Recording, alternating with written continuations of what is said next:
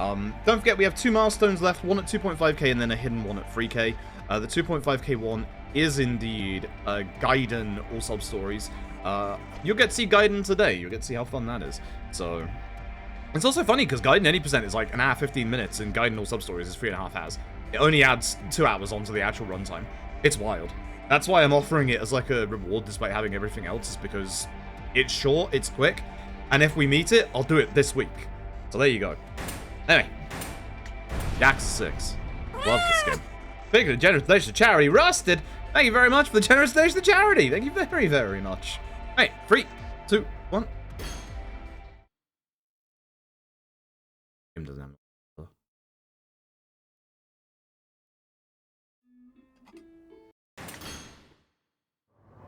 This game doesn't auto split. Whoops. We're gonna go again. This is a false start.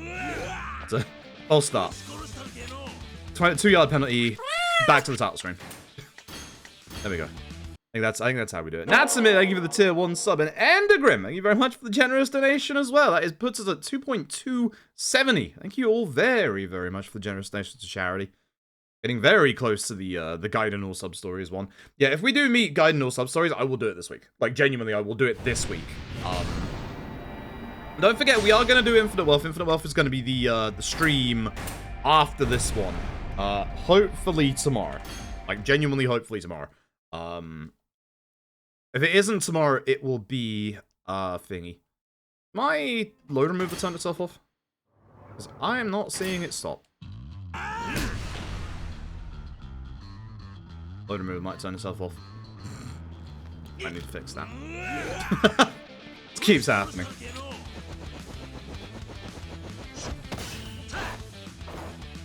Keeps happening. Oh, Nagma.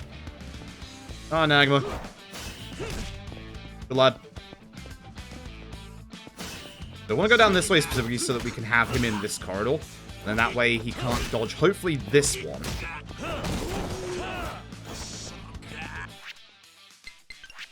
I love the video game. This tutorial is the worst. I shouldn't restart for it. Splits. Edit splits. Why has it been turned off? I played Yakuza 6 the other day.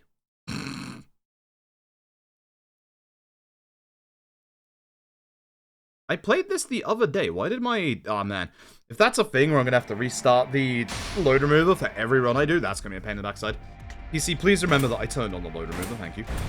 No, no, no, no, no, no, no. No, I'm not normal. I'm only easy. Thank you. I've got to go backwards. Another false start. Going well. Remember I said today is going to be the shortest day? Not if I keep messing up at the start of Yakuza 6. All I have to do is press a button. Can't even press the correct button. Not a good start. This is not what we would call optimal speedrunning. Alright. For real this time. For real this time. I'm actually really looking forward to Gaiden. I'm really, really looking forward to Gaiden. I love Gaiden's run. Like, I was really, really enjoying Gaiden's run when we were doing it. Gaiden's run is fast-paced. I love Gaiden. I've Gaiden a bunch. Anyway, let's do this properly this time. New game. New game. Easy.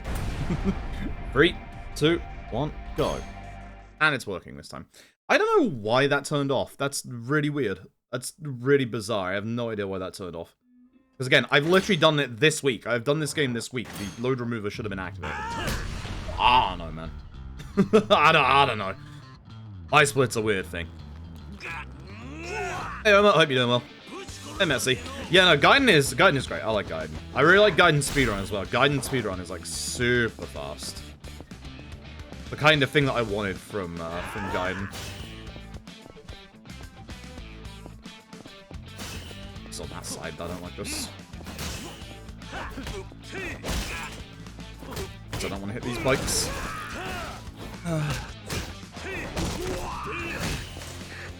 Ever said how much I absolutely vehemently hate the old, the old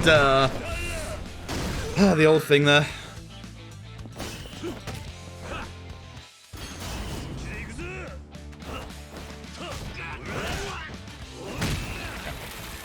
Alright, so this isn't the fastest way to do fights. The fastest way...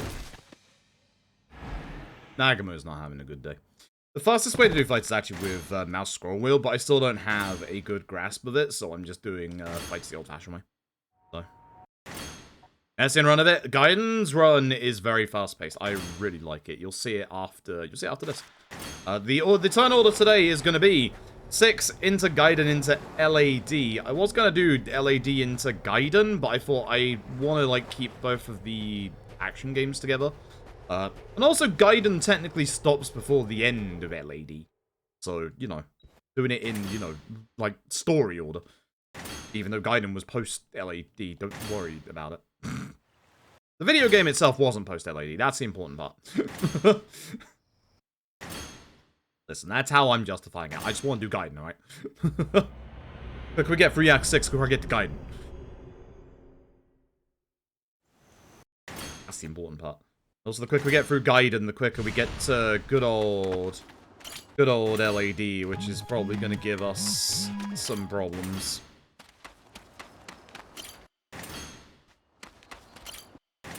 Taichi in the house. Last time you see Taichi in the house.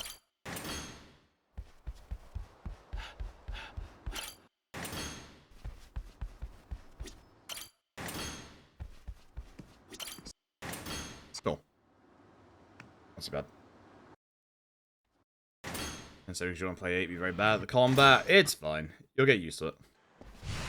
Alright, run straight forward. Let's go to the Date cutscene. Whoop.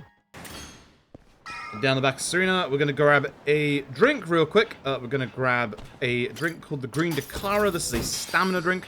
So if you saw K2 the other day, you know that drinks from vending machines give you different properties. But as you can see, unlike K2, it doesn't go into my inventory. We hold on to it instead. This means that we have to be a bit more technical when we get our drinks in this here video game. So obviously, like, Green Dakara is a bit better than Poseidon Power in terms of your stamina drinks. It lasts a bit longer, that's why it's a little bit better. Muscle Soda is not the drink of choice here, despite the fact that it is in this video game. The drink of choice is a product placement. It is CC Lemon. Actual, genuine product. I've had it in real life. It's good. If I lived in Japan, I would get hooked on it. So, rather don't. Very good. I need to... Give me 2 seconds. Thank you for the generous donation. I just need to get bentos. I'm going for 8 as a just in case, because again, I'm essentially derusting this, and this run is one of the evil ones when it comes to defense, damage, all that jazz. And also, some fights allow you to take a drink through them. This is one of them. There's not that many. This is one of them. Roy Wild, thank you very much for the generous donation to charity. Thank you very, very much. Hold on. Oop. Grab sign spin. Nice, good fight. SF Go, thank you for the tier 1 for 24. That's 2 whole years. Thank you very much. We want attack. Surprise. So, surprise, you want attack. Shocking, I know. I'm gonna drink most of the drink without drinking all of it. That way, if I get into a fight spawn or there's a bad one, I can just finish the rest of this off. Dojo Direct, thank you for the 33 months. Thank you very, very much. Ignore everybody on the way. I'm going to speak to the Bantam owner.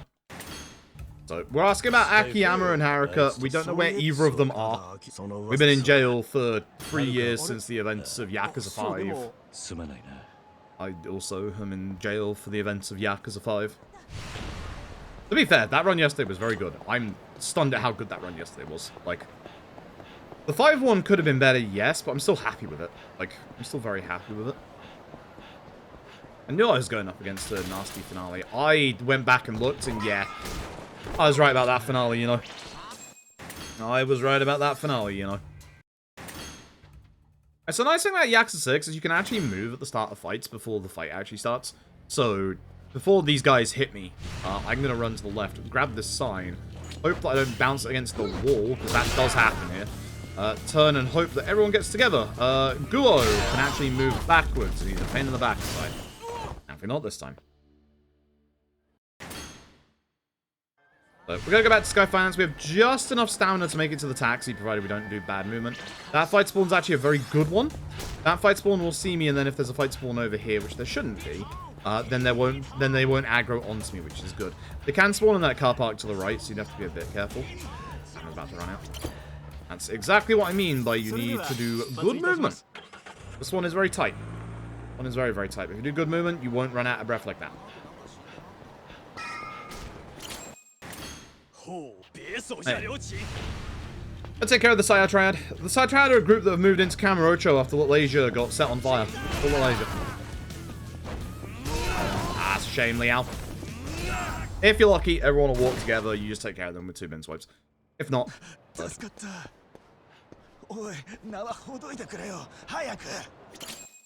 So this guy is with the Tojo clan. He has actually seen Akiyama. Akiyama's at his old haunts over in the park at the top left, children's park, and we're going to go and see him. And this is actually one of the other reasons why I needed to grab the bentos, is you can't progress unless you have bento. Yes. Fun fact, most Yakuza games require you to do all sub-stories to fight Amon. Not this video game. This video game requires 2. However, this one that we just passed is actually in the way. So you have to either finish it or move it out of the way to be able to finish off the 1 sub-story that you need in Kamurocho to do the Amon fight. The Amon fight, you only require literally two sub-stories to do. The ones you need are, I'm going to point them out when we get there, Sadachi from Rise Up, and also Saigo from Hiroshima. Once you've done the both of them, it's all good. You just fight Amon whenever. Somia! Even 45 months, I appreciate it. Thank you very, very much. Grab barricade, swing. The aim here is to get the ads. And Ed if we can. I should have gone for Ed there. I did with my next hit. I hit the other 2 ads. So I need them to die. Ed is in last phase, like right now. Oh, that sucks. Very sucks. So because Ed is not 1 HP, I will have to do this QT. This is a damage QT. There are only about 3 damage QTs in this game. This is one of them. I think there's only 2. This is the last boss. I'll be wrong with that. Anyway. Ed's done. Ed's done. Ed's gonna go past us. I'm gonna boop him. And we're gonna take care of this guy. Which, unfortunately, you would usually use, you know, a piece of furniture. But I had issues. The furniture was actually blocked by the guy on his hit. I'm fairly certain he recoiled to it. So, oh well. Usually, if you've been paying attention to my runs, I usually have all my splits based on chapters. With this game, I have it based on bosses. Reason being is that, as you can see in the early game, Yakuza 6 is very much a boss rush. Happens multiple times during this run. I usually like having chapter saves, but when I was setting this game up, I was like, you know, I actually would like to know, like, how much time I'm losing between bosses, because they come thick and fast. Like, we're already 8 minutes in, we're already in chapter 2, so it is, again, another one of those, like, Yakuza runs that's, like, really fast. But I just like having boss splits for this game. I don't know why. Got the green Takara, it's going to go through this cutscene, start drinking it here. If you're on base PS4, any other version is fine, like even PS4 Pro. This bit can hard lock and you will lose the run. This guy stops right there, and he gets into an infinite load on base PS4, like, regularly. Great. That's great. Wonderful. Alright, and then we head over here. And again, you can see the Champion District is under repairs in this game, so no Champion District. Driverless, autonomous car these days. Look, I'll do one save load for the taxi. So what you can do here for speed is to use the autosave, see if there's a taxi, and then use the taxi from here. It's a very low chance of getting a taxi. It's a ridiculously low chance of getting a taxi. There's a Ansar Triad spawn? Actually, no, it's fine. I can just run past them, carry on. Again, the stamina drink means I don't have to worry about my stamina. And this is the reason why getting that taxi spawn is really nice, is because it stops you having to run all this way. It's what we like to call a god taxi, because your RNG obviously, you know, is very godlike. Like the taxi that is not supposed to happen. I believe this one saves you like 30 to 45 seconds. It's a lot. It's a lot. Once you get a good time in Yakuza 6, you have to keep restarting to try and get that taxi, which I'm not at that point yet, thank God. Thank God. It is very nasty RNG. It is very early and very, very nasty. Thank you, Dustin. Thank you, Brozef. I appreciate it. It's, yeah, yesterday, I don't know what I was cooking yesterday. I have no idea what I was cooking yesterday. That, especially the Yakuza 4 run. The Yakuza 4 run was phenomenal. I have no idea. This is justice, spelled J-U-S-T-I-S. That's on purpose, because they don't know how to spell justice. It sounds like I'm joking. I'm not. It's literally the reason. If you do the Clan Creator storyline, you'll see why.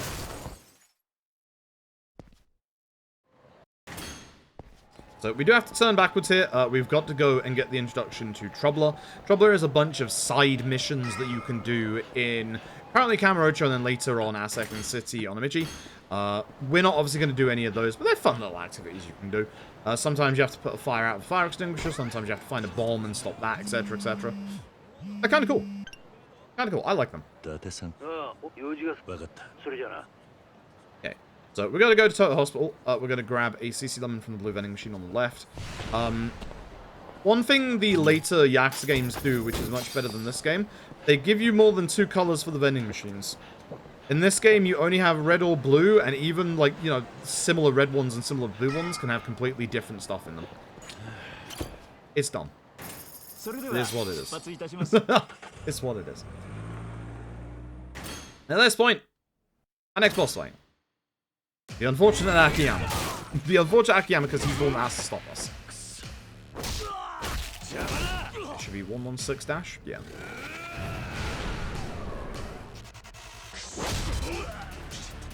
So, grab the table, spin, hit twice. Sometimes the third time because the Dragon Engine doesn't like you only hitting twice sometimes. Next Dragon Engine. It should only be twice, but it's what it is. It's Akiyama. I don't know what that pose was, but that's Akiyama. That's the end of that chapter.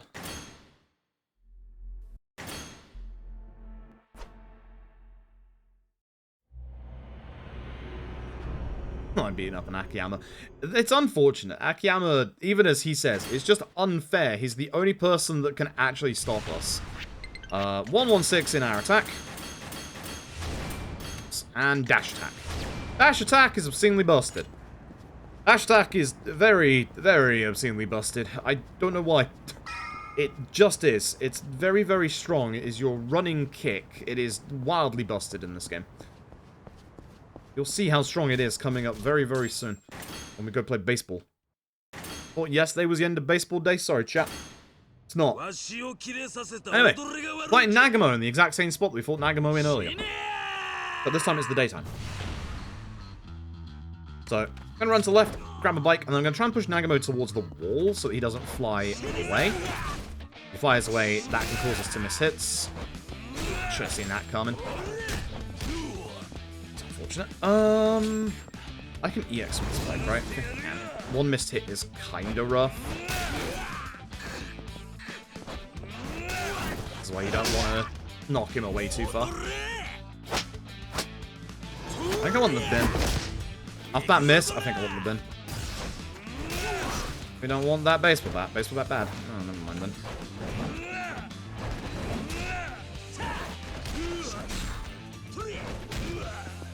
Oh, you're being a pain, Nagamo. Catch. One thing I really like about this game, throwing objects and throwing people is a very viable strategy. A very good strategy at that. Genuinely fantastic. Alright. So, instead of getting the usual CC Lemon, we're going to grab ourselves a Shoryu beer. That's important. You'll see why in a second. This should be combo speed, heat, sprint. So, combo speed, heat, sprint 1, sprint 2, sprint 3. Very important. Very, very important. So sprint 3 will allow us to, obviously, you know, go even further distances, which is what we're after. Once we walk outside, we will get an autosave here. We want to load that autosave because it stops Ino from just standing around. And then that way we can just walk forward. We're going to go into first person and push Ino because it's a little bit easier to push him in first person without him going too far away. And also, this way we can just push him a bit faster. This doesn't look like it helps that much, but it does. Like, we're slightly faster than Ino is, so by pushing him, we're actually pushing him just a tiny bit faster. One of those things that does help, but it's like very, very minor. It will save you a good few seconds. Watch rugby, baby. After the run, yes. Also, if this does PB, it will be illegal because you can't see the FPS counter. ママが出戻ってきてから青春よ再びじゃ。じゃあ、ナグモンバカたりゃ極道なんぞなりよって。ガキンコらわしにどつき回されとったんで。大して強なかったくせに生きがりよって。You good? No, you've done pretty good if you don't get the second round of dialogue after that. So, Haruto is crying. We're going to try and get some milk for Haruto. There's multiple different NPCs you can speak to here. This bit is on a very strict timer. We need to go relatively fast here. There's only one NPC that takes you to the correct location. It is this NPC at the top. Unfortunately, we can't just, like, jump over there, which is a shame. So, speak to you. And then he tells us about the barbers who just had a baby and they might have some baby milk. So we head over here to the barbers. And at this point, this is where the timer kicks in. So we need to get to the barbers, get through this cutscene, make a hard save, and then load. By doing this, because it doesn't autosave, it autosaves on console if you pause and unpause, but it doesn't on PC here for some reason. But if you load a save up here, that changes the internal timer for the Shake the Baby minigame, where you shake Haruto. Shake the Baby is a lot faster on anything that isn't PS4. On the PS4 version, much like all the devs of that era, motion control's good, they said. 6-axis bad, we said. No one listened. So the motion controls kinda suck. Go this way, you'll get the autosave in the bottom right. Then we just load that up. That gets rid of the second timer. So by doing that, we don't do any Shake the Baby with Haruto. If you're on a harder difficulty, the timing is different. The timer is a lot more aggressive. You have to do it like one more time. I don't remember where. You have to do it one more time. Now we get to the most annoying man in history. This one. He's taking a leak up the wall. He has one of the highest dodge rates in the entire game, and I'm not even joking about that. So instead, what we're going to do is run past him intentionally to get into attack. Okay, he did the double attack. That's what I was worried about. He can either do a normal attack or a double attack. He's been double attacking me a lot lately, so you want to just move a little bit further than hit him with a flower pot. The reason why you want to get that close to him to get into attack is because he overrides his dodge with that, obviously, attack animation. He can't do his dodge when he is in that attack animation, and you can just hit him with a flower pot. So you might be wondering why I took the beer instead of the CC Lemon. If you look at the top left, you'll see attack up and a number next to it. The CC Lemon is timer-based, and the Shoryu beer is hit-based. So it was 24, it's now 23, because we hit that man in the head with a flower pot. Which means that this attack buff is going to last a little bit longer. Reason why we need that is because whenever we're holding Haruto... Gold taxi? I think I just saw one go the other way. Darn it. Yeah, I saw one go the other way, I think. Reason why is because when we're with Haruto, despite having one free hand, Kiryu will not get a drink from the vending machine. Even though it's the same hand he drinks with. It's a pain in the backside. Actually, when you're with Haruto, you can't get drinks from vending machines. So, what we needed was we needed a drink that could last, like, over an extended period of time. And the beer works. Beer also helps to fill up your heat to max, and because you're drunk, you can fill up your heat a little bit faster. It's time for baseball. It's time for baseball. Heck yeah. So, I want to go to the railway station, which is just one down, I believe. Yep. And go straight to you. Good. Oh, Joel, it wasn't the end of baseball day. Here is baseball. So, we now fight Nagamo for the third time, as well as Yuta on the left and Matsunaga on the right. And this is the one time we fight Matsunaga. Make sure you dash attack Nagamo. Doesn't matter if you hit either of the other two, but you can see that Matsunaga has way less HP than Nagamo has. You might also recognize Yuta. Yuta's voice actor is the lead of the Battle Royale series. I did not go into my EX, so this is going to be a bit longer here, which sucks.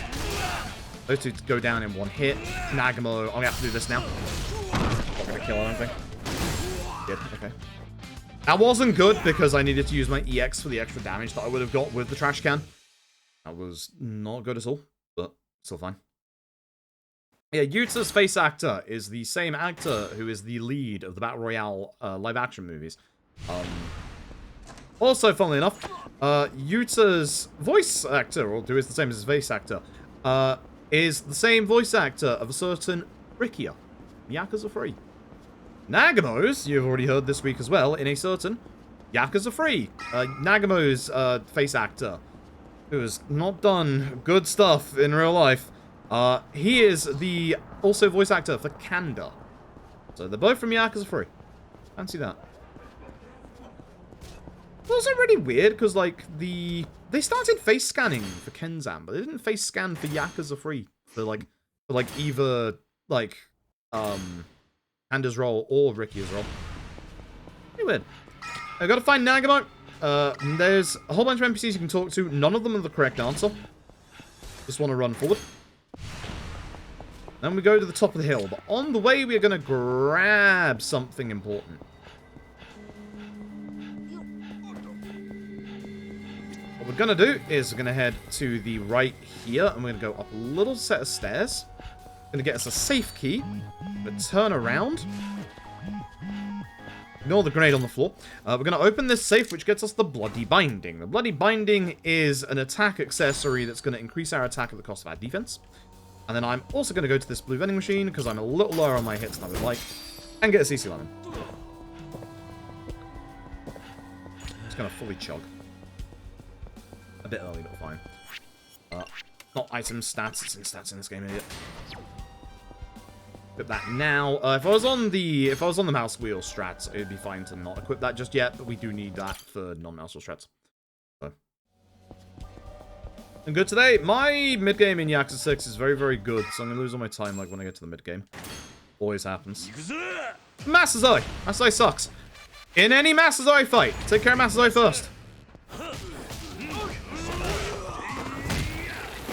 You must take care of Masazoi fully, otherwise he does this. Let's hit the other two ads. He gets everybody up. That's why you must take care of Masazoi first. At this point, you can start kicking. If you do backwards kicks like this, that will do enough damage guaranteed. Okay, look at that, 15 second time loss. Oof. Money concern? Not in the slightest. Yak 6 is really nice. Yakuza 6 is really nice. No money concerns, no timing concerns. Yakuza 6 is just straight, you play the video game. It's 20 minutes and we're already on chapter 4. Like, game fast. Game very fast. This is why we like Yakuza 6. Hey, Debsu. Oh, like this version of Ebisu. Get a bite. Beats good fortune. Oh, K2. That's charge. Oops. Oh, it was right there. I don't even have to do it. Where are we? Collateral. Charge. Need to remember that for future. And also, put on the beats good fortune.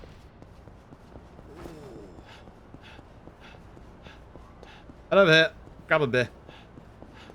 They're good. Yes, muscle soda is in that vending machine as well. Big good. Big good.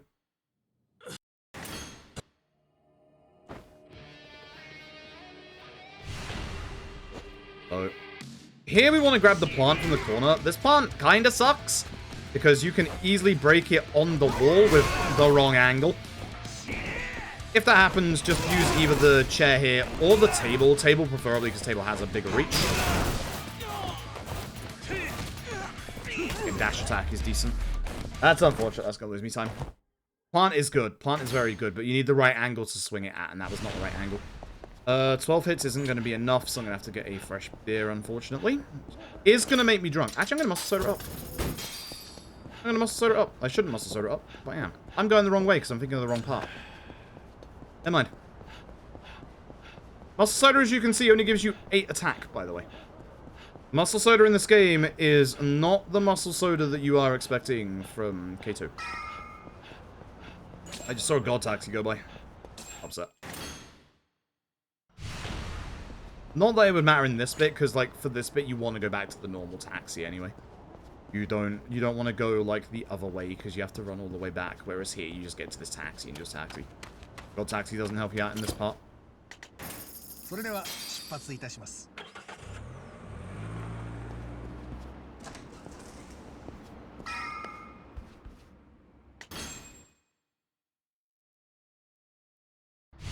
Actually, very long. Most of them are. I would say Yakuza 1 isn't, but, you know, Yakuza 1. Do not stand on the right-hand side of the road. Not often we see a bus in the run. But, yeah, do not stand in the middle of the road, or on the right-hand side of this road. From this point on, once you've done the fight against Nagamo, Yuta, and Matanaga, there is a minigame, a business minigame with involving baseball that can spawn, or not can spawn, will get you into that if you go onto the right-hand side of this road. So you must stick very rigidly to the left-hand side of this road from now on at all points. Even when you're with Haruto, you can trigger it. So you just want to be very, very careful. Right. Hirose found the office. We're going to go meet Patriarch Hirose. You're not going to get to see him just yet, but it is Beat Takeshi, speaking of the Battle Royale. The absolute legend that is Beat Takeshi. Same Beat Takeshi of Takeshi's Castle fame. So for this bit, we have to follow Kiyomi. You can actually go a different pathway. Like, you see those enemies ahead of us? If we were to like actually fight those enemies, we could go down that way. But unironically, the quickest path in this bit is the actual intended path. Reason being is that even if you go different ways, all the other roads are blocked off. For example, if we could do that fight ahead of us there and just go straight over, it'd be much quicker. But it doesn't remove the cars, you're still blocked off, so you still have to go backwards this way. So yeah, for this, you just want to go the intended way. Don't have to think too hard about it, thankfully.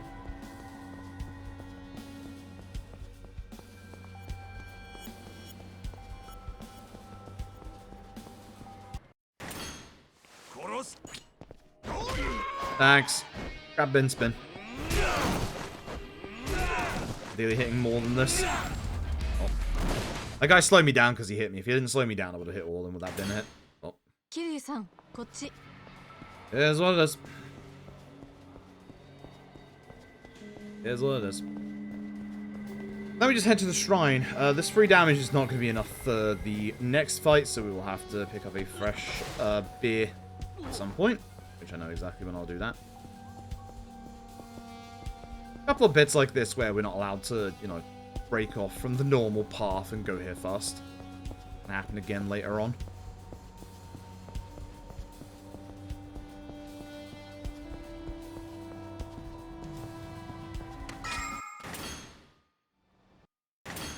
So with that, we'll leave Haruto with Kiyomi. I'm going to head back to the bar Morino to apologize to everybody for the trouble we caused. This is a sub-story, you can't avoid it. It's two people who have body swapped with one another. And we want to taxi. You're wondering with these parked taxis why I'm going to the left-hand side. In this game, you cannot get in taxis that are parked on the right-hand side. You have to go on the left. Because it's like early Dragon Engine, it's just a bit weird like that.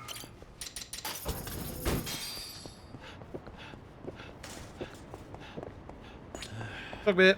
Go inside.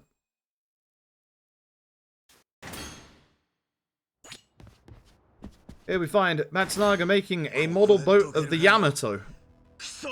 Weird, that. Anyway, grab chair, hit with chair, try and make sure you hit Takashira first. Takashira has a lot more HP than Yuta, and if you can, then I'll both on essentially one hit. I don't know how that missed Yuta. I guess I attacked too fast. Oh well. Yep, there's that big time loss. Attack up to 125!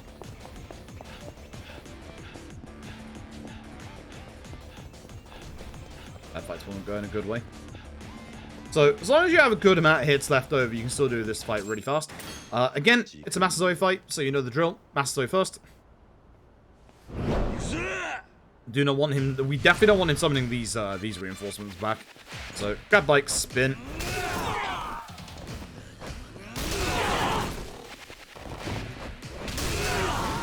Good bike hits. Kumatani. Yeah, good bike hits. Very good bike hits, actually. I didn't save time for that. So, we then tell everybody, you know, we're the Tojo clan 4th chairman. Everybody acts surprised for the most part.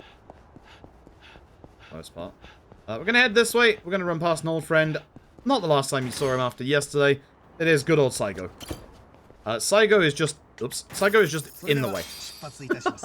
Like, Saigo is just in the way of this taxi, and we are gonna, like, hit him at some point, so I just choose to do it here because we're a bit closer to this taxi. You can walk past him if you, like, hug the wall to the right, but it's a pain in the ass, and we have to go to that taxi, like, 3 other times when he's there. So I'm just like, I'm just gonna do it. I'm just gonna walk in.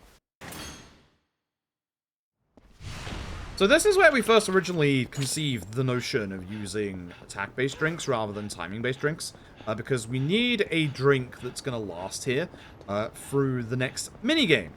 So what we want to do is want to go over here, grab a beer, chug, and it's time to deal once again with justice. J-U-S-T-I-S. Nice. You get a good angle, dash attack demolishes them. As said before, dash attack, good. Dash attack, very good. So, we do have to do Clan Creator itself. In terms of the speedrun, Clan Creator in Yakuza 6 actually isn't too bad. You'd be surprised. Very surprised, especially after K2 the other day. K2's Clan Creator for speedrunning, bad. Yakuza 6's Clan Creator for speedrunning, good.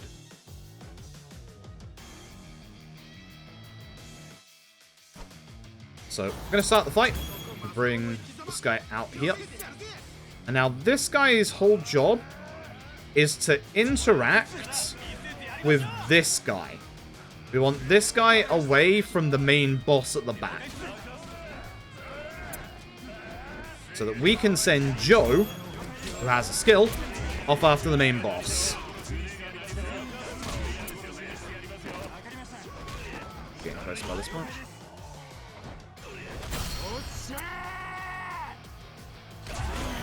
Good hit with on everybody. He's the last one. 26 is decent. Like that. Good.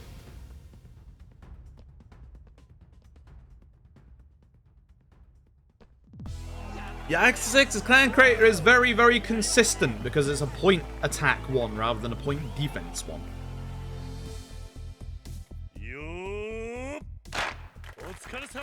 Not as good as Magic Construction, but still good. And at this point, this is why we need our attack buff. If you put a CC Lemon on, it doesn't last long enough to get past the previous bit. So what we're going to do is we're going to run forward and to the left, grab this sign, and spin. Shame I'd missed this guy. The guy with the big HP bar usually is the one that walks away, but he actually behaved and tried to stab me for once. I actually appreciate him trying to stab me.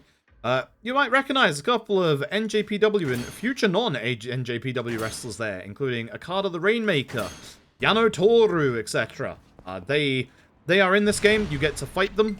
You get to obviously do their fights with their theme songs. It's actually kind of cool. Like, it's actually kind of, like, really cool. Like, it's pretty sick, honestly. Like, really, really sick, honestly. Like, genuinely. So, we got our attack up again. Surprise. But we also boosted machine-based level 1 and 2. The machine levels actually increase, 1, the potency of the drinks that you take, and 2, the time that they last if they are a timer-based drink. They're a timer-based drink. Every level gets you an extra 30 seconds. So what this means is that CC Lemon now lasts a minute longer, and it's even stronger. CC Lemon was goated before, and now it's really good, and it's still going to get better. This is the only game that has vending machine drinks as an upgrade ability. So this bit is the second that you've taken your CC Lemon, timer is on. Because we need this CC Lemon to last as long as possible. So we gotta go.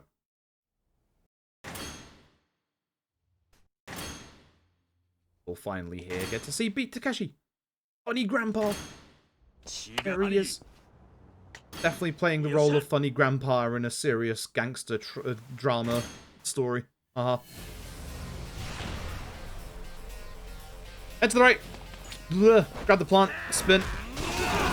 Hit these two for sure. These two really suck. And then hopefully take care of everybody else. Everybody just gathered up really nicely there, actually. Nice hit so that he wouldn't guard against me. Okay, decent lobby. We'll take that. Again, dash attack, good. So the plants hitbox are like ridiculous. Alright, so every room here has a trigger on the inside of it. We have to go into every single room. Some rooms have enemies. With a good dash attack, you can hit both enemies. If they're a smaller enemy, you can leave them to Nagamo. Most of the time, he'll deal with them. Most of the time. The last room, I wouldn't recommend leaving it because you have to hit the story bit here. Most of the time. Not all of the time. Not all of the time. Don't trust Nagamo. Just don't. And again, in the Dragon Engine, try and take the doors via the middle of the double doors because it's faster. On this floor, we're going to start to get large lads. Large lads are unfortunate. Nagamo, we're going to leave them to you. Punch them once so that Nagamo doesn't have a bad time. If you can hit them both, you can collateral them. You get them close to furniture, you can also do that. Most of the time, it will finish. There's a bit of judgment. Nagamo, have fun.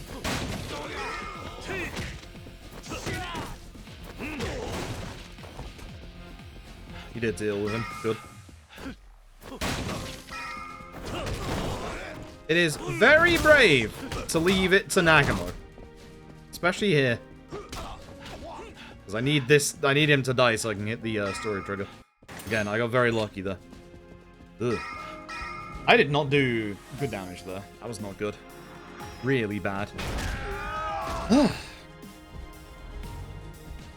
Unfortunate.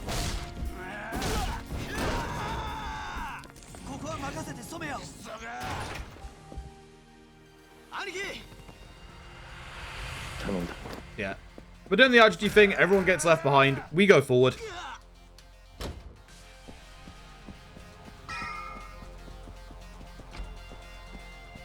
And then it is hyper important, based on which version of the game you're running, either console or PC, depends on which object you want to use here. On PC, you want the brown bench. Also move to the left a bit. If you go to the right, it will collide with that little bit that's jutting out on the side and it'll break. If you're on console, you can use the plant next to the door. You cannot use that plant on PC. The higher FPS makes it so that it breaks. It's hyper important we bring a weapon into this fight.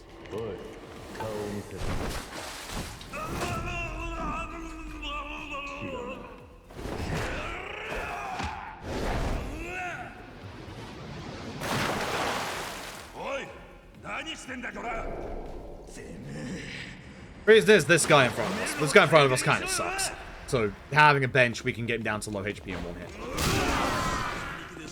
Ideally hit as many people here as possible. I don't like that Akiyama is over there. I should probably finish Akiyama off. It's fine. So I can just do kicks. Nagamo?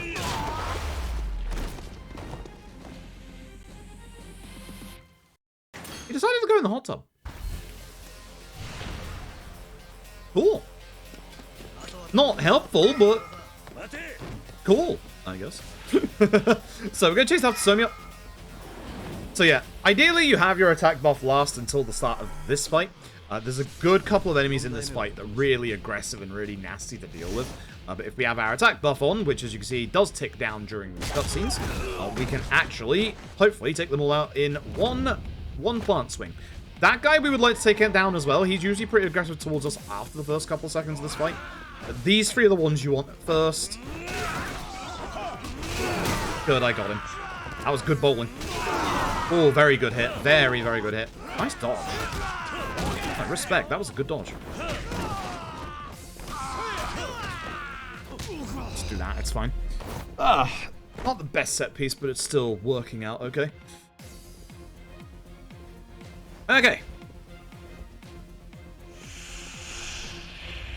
But that, the RGG thing of, oh no, there's 5 dudes, therefore the rest of the team needs to stay behind.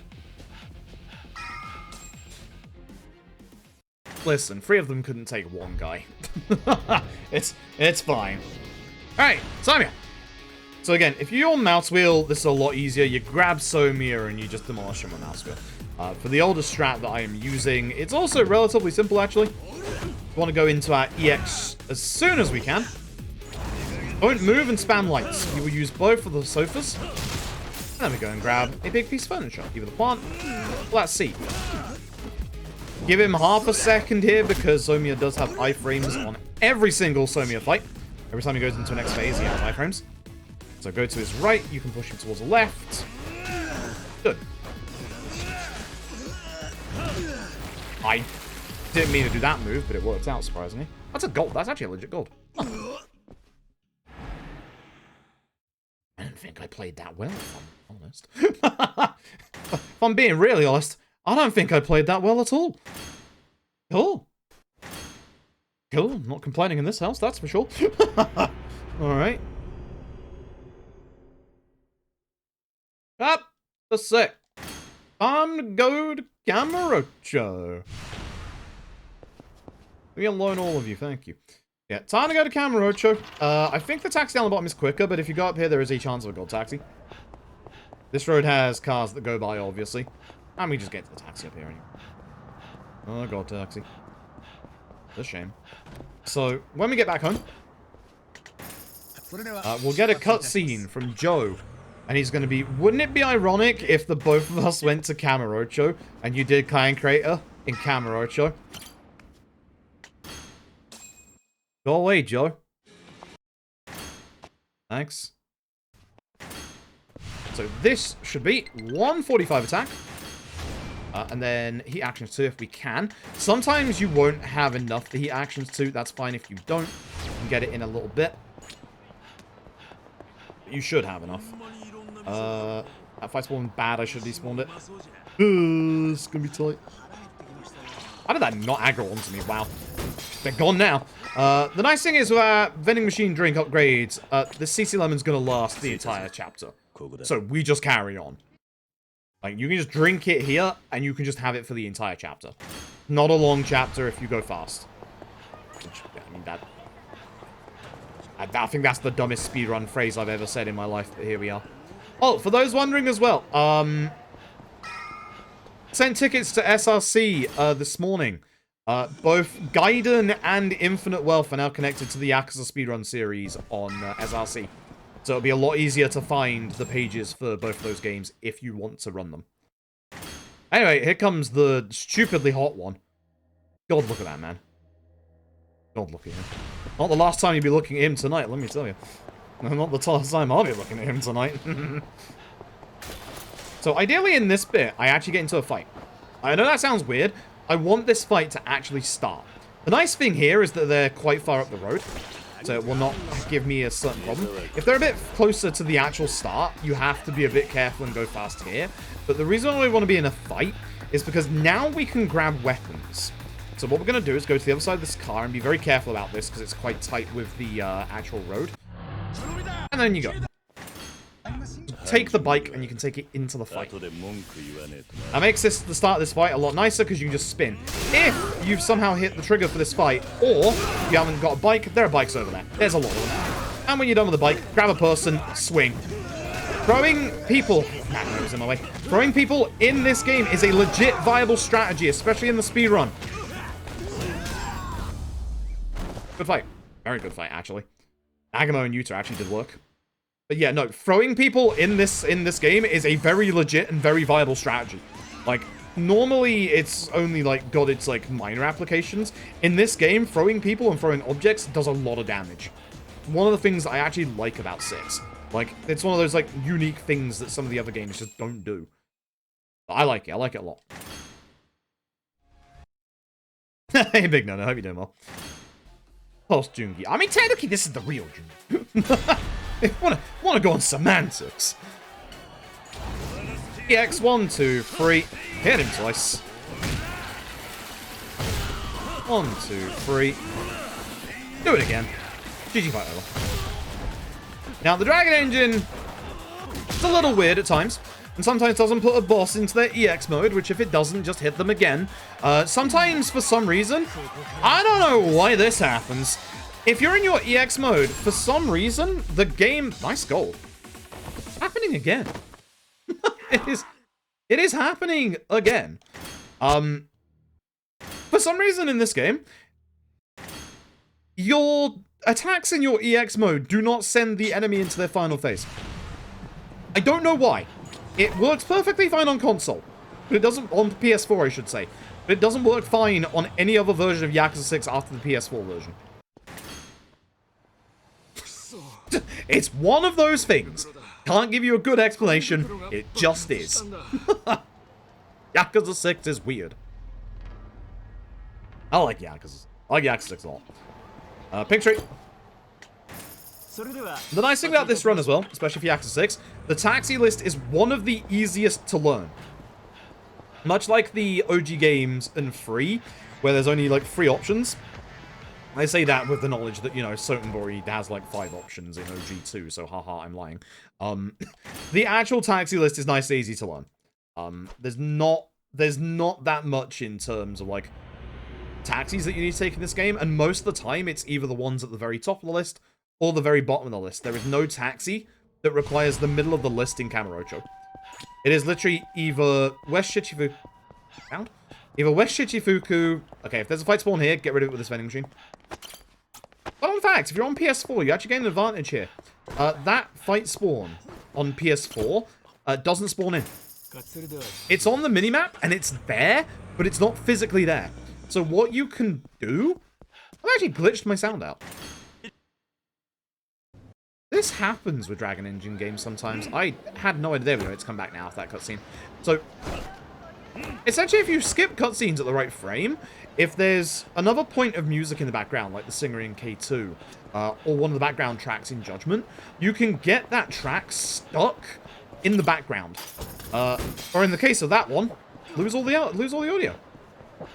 Which, not seen that before. Hey. CC Lemon, we grab it from that vending machine because you can just carry it over here and then just go straight into the door. Whereas if we use the one outside of Serena, we have to, you know, hold it or like drink it before we go into the door. Or if we haven't drunk it before Serena, we have to go to the left here to grab it, which that would waste more time. So grabbing it from that vending machine helps a lot because you don't have to wait and stop. However, from that vending machine, you can get fight spawns. So you just have to be careful of that. Again, just we have to go to top left. Simple as that.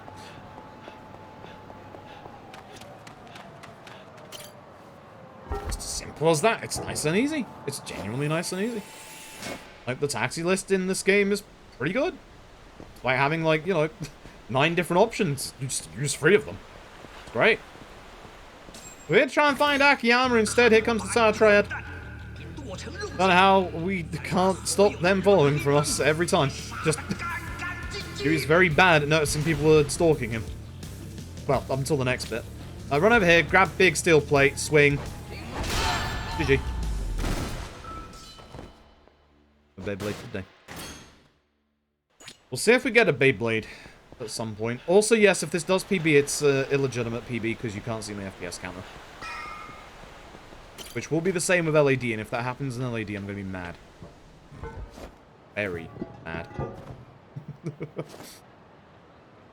I might move the charity stuff down. I don't expect it to PB in LAD because LAD's RNG is just disgustingly nasty.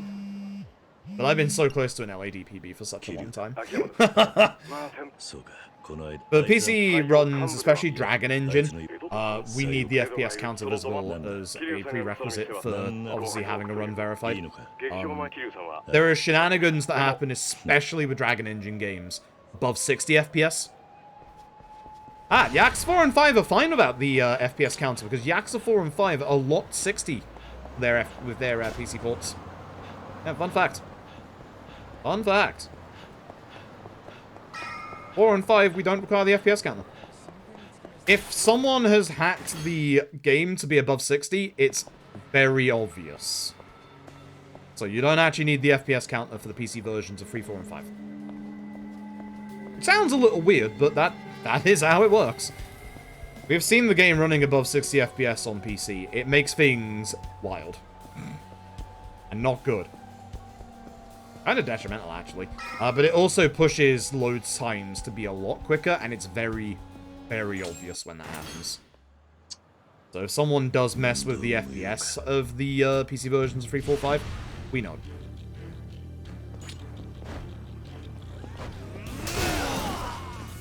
Good first hit. Good second hit. Usually one of these guys moves away and you can't get all of them with that second hit. That was a very good second hit. Speaking of product placement, not just CC Lemon, it's time for Rise Up. Real life gym chain in Japan. The whole thing they do at the end where Kyu's like, you know, lurched over and then, you know, really buff, they do that in real life. They actually do that in the real life, like Rise Up stuff. So, you know. This game's attention to detail is great. Guess one time tried to play pool, don't do that. Don't play pool. Don't play pool in the remasters period. Pool in the remasters doesn't fully work like it should do. And this also includes the PS4 version. The PS4 versions that came first. Pool in the remastered version is just... yeah. That's... if you're wondering, like, you know, stuff that I'm actually kind of worried about for free or sub-stories. I think there's a sub-story that requires pool, if I remember rightly. I'm a little worried about that.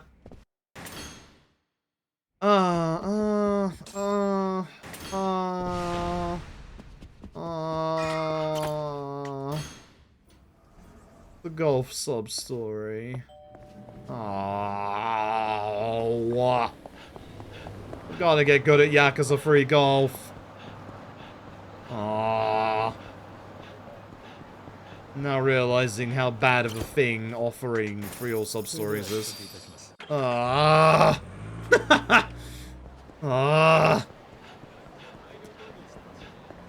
The gravity of this has just hit me. Free ass might actually be actual ass. Upsetting. I also forgot to do my level up. 158? 158.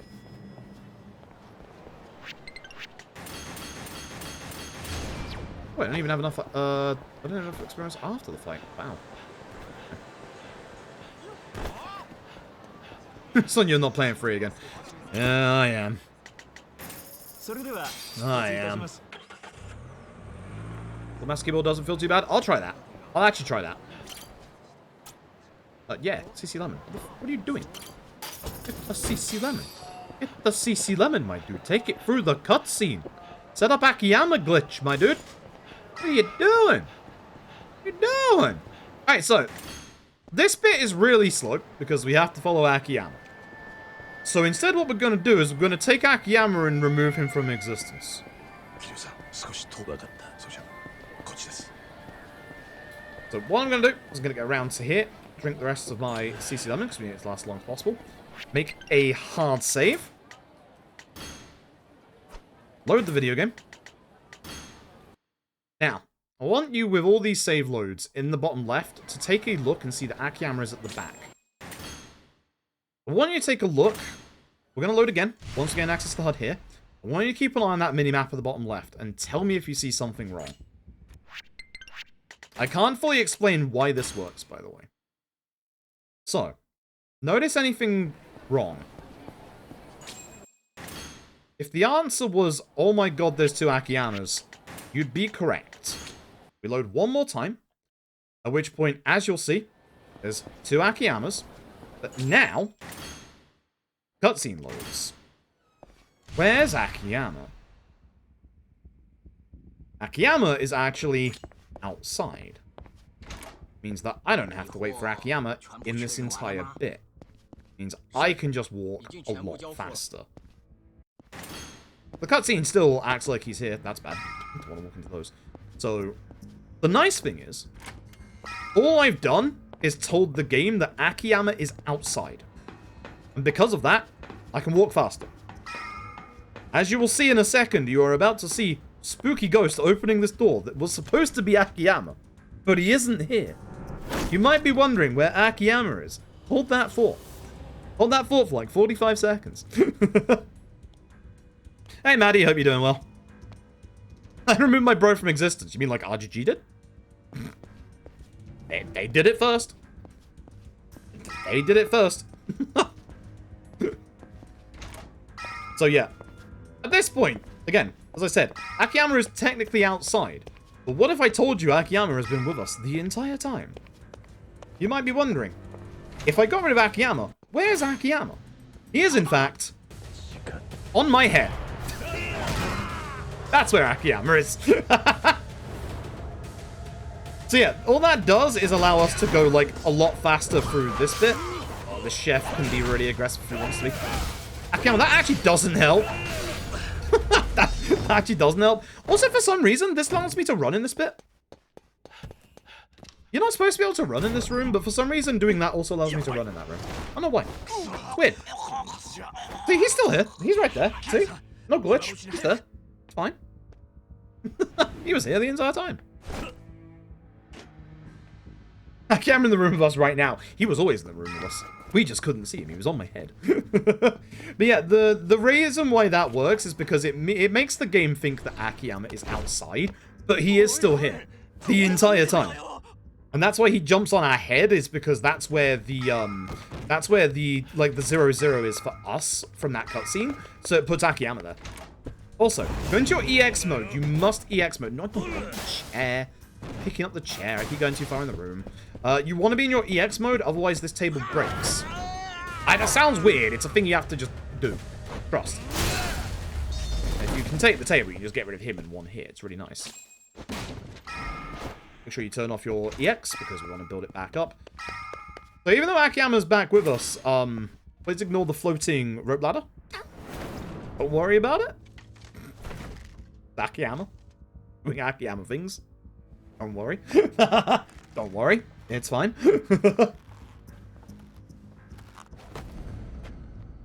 He is still here, but just for some reason, he's not in this cutscene. He's still with that guy downstairs. The game's just telling me where to go. See? And for this bit, we are going to grab this item on the left. It's down on XX. This will help out with the rest of the run. Oh, I'll start skateboard. I keep forgetting that.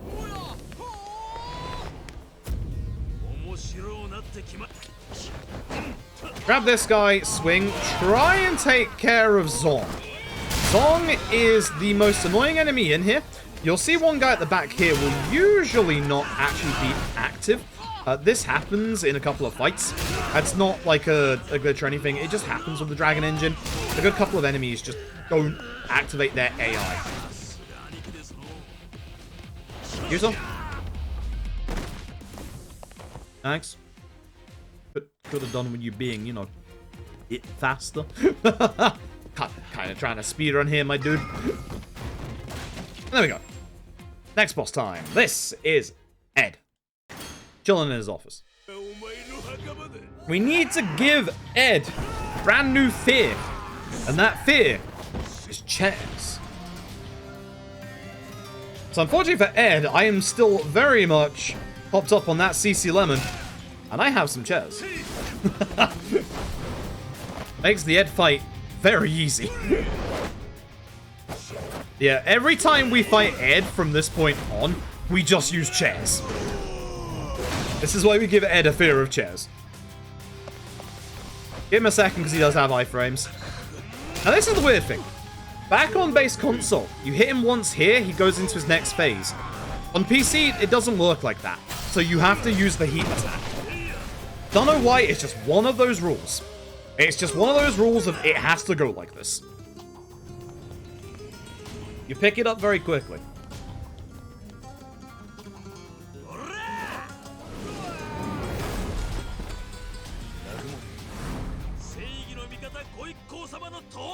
Wait, there he is on the right hand side. He was here the entire time. So Ed is now on one hit, and this is another difference between the PS4 version and every other version. Ed is supposed to charge. Ed is now aggressive. I don't know why he just starts attacking, but just be careful. Thanks for helping. Appreciate that. Now, there's one enemy in this bit you do want to be a little careful of, and it's Do. Do here is frustrating. He likes to dodge, he likes to guard. I don't know what happened to the guy at the front door, but somebody dealt with him, and I appreciate that a lot. There was one more enemy alive, but they're not alive anymore. They're now passed out in the doorway. We did it. Alright. Good job, actually. I'm surprised I saved that much time. Good stuff. Flashback, you can tell, because everything... It's on PC, yes.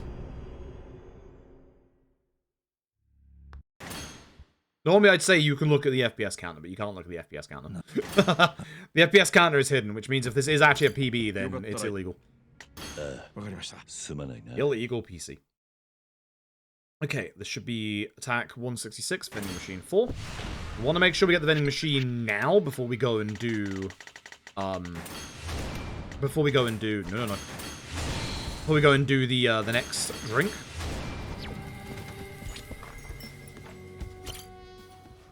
So, yeah, you want to make sure you get the upgrade before you take the drink, otherwise it doesn't apply retroactively to the drink. And we need this drink to last a long time. And this one is hard. This one's very hard to, like, hold the entire time. So, just hold it until we get to the taxi, and then take the rest. As I said, taxi list in this game is fantastic. It's literally only the top or bottom of the map. It's really good. It's really, really good. The taxi list in this game is brilliant.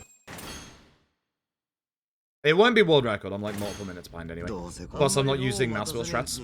So, I'll rugby baby after the run. I could do it during the run because, you know, it's not going to be a PB. It'll still be a PB to me. I just won't be able to submit it to the board. Okay. Take care of everyone as quickly as possible. Grab a sledgehammer because you need a two-handed weapon to break any of these barricades. Be very careful with this light because this light can actually break the sledgehammer in your hand. Which, as you can probably guess, is rather frustrating. Rather frustrating indeed. And then we're going to head to the right, and we're going to find the local resident of Shangri-La. This is Hangman. Hello, Hangman. I don't know. He just lives here. Don't worry about it. We are kind of intruding in his home, to be fair. So Hangman's going to throw rocks. There is specific timing that we want to do here. So, wait. Go. First rock is nice and easy. Just wait and go. In here, if you get a good kick, you can get the two of them, which I did not. So I just do this into this. Once again, grab a sledgehammer, break these rocks. Great. Rocks. Go forward until we get hit by the second rock. Mash to get out of this quickly. 1, 2, wait, go. 2 steps, then go. That's what you gotta do. You'd go fast, you'll get hit with another rock. You might be wondering why you don't just get hit by a rock and go down and fight Hangman. You then have to go back up and do all this and then fight Hangman again. So, you know, no point. Thankfully, there's a weapon right here. There is a barrel to our right. Just grab the barrel. Hopefully, he goes into good position so I don't lose him too much. As long as he doesn't go into a bad position, you can just hit him twice in quick succession. That's why I kind of go, like, down a bit. If you attack him straight away, he can fly off the other direction. That's why, you know, I try and make it so that he doesn't, like, fly away. The Hangman's a dude. He's just here. Gameable Judgment? Well, Judgments learn as speedrun tech against him. So, Judgments. Also the fact that, you know, Judgments can one-shot you. 3 I'll take, that's fine. Ideally, if you get a good angle, you can get all 4, but it's an extremely precise angle. Great boxes, jump over. And head up the ladder. Beautiful. Head into this little narrow little corridor, and there will be barrels on the right. 3 enemies here. Ideally, you get them all in one hit. If you don't, it is not the worst. Reason being is that on this 3rd hit, it will actually break the barrel in your hand, and you can just go carry on. So it's not the worst. Because this is the Dragon Engine, on the shimmy bits, you can spam the control stick, and you will instead walk over them quicker than if you were to hold the directional stick. This is something we will do in Gaiden when we get to it after this. Break this, jump over. Hoshino has a lot of HP, as you can see. Try and hit this guy. You can use lights or you can use strong. I like using lights for that guy just so he doesn't get a chance to hit me. The Hangman's still down there. He's having a good time. My attack buff here is okay. I wish it was a little bit higher, but it's fine. Jump over here. This room is annoying. This room is frustrating. You've got a whole bunch of enemies that have very high HP. We're going to grab this barrel and hope that all the annoying enemies run towards me. This one did not, which is not great, but it's fine because he came back. I'm going after, like, intention, as you can see. All the enemies that have very large HP bars. The rest of that actually went quite well. I can use the barrel that's next to this if I want to be able to, like, break this as well. I usually use that and, like, end up breaking it. That's why I don't normally go for it, but I'm kind of surprised. My attack buff is okay. Wish it was a little higher, but it's fine. So, grab a sledgehammer. And then we are going to use a sledgehammer on good old Hangman. Because here he is. For some reason, on the ceiling. I have no idea. Neither do I. There's not a full route for it yet. Sometimes he doesn't go down to the second hit, and that makes me very upset. Yeah, I wish that I had a little bit more attack. This should be fine for the next fight if I go fast. That's the end of Hangman. At least in this game. Every time. So, the attack buff, what we really want it for, is Somia. Because we now have to fight Somia. But as you can see, the timing on it is quite tight. Again, if you have mouse wheel, you can just mouse wheel straight away and demolish Somia. I don't use mouse wheel strats because I haven't got used to it. I wanted the table instead of the bottle. Which is a shame. Could he attack, I suppose? Break it. Yep, that's fine. Thanks, Somia. Don't appreciate it. If I grab the table initially... Oh, that's bad. That's really bad. That's really bad. That's really bad. But... yeah, I had to do backup strap. Wasn't good. I was losing time. I had to do backup strap. Ooh. Not good. I came in here, actually, like, on a really good time. But yeah, the second part of that fight went badly. I needed to grab the table. The table would have done way more damage and would have been a lot more consistent than the bottle. The bottle is one blunt, free blade attack. As you can see, it's pretty good if he tries to guard, but the table would have demolished the guy. That's a tech skip. I don't know why I start skipped. Anyway, we are chapter 9, which means I do have a level up I need to do. We need to get enhanced counter and boost heat max. Just up here somewhere. Enhanced counter and boost heat max. Sometimes you will not have enough for boost heat max. If you don't, you can grab it in a tiny little bit. And boost heat max isn't really necessary for this next fight, but it is very necessary for the fights after. So, there you go. Please. So, there is actually a set piece that's about to happen. The next trigger point is the next diamond in the road. So just be a bit careful. Make sure you drink the drink early. This bit, it's a little RNG. So what we're going to do is going to grab the guy in front and throw him at first. It's going to deal with a couple of enemies. And then we're going to leave these guys. I'm going to hit one of them.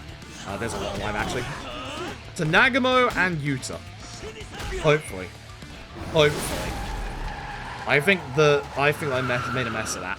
No, I'm not happy about that. No, I'm not happy about that at all. So, run forward. Strong attack. I messed these up as well. If you mess those two up, there's a chance, yeah, these two move away from each other. One of those enemies is alive, and he needs to go down. I need them to take care of that enemy now. They just did. All the enemies that we left at the start have to be defeated after this fight. If they don't, then the last fight doesn't spawn in. Which is an issue. That's why this is a little bit scary, because we obviously have to rely on Nagamo and Yuta. Everyone is moving really far away from each other, which is unfortunate. Okay, I think they did take care of them, because they're both running up here. That's good. They have a lot of time, as you can see, to deal with them. You know if you've done it correctly, because cutscene. They have a lot of time to deal with them. They should deal with them.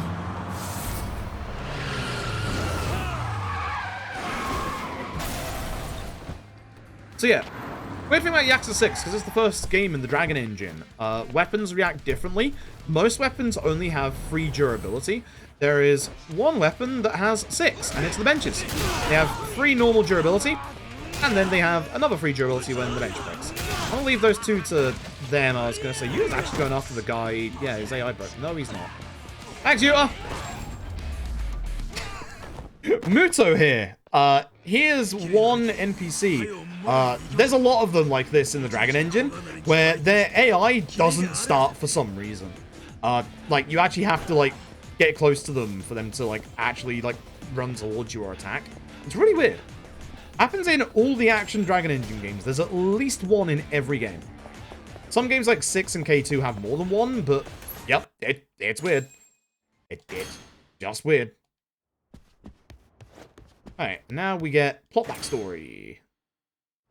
Plot backstory between Kiyomi and Somia. Nagamo didn't like that. So, at this bit, we have to find Patriarch Hirosei, who has taken Haruto. You can talk to all of the guys. The correct answer is Yuta. The quickest answer is Nagamo. So what we're going to do is speak to Nagamo, and then go do Yuta's option anyway. You can literally speak to anybody here and still go to the correct place. And weirdly enough, Nagamo is not wrong. Nagamo is actually half correct in his guess of where Patriarch Hirosei has gone, but we have to go to the family office first. It's a bit weird. Actually, I think he is a little wrong, actually. I might be wrong there. I don't think it is Snack Hourglass. We do want to go to Snack Hourglass after this. If you're on base PS4, sometimes this cutscene doesn't load for whatever reason. This is where I like going first person in this room. This room sucks to walk around. This room really sucks to walk around. Ah. Ah. I ain't trying to make it way around that table. Unfortunately, outside the Hirosei family office, there's not that many great weapons. There's a sign to our right that's actually pretty decent. So we're just going to do the old traditional grab man and spin man. As you do. Like, this sign is pretty decent in terms of, like, you know, actual distance. But, like, only the light attack is really that fast. Love the ragdolls in this game. The strong attack has a bit of a wind-up. And yes, you can get interrupted in the middle of it. So it's not the best to use. Light attacks are great. Also, chat, I hope you're enjoying the run so far. Not a bad run so far. I'm going to lose time in this chapter because I made a couple, like, silly little mistakes. I hope you are enjoying the stream so far. Again, don't forget, we are fundraising for, obviously, Game Blast in association with Special Effect, who are helping disabled folks everywhere be able to play games. You can find out more by doing !charity. And don't forget, we still have a couple of milestones left to go. At 2.5k, we'll be doing Gaiden all sub-stories, which we are very close to. We are less than 200 away.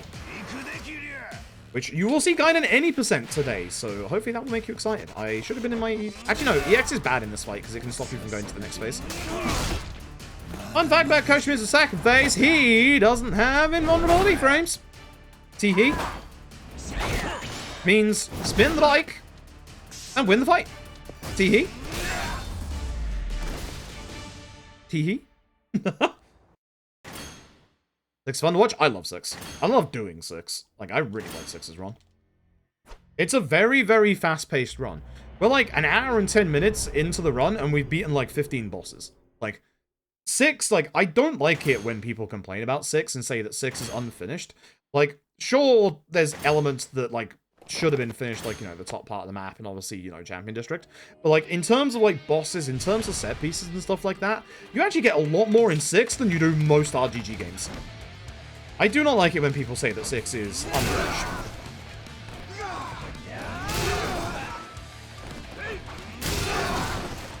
Too bad. Chained out this guy behind me, but good fight otherwise. We'll watch it after the run. I am, even though it's an illegal one, I am on PB pace. You know the drill. On PB pace, we don't watch the cutscene. If I was like 4 minutes behind, we'd watch the cutscene, but we'll watch it after the run. Saxy's back. Jungi-han. God, I love this man. Go on your EX. Grab bench. This gives time to Jungi-han to actually attack you and not guard. Spin the bench. You know the drill. It's got 3 hits. You think this would be a damage QT? It's not. Again, the only damage QTs are at the start of the game and the end of the game. Thankfully, Jungi-han moved. He moved a bit too far here, which is a shame. Oh. That's that. Okay, after Jungi Hand 2, it's 180. It's like I'm playing darts. Sometimes, again, you won't have the XP to get all the way to 180. That's fine. If you're 1 off, it's not going to make that much of a difference. You'll usually be like 1 or 2 off. Like, it's not too bad. We're going to go to Hirose Family Office. The quickest way is obviously to taxi. You want to go up your taxi here because there is less taxi options at nighttime. So going up the taxi list is a lot faster.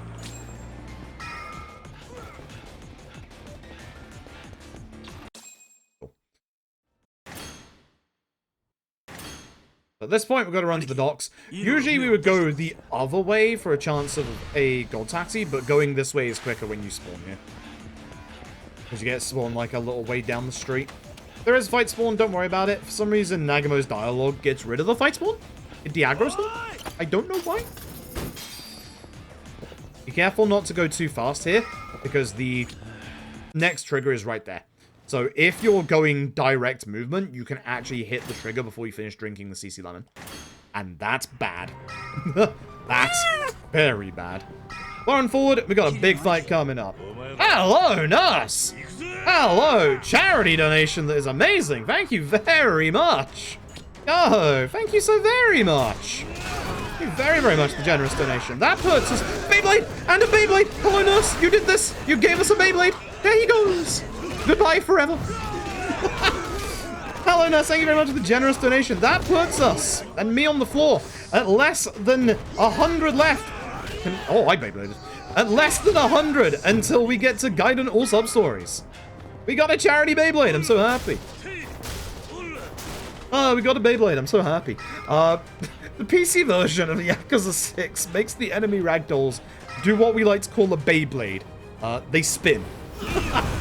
As you can see. It's fantastic. What timing as well. I should have done the throw there, because the throw was a lot faster.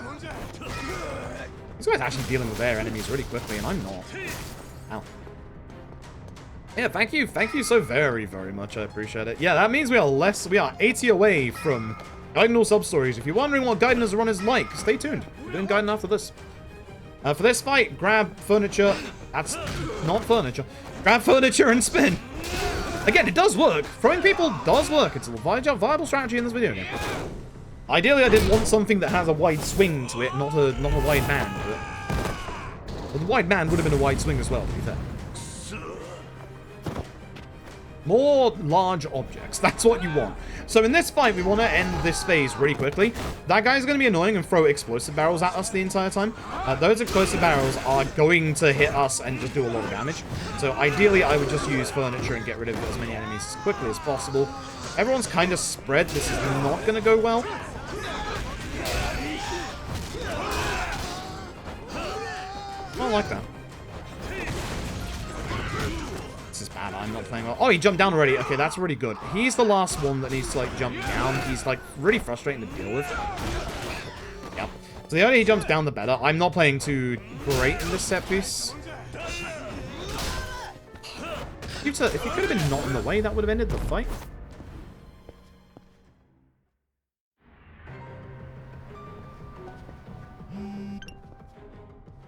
Oh, excuse me, I sneezed. I broke the cone. I broke the cone. I'll blame that sneeze. As you've seen, these barricades take 5 punches to go down or 3 hits from a weapon. So breaking the one weapon that's next to this barricade is going to lose me time as well. Oh dear, oh dear. Don't forget, we do have a cheeky hidden milestone at 3,000 as well. Which I will reveal once we hit 2.5. Say when, if. It's very hopeful when. We have a lot of today still left. We have Gaiden after this, and we have LAD after that. I know people here love LAD runs. Am I gonna hit everything? I've been having a bad time lately. I really need to practice where I'm throwing these barrels because I'm actually missing. It might be better for me just to walk here and just set off the barrel here. Honestly. Oh, this is unfortunate. Oh, this is very unfortunate. This might be a problem for the surface, you know. It's the weapon, I guess. Yeah, this might be very unfortunate. I've been missing that barrel a lot, and like that barrel is a very easy barrel to hit. So I'm a little concerned at how many times I'm failing that barrel. That is not a hard barrel. I've definitely messed it up a couple of times. Jump down here, grab someone, doesn't matter who. Spin! I definitely don't get shot too many times because the HP does get kind of low, but it doesn't matter. Because in this next bit, don't heal yet. Definitely do not heal yet. You want to hold on. So what we're going to do is going to run up to the top of this container. You can see there's a whole bunch of explosive barrels. We're going to use immortality straps. I'm going to go into my EX. Oh, no.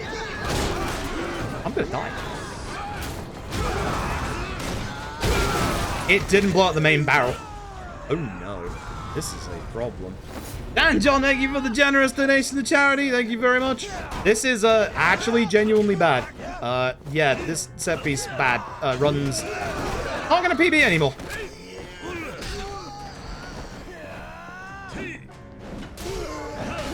You're wondering why I bought extra bentos earlier?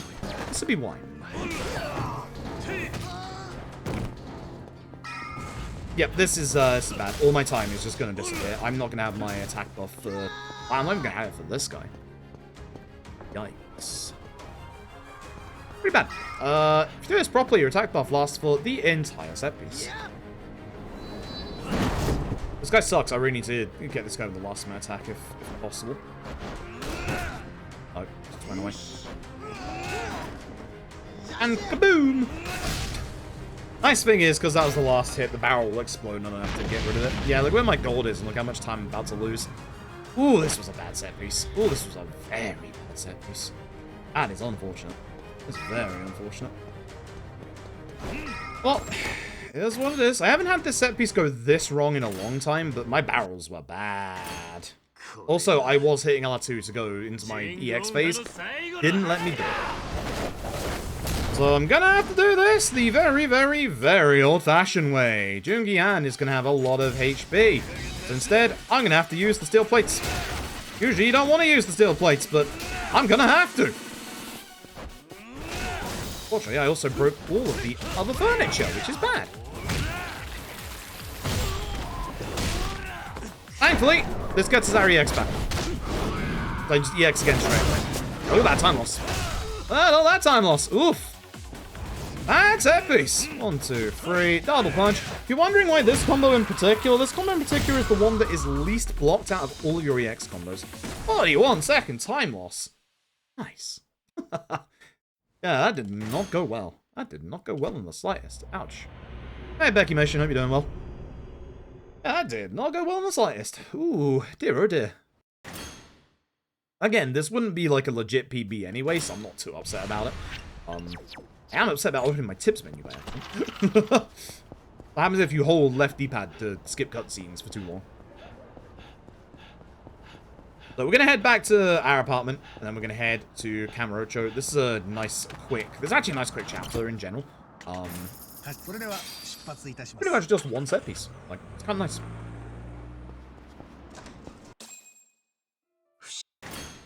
Go back to the Nagamo family office. Can we get a taxi? Can we get a taxi? Can we get a taxi? No. No. No, we can't. A taxi. If I got a taxi here, that would have put me a bit further back in play in terms of time. I think the downside is I'm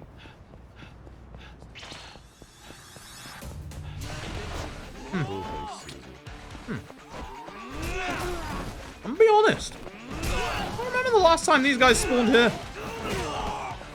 Like, I don't actually remember the last time these guys spawned here. Ah. Ah. Oh, I really don't remember the last time they spawned there. Ah. Ah. Ah. Like, they always spawn on the right-hand side. They never spawned on the left. Ah. Ah. That's a new one. That's a new one. There goes the rest of the time that we had. Whoops. Whoops. Alright, Serena first. Serena first, then drink, then taxi. Yep, no, just... Whoops. That is new to me. I wonder if it was because I was too far on the right-hand side, on the pavement. I was a little further over than I usually am at that point, so I wonder whether that actually influenced it. Like, that influenced, like, the fight spawn. Oof. Yeah, just... Oof. We do want a CC Lemon. We can grab it when we taxi over. We're going to taxi over to the Millennium Tower taxi spot again. Again, they're all at the bottom of the top of the list. It's just really nice. The other one you could go to is Pink Street, but there is no CC Lemon by there. So, vending machine. Have a drink. You'll have a drink. Be careful not to go too close to this red car, because that's where the next phone call is. And there we go. Alright. Go inside Little Asia, and set piece. That is so unfortunate. That is genuinely unfortunate. Run this way. I'm going to grab Sue, because Sue has a lot of HP and needs to go away.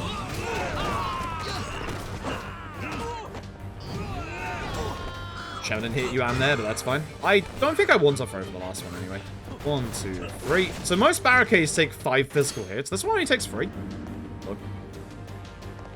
This chair is the scarier chair because, like, the enemies can actually attack you when you grab it and make you drop it. But if you're fast enough, you'll just do that.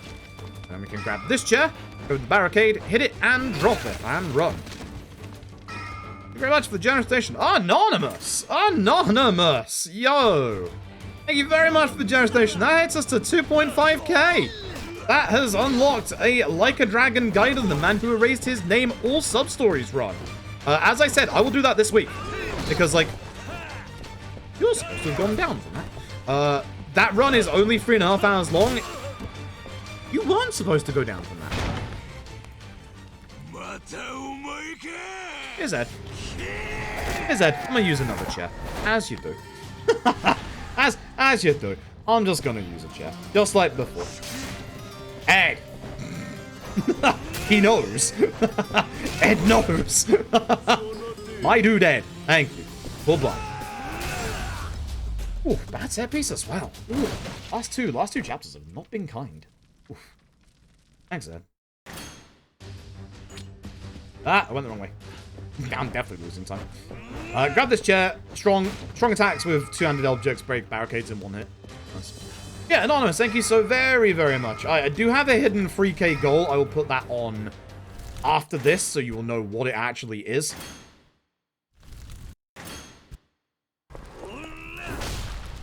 Dude. So yeah, no, all sub-stories Gaiden really isn't that long at all. I'll do it this week. Like, I'll absolutely do it this week. That's why I added it to, like, the tracker at this point, is because I knew it wouldn't actually, like, take that long. It's something that I can add that we can do multiple times in the future due to its, like, short length. Also, again, I really like Gaiden's run. As you'll see after this when we do Gaiden any %. Like, I really like Gaiden's run a lot. So being able to do Gaiden all sub-stories is exciting. Like, I will get that done this week. Do not forget the first stream after this one, which I'm hoping is tomorrow. Hi, friends, by the way. It might be Tuesday, but I'm hoping it's tomorrow. I got some real life stuff I have to take care of after the stream tonight, and I might not have enough time to do it today, and I might have to like spend some time doing it tomorrow. The first stream after this one is going to be Infinite Wealth any %. My first Infinite Wealth any % speedrun. It's going to be like 10 hours. I'm scared. I'm very scared. There's a lot of really cool routing for it going on in the Discord right now. Heck you, Jimmy Lowe. My dude. The entire game is his fault. But yeah, no, the first run I do in Infinite Wealth is going to be like 10 hours. It's just going to take a long time.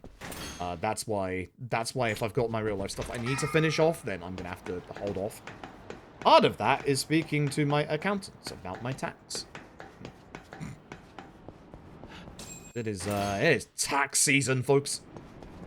Somebody that studied accounting in university, do your taxes. Yes, even though I studied accounting, I do have an accountant. Because streamer taxes are weird. Taxes are very weird. Thankfully for the charity stuff, and the reason why I like using Tiltify for the charity stuff, is that none of that money goes through me. So I don't see a penny of the money that you're all generously donating to charity, which I think is better. Like, That way, the money that you're donating goes directly to the charity. Like, you don't have to worry about whether, you know, whether I'm, like, donating it or not. Like, your money goes directly to the charity. That's why I really like Tiltify. Tiltify just lets us do that, and it lets us do that relatively, like, hassle-free, as well as being able to set up, like, really cool, like, overlays and stuff like that.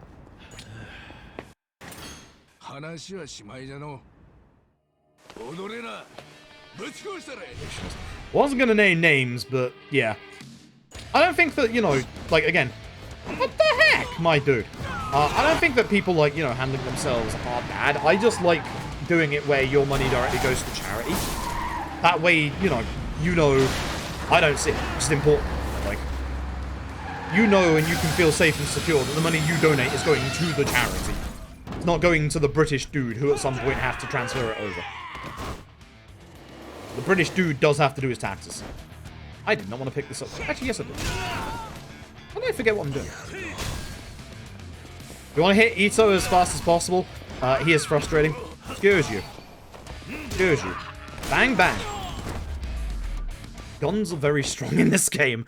You don't get guns very often. Funnily enough, there's actually, like, because of the way this game works with weapons, where it, like, puts them all around the map, there's a gun on top of that sign up there. But there are no ways to get enemies up there, and there's no way to get the gun down. It's just up there. It's just up there. I don't know what to tell you. It's just up there. But yeah, guns in this game are very strong. Go to Yakuza. I have been doing Yakuza speedruns for like 7 years at this point. I've been doing this a long time. Not this one, obviously. This one hasn't been out 7 years. For Nagano, I'm going to move away so I don't pick up a flower pot. Do the usual combo.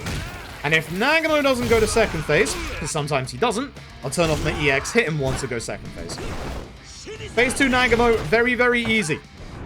Because as you can see in the background, we're standing next to a certain weapon, and that said certain weapon is exceedingly strong. Once again, as per any other Yakuza game, two-handed weapons. Bang. Nice gold. Very nice gold, actually. I'm kind of surprised about that. Fight before this one didn't exactly go well. Once again, this fight's kind of awkward. There's no real good, like, spot for, like, weapons. Grab throw people, as per usual. For these guys, I'm actually going to use the sign and just use lights for them. That's unfortunate. Hopefully they'll deal with the one enemy they have to deal with. Y'all, I've taken care of everyone but that one. Yeah, thanks, cool. Appreciate that. Be very careful of Tagashira. Tagashira will actually, when he attacks, if that attack connects with you, it's a guaranteed stun. Be careful of that. It's gonna happen in the finale, I can guarantee you it. We now need to figure out the code that Big Lo gave to us. Thankfully, if you've been paying attention to the video game, you'll notice these poem stones. They're actually in the real life Onamichi. And essentially, this game was the first time they've been, like, officially, like, translated and localized into English. Which is really cool. In real life, there's about 52 of them. In the video game, there are 9 of them. So, thankfully, you don't have to find 50 of them. You do have to find all 9 of them. And thankfully, obviously, I'm going on the pathway, which is the quickest way to do it. The unfortunate one about these two that we're about to do, if this was the daytime, we'd be able to fast travel up to the top and, more importantly, back down to the bottom and save a little bit of time. But unfortunately, we can't, so... And if you're wondering how to figure out it's the poem stones in this bit, unironically, it's the NPC I'm standing next to right now. That guy right there is all like, oh man, there's these 9 poem stones. They're really cool. You should go and read them. They're important. He's not wrong. Like, these are actually really cool. I like these. Like, I like these a lot. And it's also super sick. This was, like, the first time they were, like, officially localized. Super cool, actually. There was a Twitter thread from a previous RGG employee, John Ristenbach. It was on their Twitter. I don't know if it's still their pinned tweet or not. They're the person who first, like, said about it publicly. There's been a lot of really cool, like, little tidbits about, like, the localizations of these games and stuff. A lot goes into them. Like, it's really, really cool. There's one poem stone that's a pain in the backside, and it's kind of this one. It's like, this one right here is in the middle of the map, so it's just like, at some point, we just gotta run over to it. There's like, there's no taxi spot that's close to this, or a taxi spot after it. It's just right in the middle of the map. Just there. So, also, whilst you can look at the poem stones earlier, they don't count for this bit until this bit here, which is why we don't get them earlier in the run. We had a good fight spawn there. Don't forget this one on the way down the stairs. I forgot this one once, and that was very painful. RNG taxi can actually happen down here. It's a little dependent on its position, but we want it near the next poem stone because we can actually miss having to run down the last part of the map. But there are no taxis near me, so we're not going to have an RNG taxi here. This is it here. Oh, nice. Anonymous! Thank you very much for the generous donation to charity. Thank you very, very much. Thank you very, very much. Thank you very much, everybody, for the generosity towards charity. Again, like, I couldn't be prouder of my community for what you've all done. Like, every time... No! No! That one going that way wouldn't be too great. I need it after this poem stone. So that one's fine. That one's fine. Because here's the issue with this one, right? You can't get back into the road fast enough to stop any cars. So if there is a taxi going by, you just have to watch as it leaves. Because, like, what you would do here is you would taxi back to the Hirose family office instead of having to run over here and taxi. So it would only save you, like, a good, like, 10 seconds, but it's still a good 10 seconds, you know? You know? I kind of forgot where I was going for a second there. So now we've figured out the code, we've been told to go to a grave. Yamano Dodai. Gonna go and taxi over there. The taxi makes this a lot quicker and a lot nicer. I believe is only one, right? I think it's only one on this list. If you're on base PS4 or even PC, do not walk into this gravestone while you're in the middle of a fight. The game has like a 60% chance to crash. I don't know why. There's something like that in K2 as well. It's just one of those things where just don't run into it at the wrong time. Not my map for any potential taxis, but not getting any early ones. Because you get an early taxi here again, you can just use that instead of having to run all this way. My PB did have a taxi in this spot. So, unfortunately, if I don't get a taxi, I'm just losing time. Taxi to the first one, and we do our very final upgrade of the run. Very obviously, attack to max. Or as max as we can make it go. And vending machine max. So now our damage is going to be the highest it can be. The reason why I say, you know, the highest we can do it, for those of you who played this game, you know you can limit break your stats, but you need to get everything to 200 in the first place. Not happening.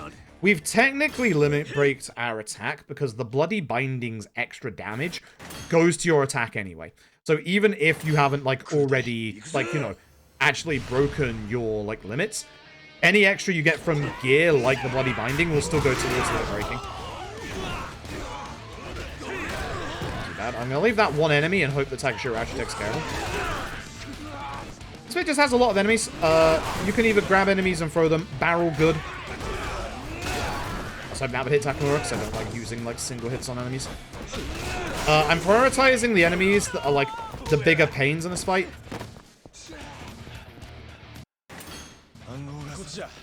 Took him a while, but he did do all of it. Thank you, Takashiro. It took him a little while. All good. I like the set piece. Again, the set piece is hyper tight timing-wise. Like, all of your set pieces in this game are, you have to have your attack buff, like, really high. Yes, I'm almost great too as well, yeah. I agree. Yeah, I also like the fact that, you know, we've had, like, Jason come in and say, like, a lot of really cool, like, obviously, like, stuff about, like, you know, Lad, Gaiden, Infinite Wealth, obviously. Remember, this is Dragon Engine. You should be tapping the stick, not holding the stick for all these shimmy sections. It makes you go faster. Just a little bit. Doesn't look like it is, but it actually is. This fight sucks. There's no good way to put it about this fight. I mean, this fight sucks. We're in a very small, narrow walkway, and it's really hard to grab enemies and kill them fully. And it's also hard to deal with the enemies. There's, like, no weapons or, like, anything like that. So... honestly, if you can't grab and throw, charge attack's good, dash attack's good, back kick's good, dash attack's good. Adachi here is very aggressive. He's not... The last Adachi you'll see tonight...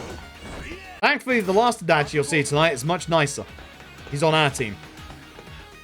That's lost me a big chunk of time. You want to push into Sakashira there, so you roll down the ladder, and then try and avoid that, or just slide off the end.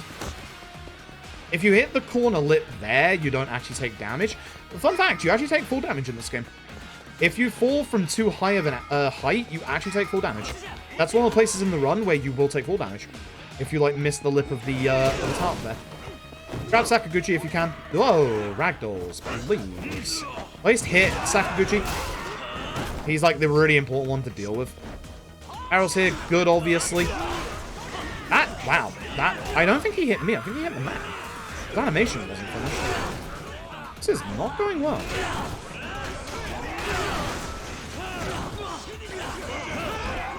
It is exceedingly rare that all of your allies get down here and help the fight as well, and they're all here. It's not a good thing.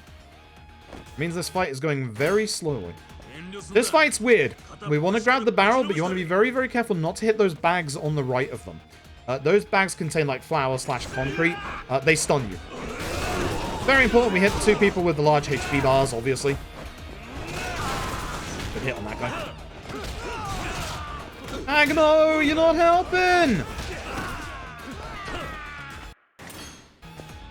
Now here's the danger. Because we have the bloody binding on, our defense is actually 25 removed. So we don't even have full defense. So we are low on HP, and we are going to get to the point where I'm going to get one shot by one or two of these enemies coming up. This is the other reason why I buy extra bentos when I haven't done this run in a while. This run is actually very scary when it wants to be. That's why, if you're a new runner, because money isn't a problem, buy extra bentos. Strong attack. Yeah, we'll hit all of them. So, ideally we want to come out of this bit with at least one knife. We'll grab it from one of these guys here. Just be careful with them, because, yeah, that can happen. And these enemies obviously do a lot of damage, because we don't have that much in terms of defense. Wait, you're alive? Okay, good. One knife. If you are squeamish, I would suggest looking away from the screen for the next bit. This guy is one of the big reasons as to why you need your attack buff here. We have like a mini boss coming up here, and we're gonna put this knife away in a safe place where it doesn't belong. So yeah, if you are a bit squeamish, I'd look away for a second.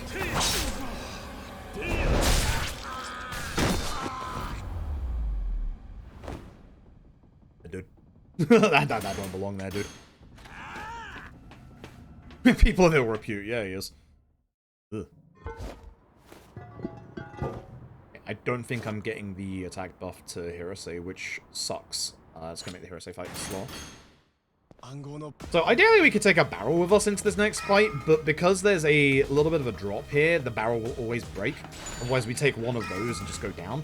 So because of that, we'll take the cone instead. Cone is actually a good, decent replacement. The guy we want to take care of is the guy in the blue suit on the left here. Called Soma. Not to be confused with Lock Judgment Soma. If he guards his last hit, grab and throw, he won't die. But he will take care of the majority of the enemy. I've done a bad thing. I should not have gone into my EX. Thank you. Alright. Is this going to last long enough? I don't think it will. It might. It might just be long enough. If I can get off one hit on Hirose with this attack buff, we'll be fine. I remember when I said Takeshi beat was funny grandpa, haha. Of course he wasn't. So, Hirose now does his best Tombury impression. 2, 3, come on. No, it's gone. Alright, we've got to do a little bit extra in this fight now. I can phase already? Barely, don't you think?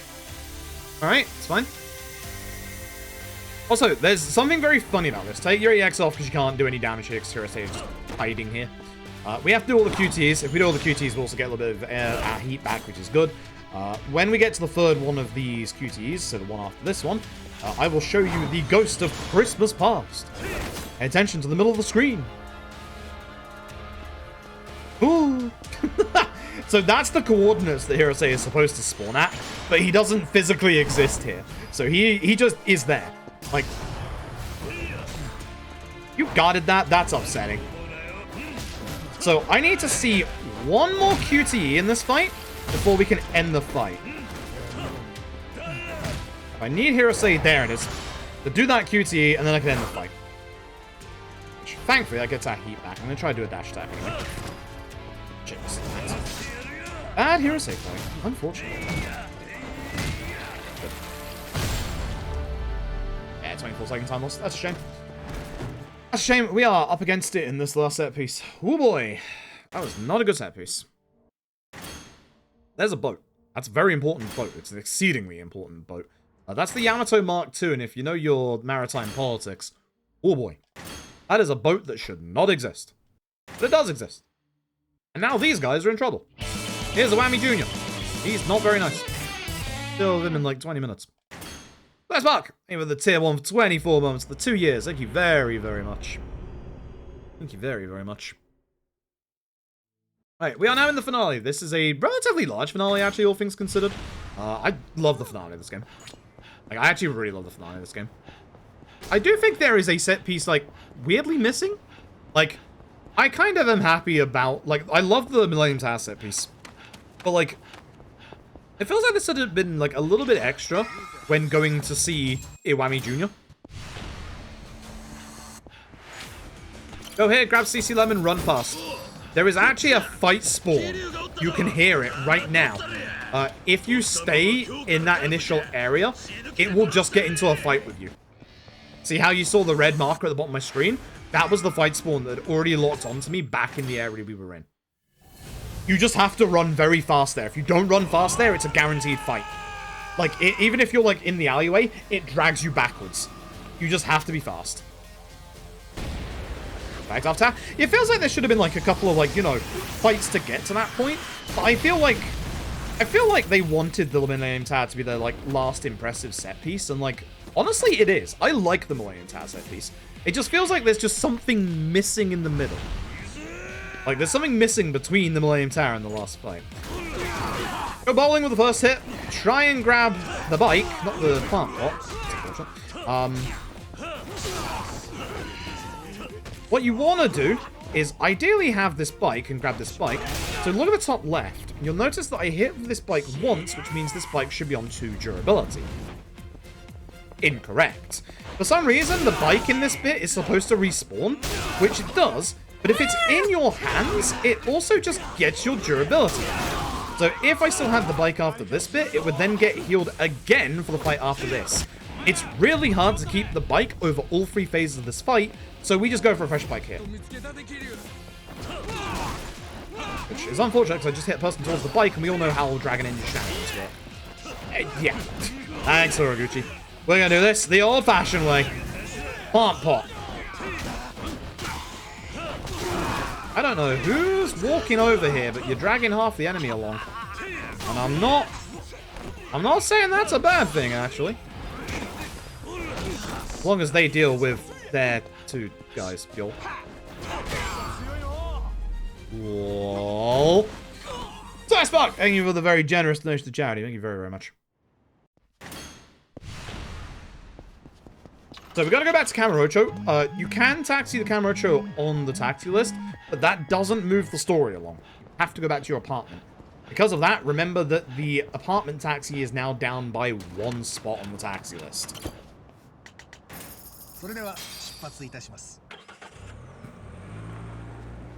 Very finale of this game, trying to mess you up taxi-wise, and then you go to Kamurocho here. You go.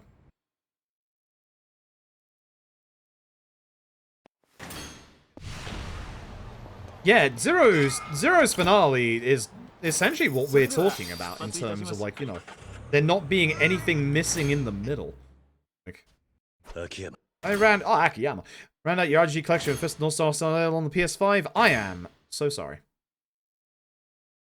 I'm half joking. The game is a good, like, 7 out of 10.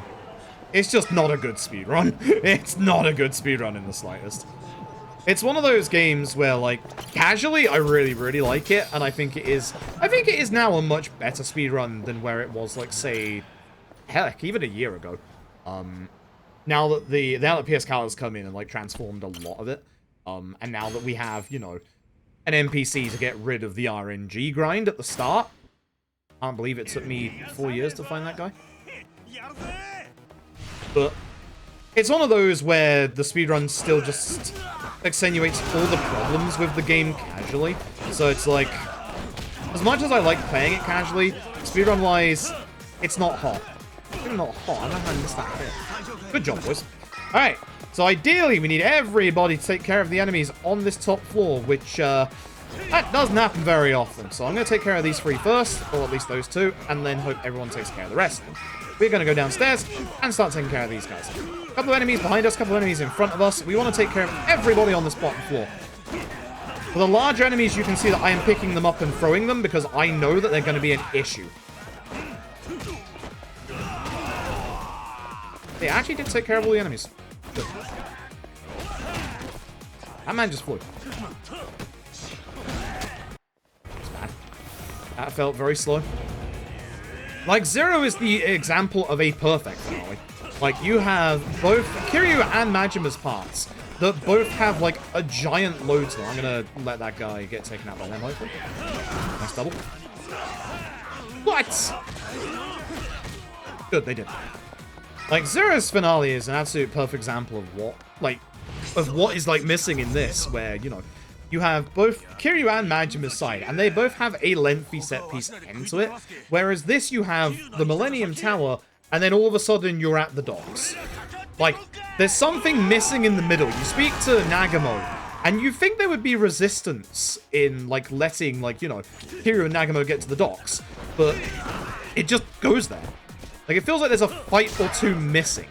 Like, you know, it doesn't have to be like a set piece that's as long as this. It just feels like there is something missing from point A with the Nagamo conversation to point B, which is the funeral.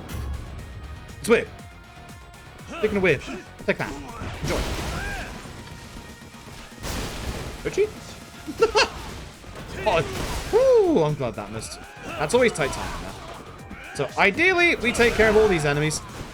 Ideally, the grenades actually take care of a couple of them, which they have. I want this grenade, actually. Uh-oh. I really hate this whiteboard. It's always in the way. Just Akiyama and Yuta for actually doing work this time. I'm going to hit you. I'm going to throw it at... Not you, the other guy. Tight angle. Did not aim enough.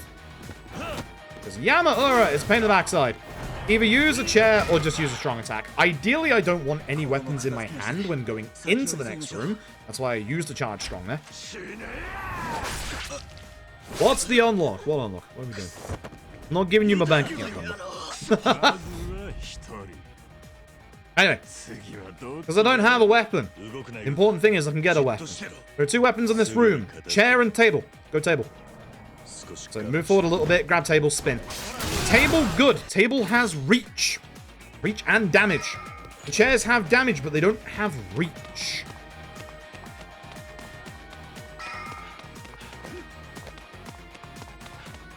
And then, get a nice little break segment. Get a nice Yakuza 3 reference. What unlock? Oh, 3,000. I was going to keep it hidden until we finish this run. The 3,000 goal that I said I would enjoy, that you would enjoy. It will be to learn. This one will take a while, but I said no one would guess this, but actually you might have guessed this. Because it's something I tried to do before. Learn a Soulsborne. Learn a Soulsborne speedrun. Out of the following choices. Dark Souls 3, Bloodborne, Sekiro. Hello, Scatter. Oh, you guarded that? Oh, you guarded that! That's bad. That's bad. Time loss. If you're wondering, my first inclination is if it's Dark Souls 3 / Bloodborne, it would be all bosses. Sekiro, not sure yet. I will probably put it to a vote. I think. Not sure. But that's what the 3K goal milestone will be. I love missing these attacks. Not like my attack upgrade boost is important right now or anything like that. So yeah, I like all 3 of them. They are my 3 favorites. I mean, that tweet I made about Sekiro speedrunning, that was a cryptic hint towards this, actually.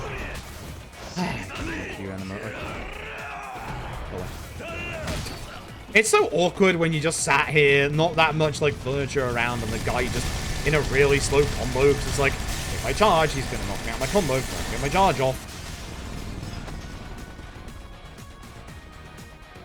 Bounce glitch, fair. Actually, I like Sekiro. You might also be wondering why I'm not saying Elden Ring. I like Elden Ring. I've actually not finished Elden Ring yet. And you think with the DLC coming out, I'd be... Whoa! I'm not supposed to shoot twice, my dude. What's up with this level of hyper-aggression? It's like that. Nice. And a little better than I was expecting, actually. With the DLC being announced, I am, like, excited for Elden Ring's DLC. Still haven't finished Elden Ring yet.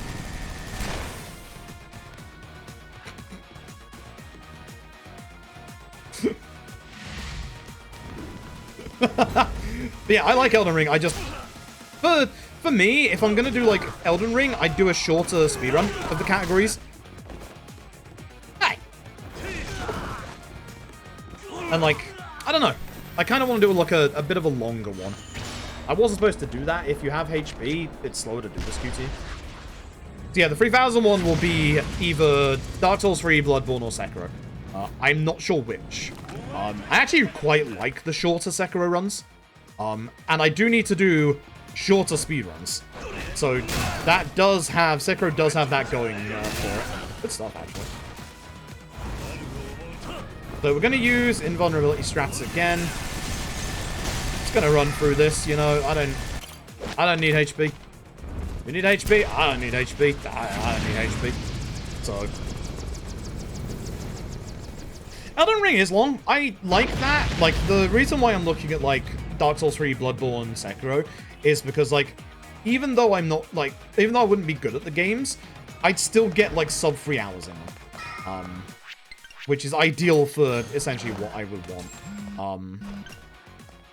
Which I could do if I did Elden Ring any %. Not obviously the zips and glitches any %, but like the glitchless any %.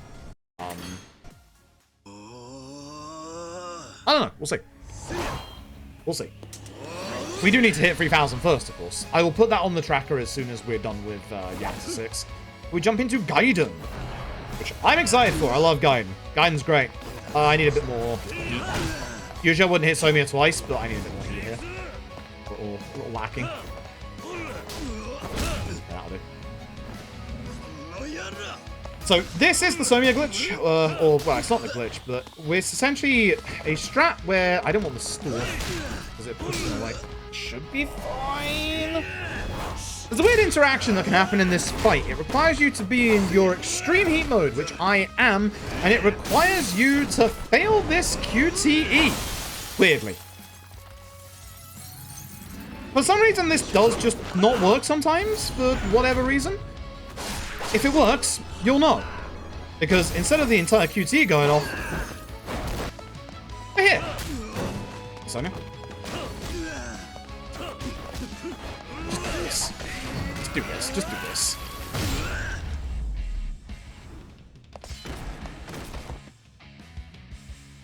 This might be a PB.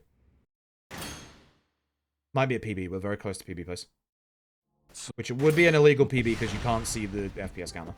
But we're very close to PB.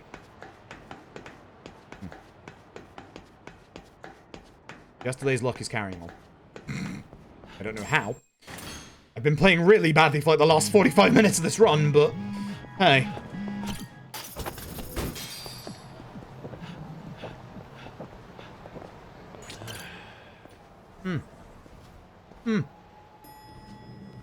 What I expected. Actually, I really like the look of like Sekiro in terms of like the speedrun's combat and also the movement. That's like that's why I really like the look of Sekiro's run. Charity good vibes it is. There's the good vibes from the charity and making me perform better. Yeah, Sekiro fast is like I actually really like it. I love how it looks. I wanted to do a dash attack. I've messed up. I messed up. It's supposed to be a dash attack, so that gets me more of my heat back.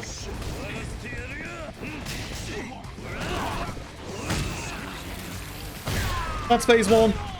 I messed up. Oh, I might actually have lost my PB because of that. Whoops. The good Ushio. Hey, listen, we're not PBing an LED. Wait, what happened to my EX? I still had.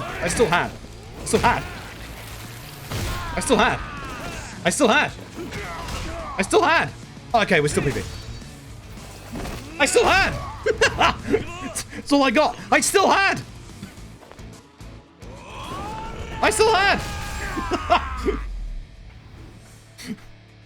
That's my EX!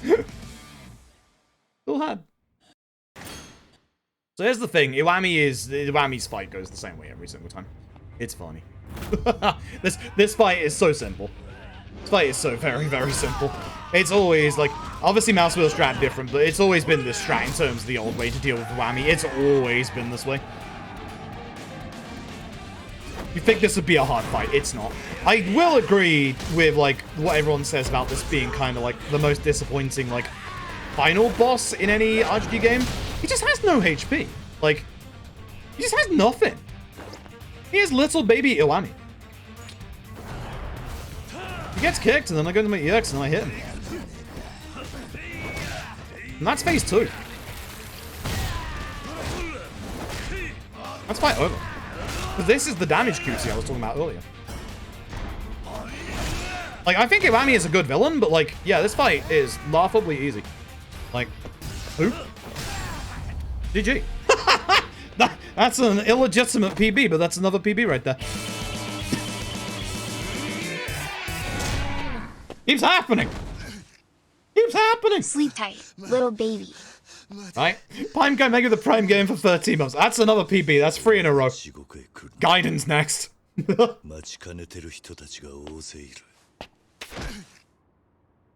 This one is illegitimate, though. This one I cannot submit to the board. So, reason being, for those who don't know, Dragon Engine runs require the FPS counter to be on screen because when Dragon Engine runs go above 60 FPS, they go completely wild. If you want to know the entire reasons why, I would highly suggest, I'm going to sell out someone in chat right now, I'd highly suggest go to Big No No's YouTube.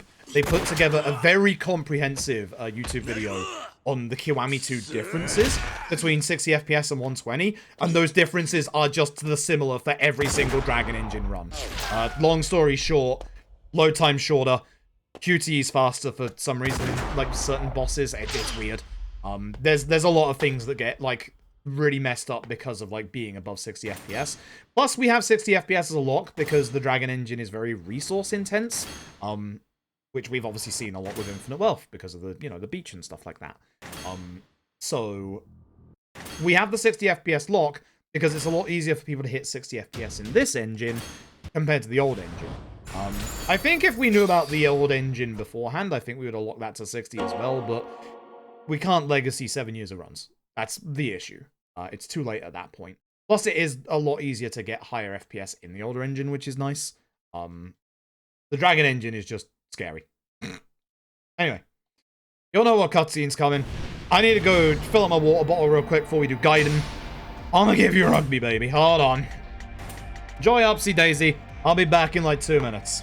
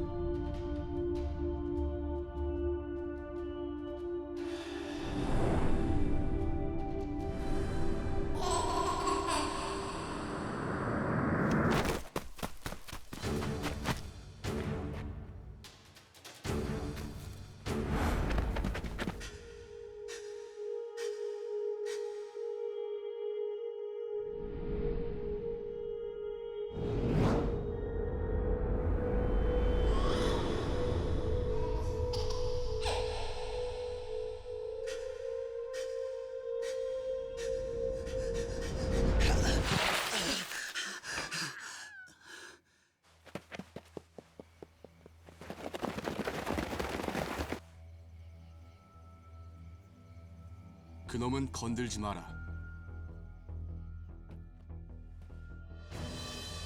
내가 직접 처리한다. お前半純期なんでお前がここにくそそこをどけ邪魔だ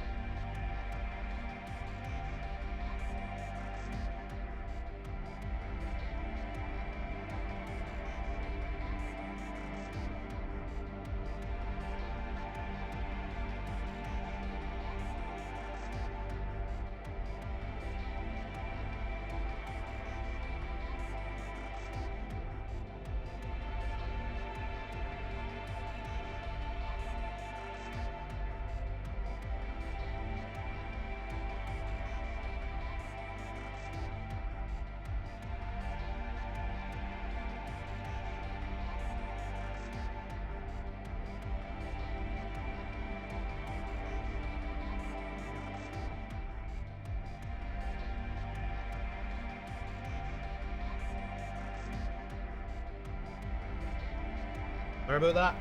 Ugh. I fell into the toilet. Oh, dear. Didn't fall in the toilet. I haven't seen Doggo. I haven't seen Doggo in a week. And they came back off holiday today, so when I was... Why am I unplugging this? I need this. What are you doing? Gaiden time. Then it's LED time. Need this. Yeah, no, I haven't seen Doggo in a week, and Doggo came back from holiday today, so I just went and see Doggo. It's another PB. Keeps happening. Alright, so let's save splits. Let me go to dashboard and change the dashboard and put the 3K incentive on to the thing. Where are we? Like a Dragon Gaiden. Yeah. Like a Dragon Gaiden. Here we go. Okay. Save splits. Open splits Gaiden. After what happened earlier, let me double check. Yep, they're activated. Why did my Yakuza 6 auto split deactivate itself? That's so weird. So weird. I think we're accepting both timers on the leaderboard, but I'll just bring it up anyway.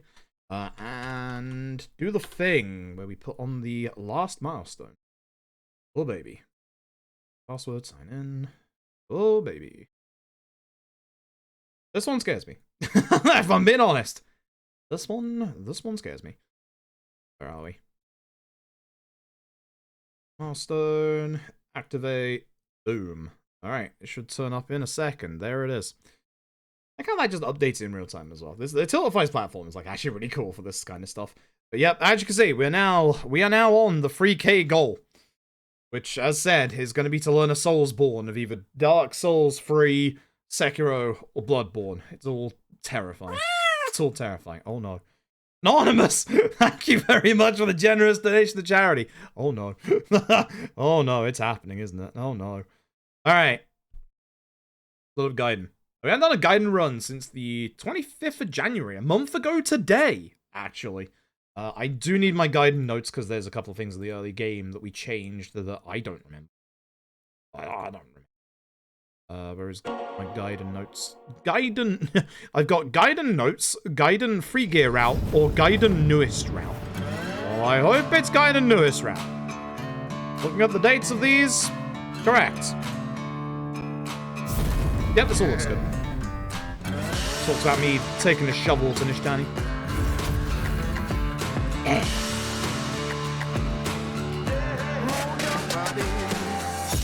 I had to give you the cool new RGG intro, you know. I had to give you. Alright.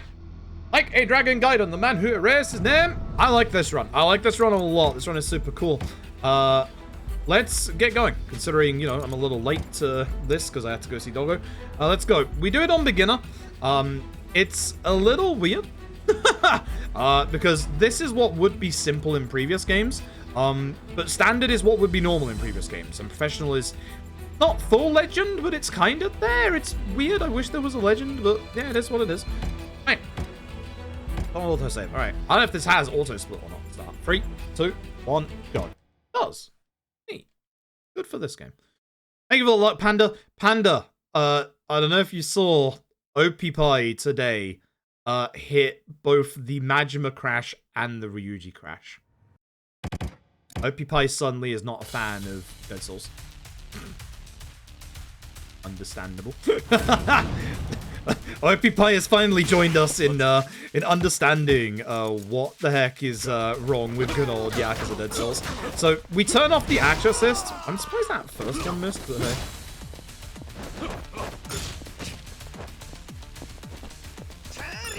I should have guarded first. Guard takes a lot longer. I don't know why I didn't guard that. I don't want to hit me now because that's going to take a lot longer. Why you guard first?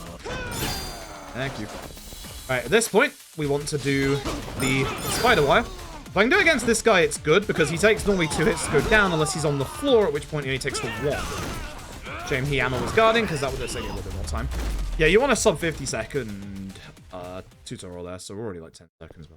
Oof. If you are wondering, the English dub is faster for Gaiden Speedrun. You can actually skip a good couple of boss intros with this. I don't want to hear anything about it. I know. I know. But yeah, no, the English dub is a lot faster for Gaiden. We can skip boss intros. It's kind of funny, like, the fact that we can skip boss intros. It's like Judgment. The Judgment games do the exact same thing. It's funny. Like, actually genuinely funny. So. Everything goes to crap again? Yeah, unfortunately. Ah! Anonymous! Hey, for the generous donation charity. Appreciate it. Yeah. Let's go. Right, I need to knock him to the ground. I forgot exactly what I do in this tutorial. Have I forgotten what I do in this tutorial? What? Have I forgotten what I do in this tutorial? You just grab and then knock him to the ground. That's all we do. Have I forgotten? For this one, we EX, and then we go behind us because there is a pipe somewhere, like, very close to us, and then we spin. I shall let Joanne go to the floor. Again, he has too much HP to go down in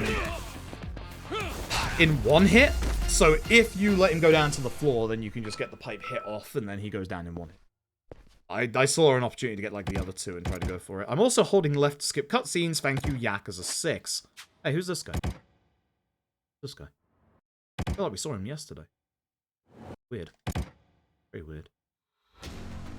Hey, it is now first level up time. Yeah. Upgrade abilities. Would you believe I boost my attack twice? Shocking, I know. Let's go. Grab the bat off that guy, and then hopefully hit everybody with a bat. Ideally, together would be nice. And hit everybody at least once. Of course, we have a little bit of a problem of people not dying. Me kind of not exactly getting everybody set up into a good position.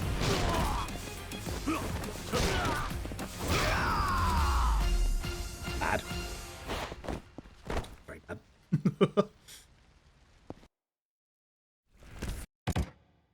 Unknown for Infinite Wealth. I don't think there's going to be one or the other that's actually faster dub-wise for Infinite Wealth, but we'll see. So, we're going to hopefully do the right combo, idiot. Ideally, I want to push this guy towards everybody else, because I want to, like, you know, actually, like, get enemies together, but it's not going well so far.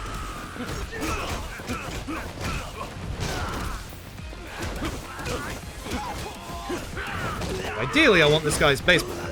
Again, the baseball bats here are actually pretty decent. Not when you miss, they're not. Not when you miss, they're not. But the baseball bat's actually pretty decent to pick up in all of these tutorial fights.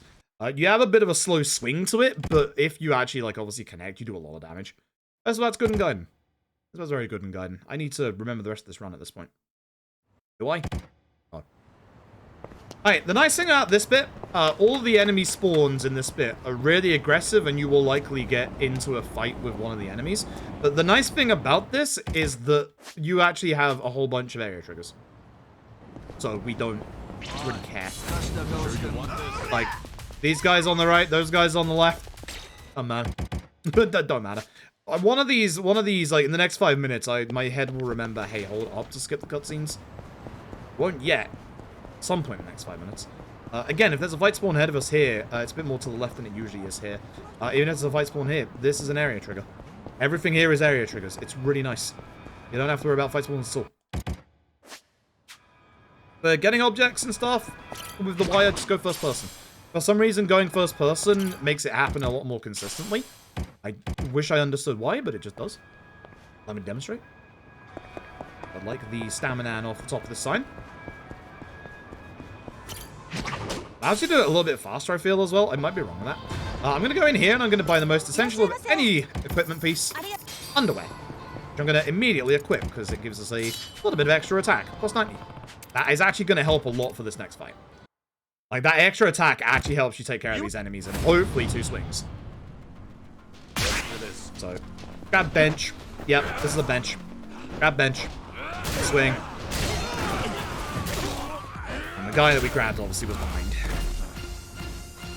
This is a little finicky. You don't want to go too far to the right because you grab the chair instead. Oh and my obviously if you go a God. bit too far forward, you grab the guy instead. Very unfortunate. Project Katana! Yo, hope you're doing well tonight. Hope your stream was good. Thank you very much for the raid. Hey, Mysterious Men. To begin Mysterious Bent, run to the back here, get into a good position, and grab this. And then use this, because everyone should be relatively together. The ones you want to aim for are the ones with the stun guns. Anyone who is obviously on the floor, because they'll go down in one hit.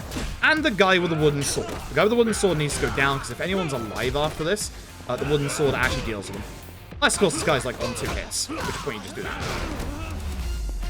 That was actually pretty decent. That one wasn't too bad. That's probably the first best fight I've had.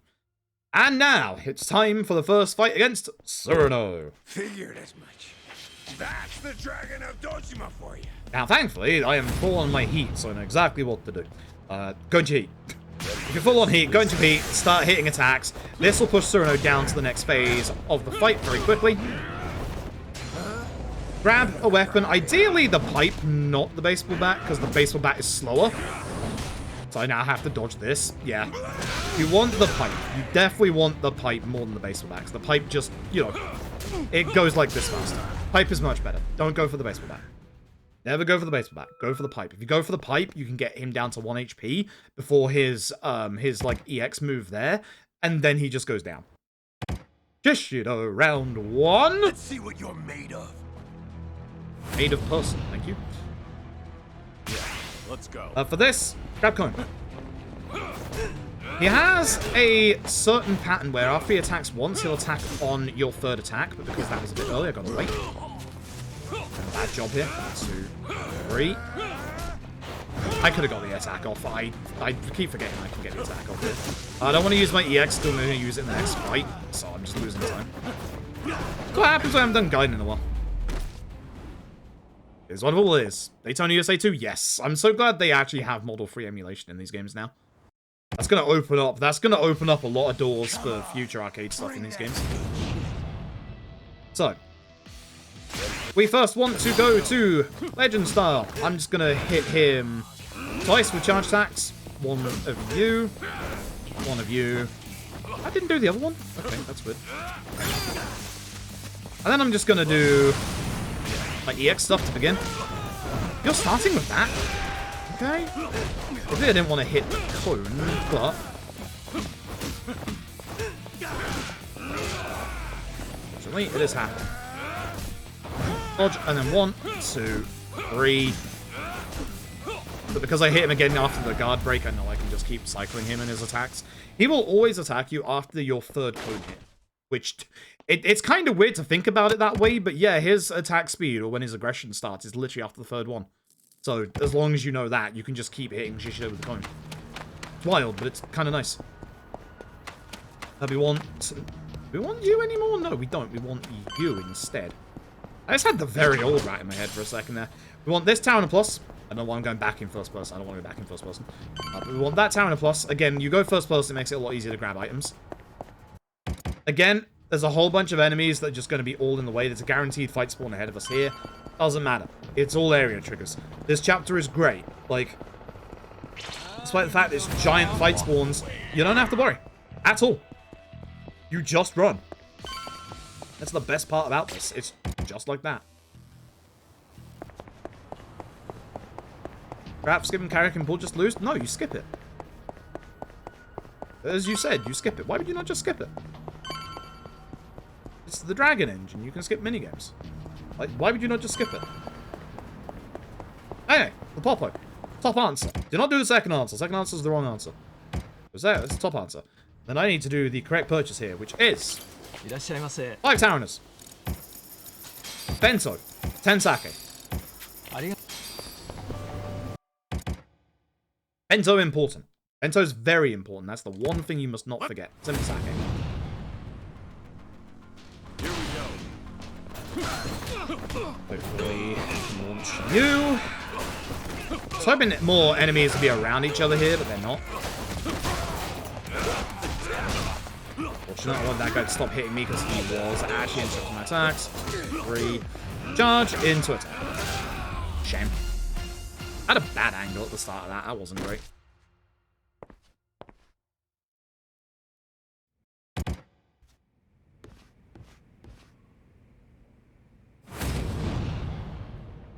Should be pretty obvious. How about this? The table at the back. Table good. Style swapping is actually really nice here because this allows us to basically drop the table and be ready for the next fight. Grab the nourishment and grab the rusted chainmail. We only have the one gear slot, and our pants at the minute are actually a lot better for this. Chug one sake. I should probably chug 2 sake.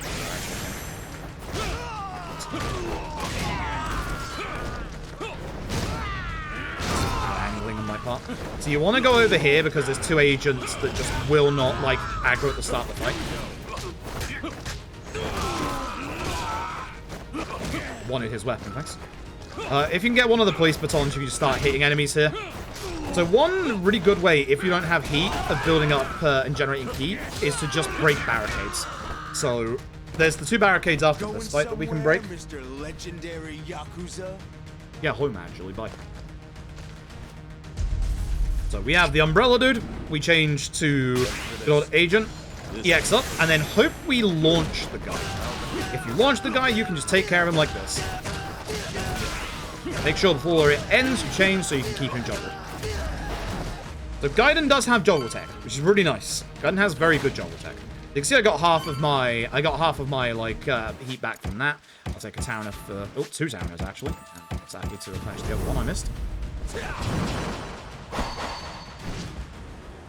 Don't think so, dickhead. You Good. ain't getting away from us. Good. This guy kind of sucks. I usually mess this fight up. Please launch. Good. 1, 2, 3, 4.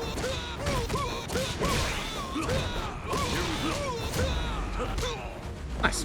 That one I usually mess up, so I'm kind of glad that worked well. He has aggression. His aggression can cause him to just go back up.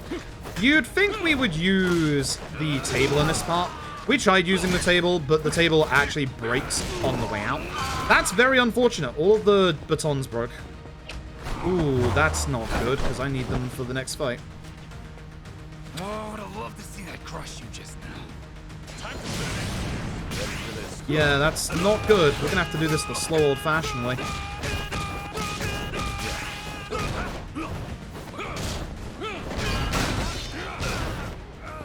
Yeah, that's not good. Yeah, boy, it's been so long since I've done this, I don't even remember the old slow-fashioned way. I have to launch. Yeah, I'm gonna have to launch. Why don't you just give up? I'm tempted to, sir. I just lost the weapon I need to beat you. If you have one of the police batons from the previous fight, you just attack him with a police baton multiple times, and then, you know, he takes a lot of damage. That was bad on my part. I should have done the other juggle.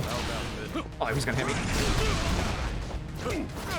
Honestly, I should probably just get my EX items back at this point and just go into my EX. Let's go.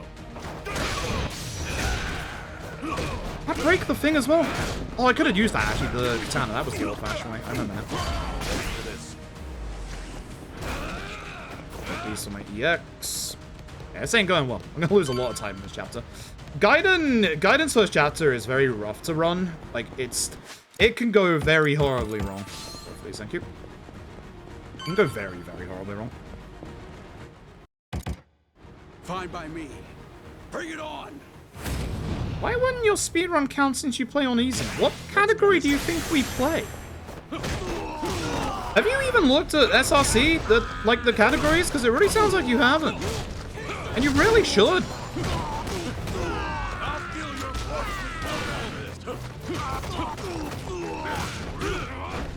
Like, all your questions will be answered if you just go to speedrun.com. Like a baton, please. Breaking. Dragon engine. No. He's gonna EX. I'm just gonna do this because it's quicker than waiting for him. I jumped a lot. Is speedrun chain mute? No. Been tempted to, but no. It is. I have not, and it is not on the docket right now. I have a lot of things. I have a lot of things that I'm doing. This has always been. That was a bad chapter 1 now, wasn't it? Been a hot minute since we've done Gaiden, and Gaiden's start is like very easy to lose time. I was gonna say I didn't think the PB luck would last till Gaiden, honestly. So we're now heading to Sotenbori, so you'll see very familiar sights and sounds here. Run forward, go in first person, grab this. Try to do the right things here. We want to Fundoshi and Harites. Welcome in. So, Fundoshi, Arites, Thank you. Sell, Welcome in. wait, Thank leave. We level our attack once, right? Yes. Which, because I'm derusting, I'm going to grab this for safety. That's a spare stamina and XX. Over here is a gold plate. Speak to this guy. Specifically. Upgrade attack once. Here, equip the Fundoshi. Geo on the Smartphone, right. taxi over here. Now I have to remember Gaiden's taxi list. Ew. Ew. Different. I've forgotten it. Oh boy. Thank you for the 25 months to Prime Gaming. Appreciate it. Appreciate it a bunch. Grab the cone. I have the bin with me, actually. That actually went kind of well. I do wonder if the bin would be kind of better. Is that from Resi 2 Remake Kendo? Really? I had no idea. Oh, that's sick. Alright, this is a Kami. Kami is cool. We like a Kami. She's gonna give us a whole bunch of, like, quests and stuff like that. We're just gotta go through all of her dialogue at the start here. Sleep on side. This is the run forward, and then it is the taxi and get Akami Network to level 3. So, game's going to want us to get to the Akami Network to level 3. It's a lot easier than you think it would be. We already have the setup for it. So, wait a minute. Not yet. After this. Bloody Binding first. Or not the Bloody Binding first. Not the Bloody Binding. There's like 3 routes for this game that are currently swelling around inside my head, and it's bad. I was about to go get a piece of equipment that we can get, but I don't want to get it just yet. The old route is in my head. This is a little worrying. How are you alive? Hopefully you're on the floor, so I'll just do this. That's a bad thing to do. I don't have my heat anymore. Guess I'm taking a stamina XX. I'll pick that stamina XX up. God for that. Thank God for that. Guess I'll take... I want to take 2, I guess take stamina. Yeah, up by 2. It's up by... So this taxi is up by 1 in K2, which is the taxi list I have on my brain the most at the minute. Because we did that literally like 2 days ago. It's frustrating. How are you getting stuck on that? My dude! We just go here for the platinum plate in K2. We're not anymore, obviously. Get ready for a whooping. Hey! Spin! Project Katana, thank you very much for the Prime Gaming. Thank you very, very much.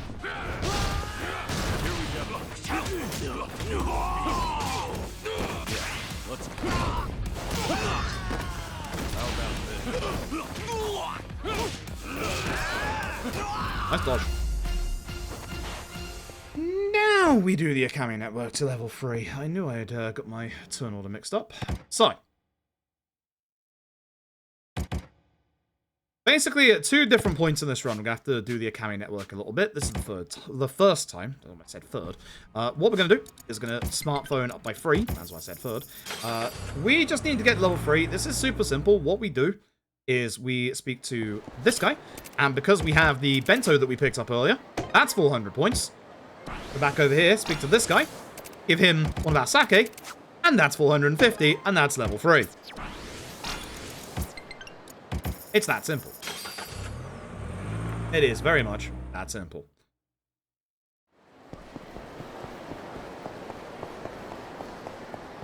Now it should be time for everyone's favorite Caisson feet skip. Sounds like it's a speedrun trick. It's not. It's to remind me to skip the cutscene at the right time.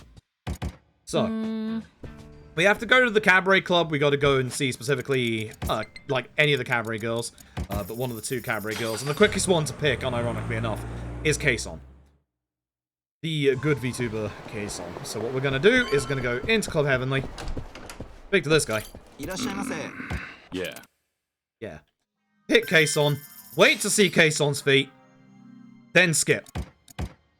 Not skips. Quit. Quit. Quit. Quit. That's it. Once you see Caisson's feet, then you can quit. If you quit before, it doesn't count you having finished, like, checking out the cabaret club. This should be investigation request, and then it's the bloody binding key. This is the stuff that I have to now remember the newest route rather than the older route. So it should be investigation request, bloody binding, and then... Where? Who are you? Good question. Good question. Iwao Bridge, which is at the top of the taxi list now, which is a pain in the ass. Who are you? So yeah. Good So work we can do today. various quests for Akame. We'll get money as a reward. We want investigation request now because we need the money. We want to taxi up by 1. This is where we get the bloody binding key. The bloody binding, much like we were using in Yakuza 6 beforehand, I didn't realize it was the bloody binding day. We interrupt that sub-story at the start here. That's the one that we just started. Investigation request. We're then going to go up here, up to Club Fullshine. Club Fullshine has a locked key. What do we have here? Good question. And then, oops, I want to taxi to Iwao Bridge, which again is at the top of this list. This should be the platinum plate first. So go over here, first person. Grab that. That's your platinum plate. Go up here. We're going to grab... I'm keeping an eye on fight spawns here because they can be kind of nasty. This locker key here. A key. That That is for a Taurina Infinity. Head this way, which is going to carry on the sub-story that we just started. It's investigation request of Etsuko. Doesn't matter which one we pick. First person before I leave. Like that. And then we must make sure... I love my notes in this bit. My notes say, taxi up 5 to finish Etsuko's quest. You effing moronic idiot, do not forget this. Would you believe I've forgotten it in the past? I like my notes, because when they yell at me... when my notes yell at me, I know to do the thing. Those are the times where I forget when to do the actual thing. Okay, down by 3. It's weird. I've got K2s in the mind. It's up by 3 in K2. It's down by 3 in Gaiden. I kind of forgot this was going to be an issue. Alright. So, Taurina Maximum. And more importantly, the bloody binding. At which point, we now level attack. Boost max heat gauge.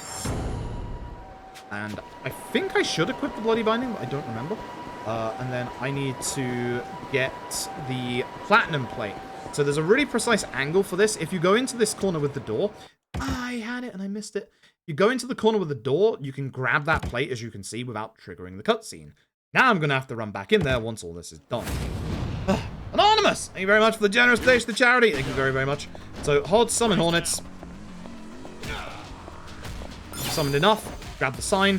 And start spinning. Nice thing is, he tries to, like, swat away the last one, so he actually, like...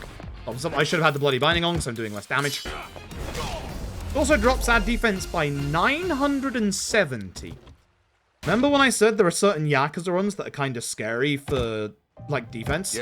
Yeah, this is one of them. This is a tech skip. Of course. It's a tech skip. I realized in the middle of it. Let's talk. If I'd have grabbed that platinum plate, what I would have done is grab this gold plate and then taxied, but now I kind of have to go backwards because I need that platinum plate right now. Oy. That's why you want to grab it before the cutscene. And then smoke shop. Oh yeah, smoke. The taxi list is in a different place. So the taxi's in a different place in this game to every other game. It's in this game you want to go up the menu to get to the taxi list, whereas in every other game it's down. At which point we are going to taxi Shofukucho and sell all of our plates, which if it's correct, we will have 3 platinum, 2 gold. Let's find out. We need 3 platinum, 2 gold. If we've done everything correctly, that will give us the money that we need for this next bit. So it's time to stack damage. Welcome in. 2 gold, 3 platinum. That gets the Akame network. Not your phone, my dude. It gets your Akame network up to the next level. And then we go to Akame. Money is tight in Gaiden, despite the fact that you can get a metric ton of money. Gaiden's run for money is like very, very tight, but it's not super tight as long as you do everything correctly. Hi. Just gonna get the reward quick just in case. You don't have to do it here, but just in case. I want to make sure that I have enough just in case. Okay, so the fights also start getting a little bit more technical here, which is nice. We're going to start by going to the casino. Alright, I don't have to pan the camera down anymore. on new computer. I don't lag in the blooming castle anymore. Which, I'm not surprised people lagged in the castle before, because, oh god. 1,000 tags for 100. Yeah, 1,000 yen. Change your prizes. The gruesome chainmail. Going a bit slow because I don't want to mess that menu up. And then we level up. Equipable gear ×2. Essence of face stomp. And quick section. Then we go to our gear. We put on the Fundoshi and the gruesome chainmail. So we have dropped our defense down to minus 1,900. And we now have our attack up exponentially higher. Over 1.1k. So we're now doing a lot of damage. I should have drunk to sake there. I can drink here. I hope you like my mask. You get given a choice of like the masks here, but like we just do the normal one, obviously. So we just skip through. You know, defense, it does get scary. Alright, so fake Watasei. We are going to start with juggling Watasei.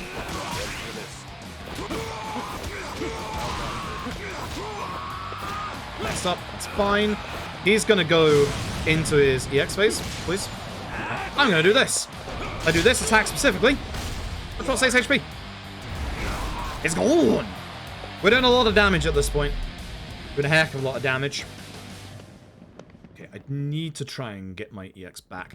This is a fight that you can skip the intro with in the English dub. It's one of those fights that is actually a lot quicker in the English dub.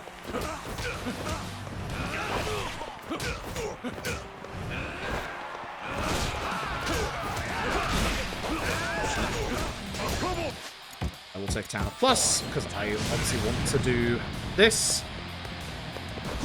I missed. As long as that doesn't hit me, we'll be fine. This Kazuma Kiryu-esque man. Who does he think he is? Who does he think he is? Alright, and now the final fight. The Ryuji fight. The definitely real Ryuji goal. That's definitely the Ryuji that I've seen. It's actually a really clever, like, way to reuse, like, his attack stuff from obviously K2. And for when they do a Ryuji Gaiden. I'm missing every punch. Seriously, Ryuji Gaiden. Make it happen. Ryuji Gaiden. Make it happen.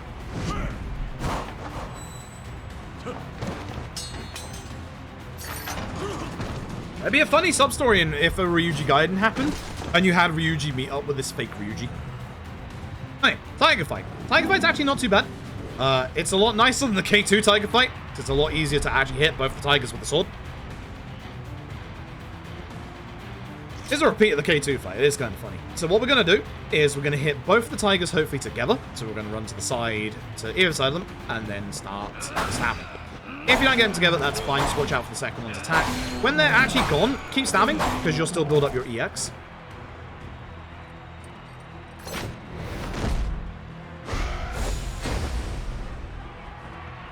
Go into your EX. And you know the drill.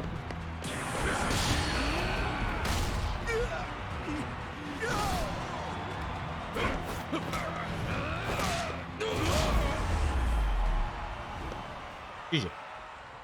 That fight went a lot better. That fight was more like it. That time was way more like it. Alright, that's the end of Ryuji. Okay, and then we go back to Akame. That guy is called Nishtani III. Don't worry about it. See him later. We have no fast traveling just yet. You don't get fast traveling unlocked until you get to a higher rank. But we will be fast traveling in here a bit later on. So nice not to have to put my camera to the ground in here. Goodness gracious. This is another one of those reasons why, again, we have locked 60 FPS for, like, Dragon Engine runs. I would be able to go up to, like, 210 in this place, and it would be unfair on everybody else. So, 60 FPS good. I used to have to point the camera to the ground in there, because that place is really unoptimized. Is this Daidoji? I think this is Daidoji, right? Yeah, it is. Cool. I should check my EX. I think I'm low. I am. I want a nourishment. Good. Alright, so, now it's time to show you all the power of smoking. Smoking is bad for your health, and in this game, everybody else's. So, this is the strat. What you want to do is you want to be in... You want to actually be in... I think that's the wrong one, my dude. You hit square? Thanks. You want to be in EX, hold square to throw out the cigarette, change back to Yakuza style, cancel your EX, and do that. I don't know why I held triangle. Triangle is drawn. I don't know why I did that. I don't know why I did that. I don't know why I did that. Living up to your reputation. This one's easy fight. We have fun. This is where it ends, pal. Hey, Telltale Games. Hope you're doing well. So this one's nice and easy. We want to get him to 1 HP bar, so just hit him with a stall twice. He's going to do his EX move, wait for it, then use a heat move. It's like Judgment in that when they go into their EX like that, they have invulnerability. You can't hit them, but if you wait specifically, it works.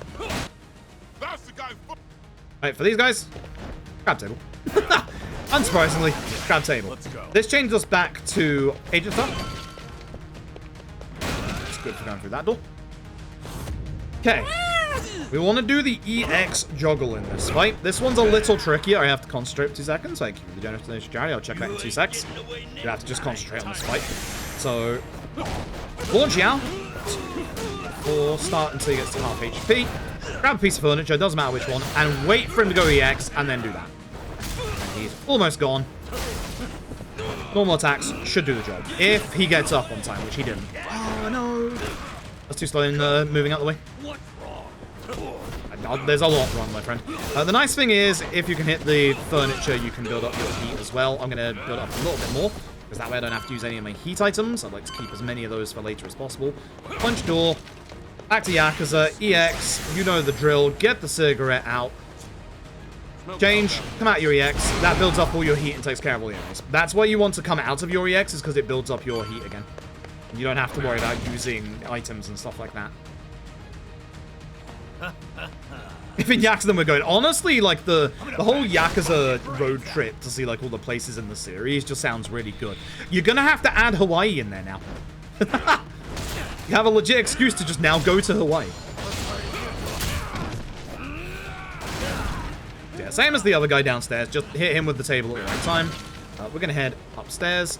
This one, you want to make sure you grab the umbrella stand before we go through this door. I missed the door somehow. Impressive. Very impressive. Let's see if we can do the quick strat for this next bit. There's a very quick way to build up your heat after this fight, because as you can see, I'm going to go down to like 1 little bit of heat left. Good. Spin twice. Do the EX. So you'll see I'm like only like half heat left on 1 bar. So what you want to do is you want to use cigarette, specifically throw it towards there, then hug this left wall so you're close enough that this counts. I swear that didn't go off. Weird. If it doesn't work, just hit some of this furniture out here, grab a nourishment, and then once you're at 1 bar, you can just use 1 nourishment and go back up to max. Make sure you are in agent style before we walk through the door. This boss. Cyrano, round 2. In the UK, it's going to be a poor lady. Fair. I wonder what 9 seconds going to be like. Does Yagami and Kaito need to go to Hawaii? I feel like it's going to be Yagami at first. And what I'd actually quite like, I'd like it to be Yagami at first, and then have Kaito as the game's 2nd playable character, and him do stuff in Izazaki or Jincho, and have like both of their stories like converge on one another. I think that would be sick. I don't know why the screen flashed there. It never does. That's weird. Alright, for Cyrano, the strat for the start of this fight, we want to get rid of all the ads. It's kind of funny. Go into EX, turn around, cigarette the window. This gets rid of all the ads, hits Cyrano a little bit, and then we want to get him to, obviously, next phase. The quicker we can do this, the better. It's a little tricky because obviously bouncing him. That is enough heat for what I need, so that's good. So if you have enough heat, you can just go wild on Cyrano if you have the right timing and get him down to low enough HP before his counterattack. The timing isn't as tight as some of them in this run, but it is relatively tight. It is real and relative and tight. So do the spin.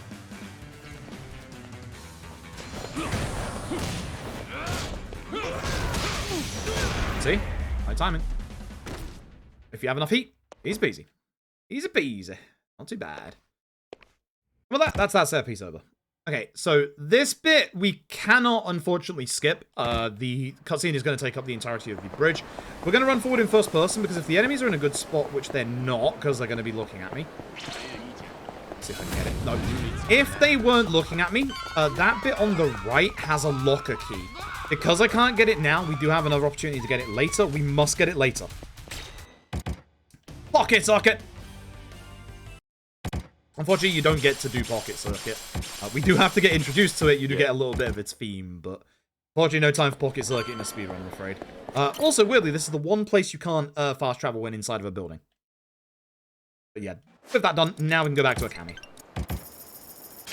And then it should be Mizurogi and then the Bloody Ring. You thought we were done with our defense-reducing items. You are wrong. We are very much not done putting ourselves into we can get two-shot from bosses state. Gaiden is actually a kind of scary run, even on beginner, because we just drop all of our defense to minus 3,000. Oh yeah, this one. This one's fastest, but this one also has higher chances of getting fight spawns. So this one's a bit more dangerous. Should be fine if you hug the right, but this one is also kind of tight. Nice. He's busy. When you know the angles, it's not too bad. This Mizurogi, he's now going to give us the Serpent Shoes. These are our move tech, but unironically, they're not. You'd think they would be. The way the game works, it's not. I'm going to go to my gear. I'm going to change you for the Bloody Ring. Because the Fundraising gives you the least attack out of the three. And now we have all of our attack property stuff. Oh, I just go head back to the castle. I got my moments very mixed up. It's the end of this chapter where we run out of there. So, this is going to be our tutorial for the Colosseum. I really like the arena in the castle. I think it's a modernization of what the Colosseum was previously, but in a good way. I really like this a lot. I like what they did with this a lot. The issue that I have with this, I want more content. I actually want more content here. Like, weirdly enough. But the way that they have done this, I like a lot. I agree fully with how good this is. We have to be very careful here. There is a soft lock coming up. If we skip this cutscene too fast, before Jory appears on screen, game soft locks. So you want to be careful. Speak to this lovely shop clerk. Grab ourselves 5 Tarana pluses. If you're a little worried, you can also get more Taranas as well, but we don't need those. Just in case for endgame, grab this. This is a refreshment of the Sky King. Very, very rarely ever need that, but it's there just in case. Sake times 2. Jory-sama. Yes. Alright. Hammerhead. Hammerhead, if done correctly, is pretty fast.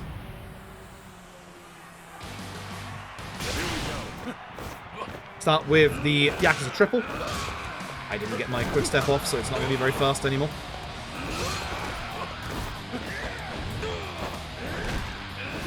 Not EXing me at least. Yeah, it can go a lot faster than this. I messed up. So what you want to do is you want to do the Yakuza triple, then obviously do a quick step cancel and do a attack from that. That will keep Hammerhead in the sky, and then you can just get off another full combo and he goes down from that.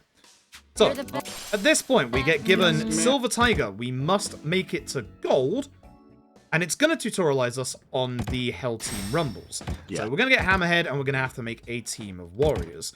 What we're going to do is, while we're here, we're actually going to do a couple more fights in the Colosseum. So, if we do, to get to gold, which we need to do in the story, we need to do 3 fights in the arena, just 3, and then do Akami Network level 10. You are one of us to fight together, and then top option. I don't remember which options they were. At which point, go back inside. So, this first, we need to do 3 gold rank matches. This actually counts as one of them. Is it 3 gold or 3 silver?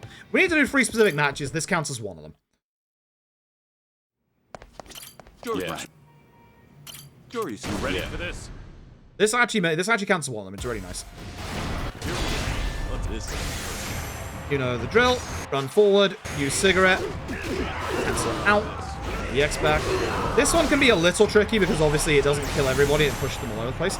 These are my jet shoes. You'll see them again later. I don't have to like cancel out of this one because we should be fine. I was hoping I'd get more than this, but unfortunately, a lot of the enemies got pushed back. I do want to come out of my AX mode for now. Oh, nice grab. Because I would like to build it back up for the next fight, but it has made this fight a lot slower. You can finish this fight way, way faster than your order fills in. Unfortunately, I did not. We also want to go fast in these fights because we need to get max rank. If we can get S rank, we're going to get a whole bunch of money, as you can see in the top right. Or kind of can't because the charity stuff's covering it. But we get a whole bunch of money if we do this. So at this point, we get the DLC characters, which we do not use because they're DLC. And then we go into Hell Rumble. Rumble? Ready for this?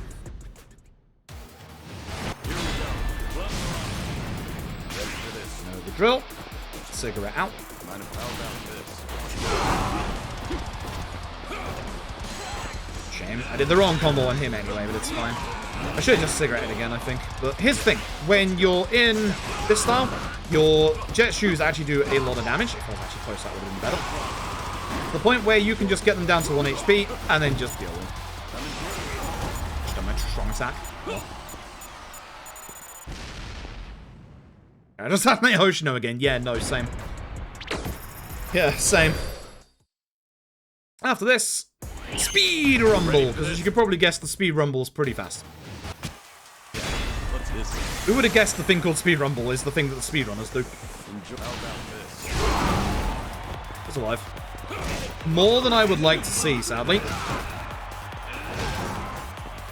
Way more than I would like to see, sadly. Ooh, bad god. How dare you? Oh, that. Alright, that's it. That's all we have to do for the tournament here. That's pretty bad. That's a bad set of attack. It's a bad set of Colosseum stuff, actually. Okay. We now have almost 1.1.5 million yen. That's really good. That's really good. I forgot that door doesn't open. What we can do is we can actually leave via this way, because it will actually take us to Central Street, and we can get quicker back to where we need to go.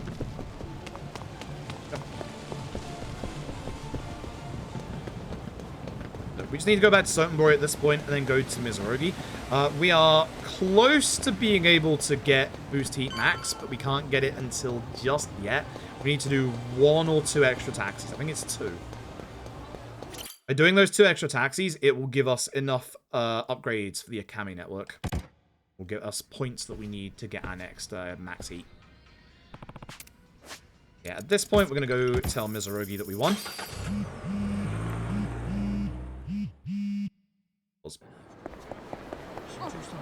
It's a relatively decent fight spawn, it's the looking the other way. Or it's not.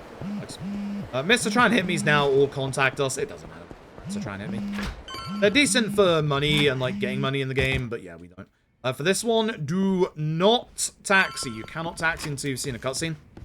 If you want to run outside, then you'll get this cutscene. At which point, go into our taxi. Let's show Fukucho. And that's where we get the Akiyama network points. And then I can get my next Boost Heat Max, which is what we want. There we are. This helps a lot with the strat that we're doing with the cigarette. Because now we can store up more heat to do more cigarettes. I hope you're enjoying Gaiden's run so far.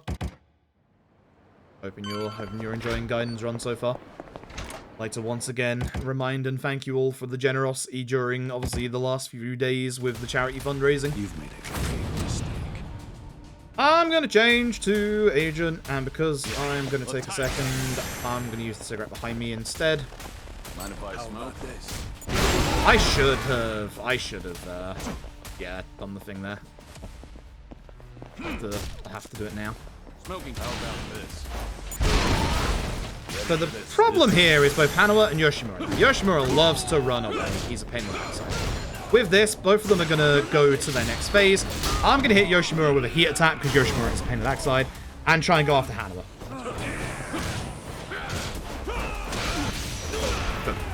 That EX actually was perfectly timed. That helped a lot. Yoshimura is a pain in the backside. He will always run away from you. Take care of him. Just like Yoshimura. At least fighting the guy.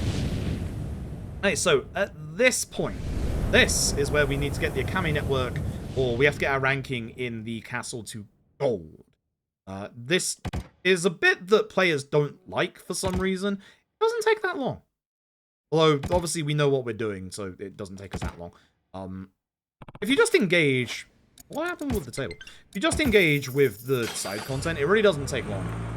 And this is also going to get us massively, massively overpowered. So, this is the quickest way to get back to Akame's. We're going to do a couple of requests. Very, very specific ones. One of them is a little RNG. So. Doryu. So, what'll Requests. Seeking advice. Doryu. So, what'll it be? Homeless Yamanaka.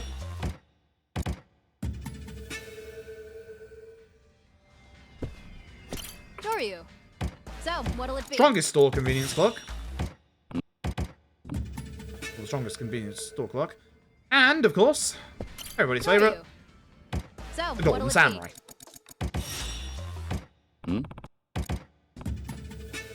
We are going to travel our smartphone over to West Shofukucho. Whenever we travel, we must keep an eye out on our radar for a purple arrow. If we see it, we drop everything and go after it. Perfect. Reason being is that this is our elusive Golden Samurai. His spawn is not guaranteed. It can be in a good couple of places. It's got a higher chance to spawn, but yeah, you want to make sure that you can just go after him.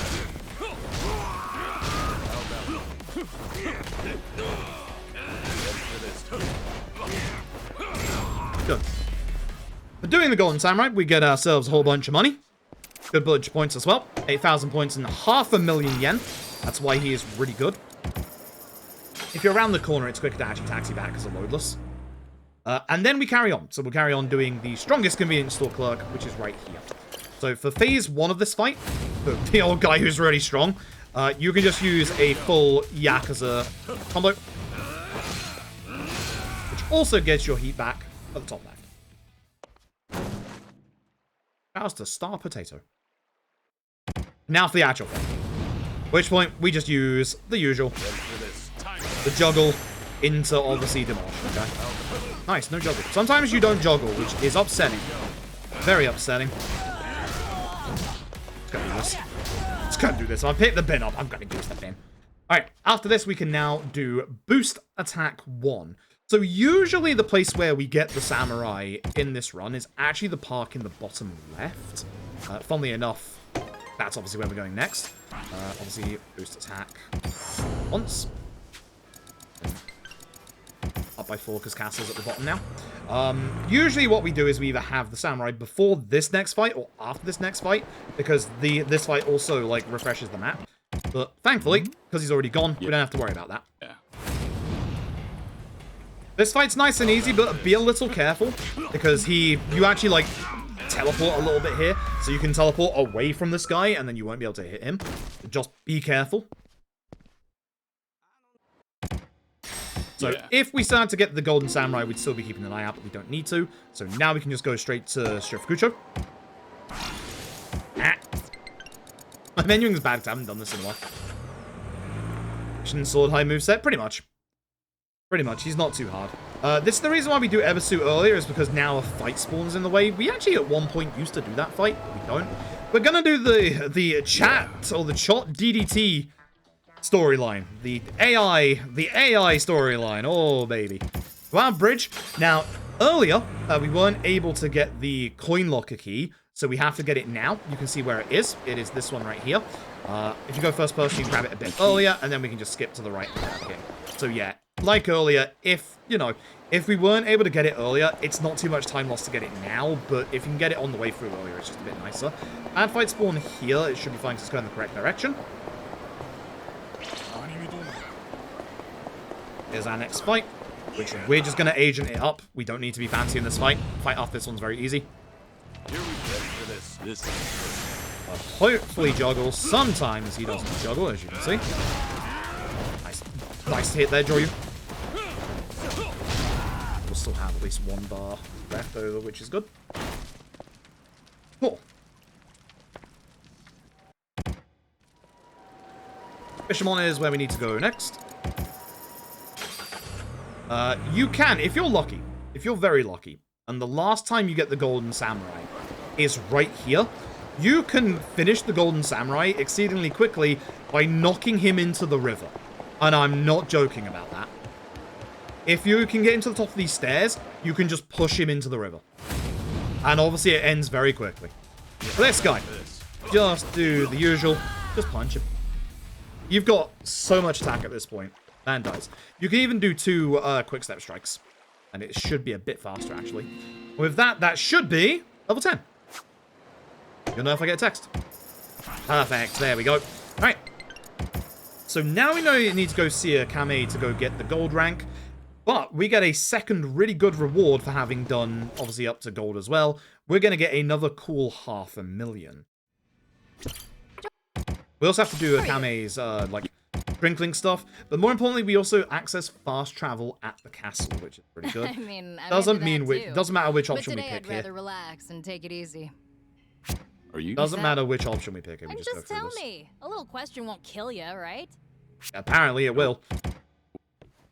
Our bond with Akiyama is now strong enough to carry over. So, before you go to the castle, super important, make sure you go back into the Akiyama network. How are you? Good work Get today. that 600k. And then go to the How are castle. you? Okay. This is where we're going to get a whole bunch of level ups. There's a lot here. So, upgrade abilities. We want Kiwami attack ×2. Max heat gauge by 1. Yakuza ultimate heat action. I've lost it. Oh, yes. That's it. Would help if I got the right one. VIP. Would help if I got the right one. And with this, we start the castle set piece. And this is a set piece I like. Let's go. And very much think is the problem with modern RGG set pieces in the action games. So, I absolutely love this set piece. I think the set piece is, like, really well done. But here's the issue, right? You get given the serpent shoes to be able to, like, use in fights. But also they're really good for, like, your movement. Because you can just, like, glide along them. They're these. You know, these are good fun. See how the fight just ended? Unlike older RGG games where the set piece is one big continuous thing, every fight in here is an isolated fight, which means you can't use abilities or your jet boots in between each fight. And that's not just coming from, you know, a speedrunning place, it is a little bit. But it's like, they just gave you this really cool thing, and you can't even use it. Like, you can't even use it. It's weird. Like, it's really weird. See? Just, there we go. Like, now we just go forward. Like, no jet boots. There will be a set piece later on where we can use the jet boots, and it's really fast because of it. Like, really fast because of it. This fight is actually very fun. Whee! See? The jet boots do have good use, though. The jet boots are actually surprisingly stronger than you might think. This is an unskippable cutscene. Here you get to see the man known as Joryu, aka Kazuma Kiryu, not kill anybody. 7 onwards? No, it's actually Judgment onwards. Funnily enough, it's actually Judgment onwards. It turns up a little in 6, but not that much. Only one set piece. Judgment does it a couple of times. It's Judgment onwards. It's weird how early it started, and I only started noticing it because of the jet boots. And it is, again, it is a genuine shame, because I do like this set piece, but I can't help but think, you know, man, it would be cool if I could use those new shoes that they gave to us, you know? It'd be really cool if I could use those new shoes they gave to us. Through the door. Alright, we've got a little bit of work that we need to do in here. Once again, you might remember I said earlier, if you're in the Dragon Engine and you get to a shimmying bit, don't hold, spam. See? See how fast I'm shimmying? Look at that. Look at that.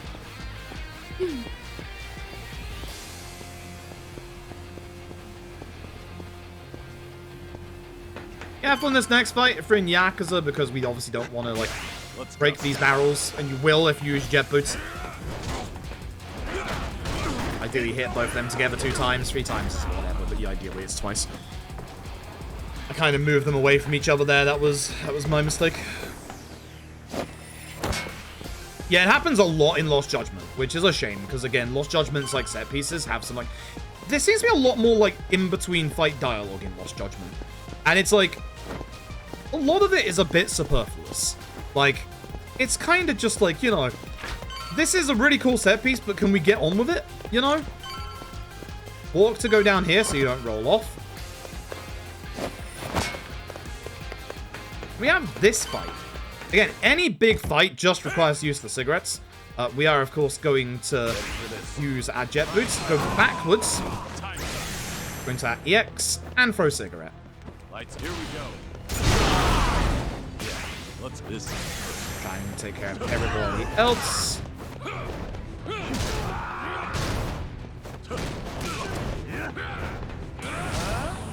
Unfortunate. Oops, I need to go back into this. Unfortunate. See, it is in 7 for obvious reasons. Like, in 7, it won't matter to you because it's turn-based. Like, when you go into a turn-based fight, you know, you go from running around to being in a fight. In 7, you don't notice it. Like, that's the natural structure of the entire game. But when it comes to the action games, compared to the older ones, all of a sudden, yeah, actually, you get interrupted a lot more when you think about it. Especially, like, beginning with Judgment. Like... And it's just, it's unfortunate. Like, it's nothing wrong with it. I like running around these areas. Like, they have a lot of, like, you know, it's really cool to run through the back areas of, like, the castle. But there is something just, you know, to be said about just let us play the game, you know? Mind if I... Here we Love this one, because you just fall backwards. You know? Sometimes just let us play the game, you know? We don't need to... The trouble about getting knocked back here is you have to lose more time to wait for the animation to get up. Could have just guarded, honestly. And, like, again, it's nothing against the quality of the set pieces, because, like, these set pieces are still good. But it's just the flow of how set pieces used to go in the older games has changed. And again, in LAD and Infinite Wealth, that's fine. Like, you know, you go from that state of running around to being in the state of fights. It makes sense. But not being able to just use your jet boots the entire time in this is so weird. How about this? Time to finish. Ready for this.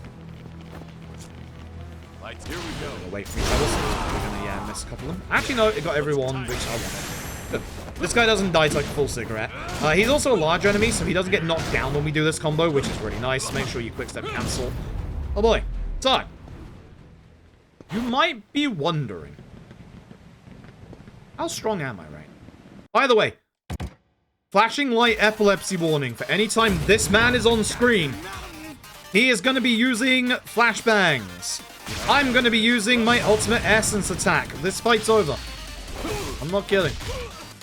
Wondering how strong I am right now. That's phase 1. Also, he is also your first damage QTE of the game. Amazing theme, by the way.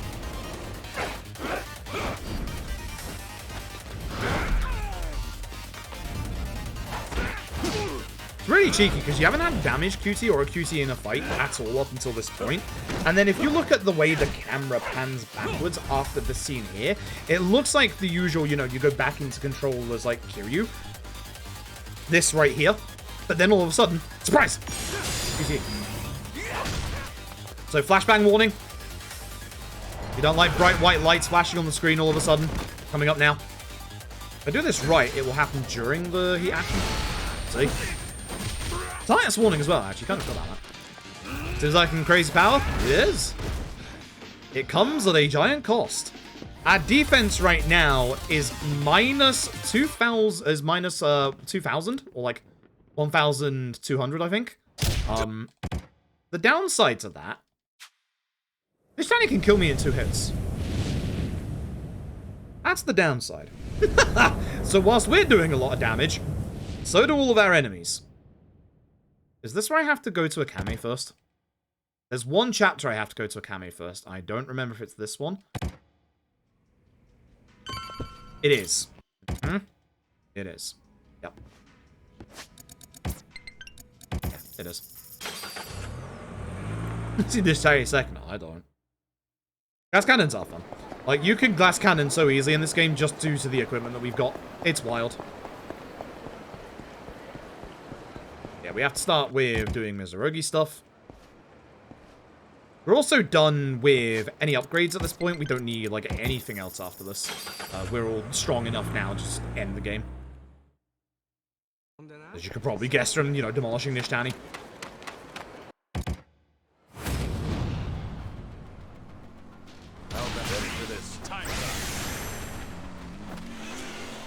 We don't need to get our EX back because we obviously start the chapter with full EX. Just hoping to juggle. If you don't juggle, that's fine. Outsuki here actually has a thing where we'll call in more drones. This, you actually want to see this because it keeps him locked into place. It's really nice. It's really, really nice. I think this is the Sleeping Tsurano cutscene, I believe. So if so, yeah, it is. So at this point, I now need to walk outside. I need to not try and taxi away. The next story cutscene. You can tell because the camera angle is at a weird angle. Yep. So wait for the call from Tsurano. Again, the nice thing about Gaiden is there are no time waiting segments. It's just a trigger that's just outside here. Walk outside and you get the phone call. Again, good RGG games are the ones that do not try and force you to waste time.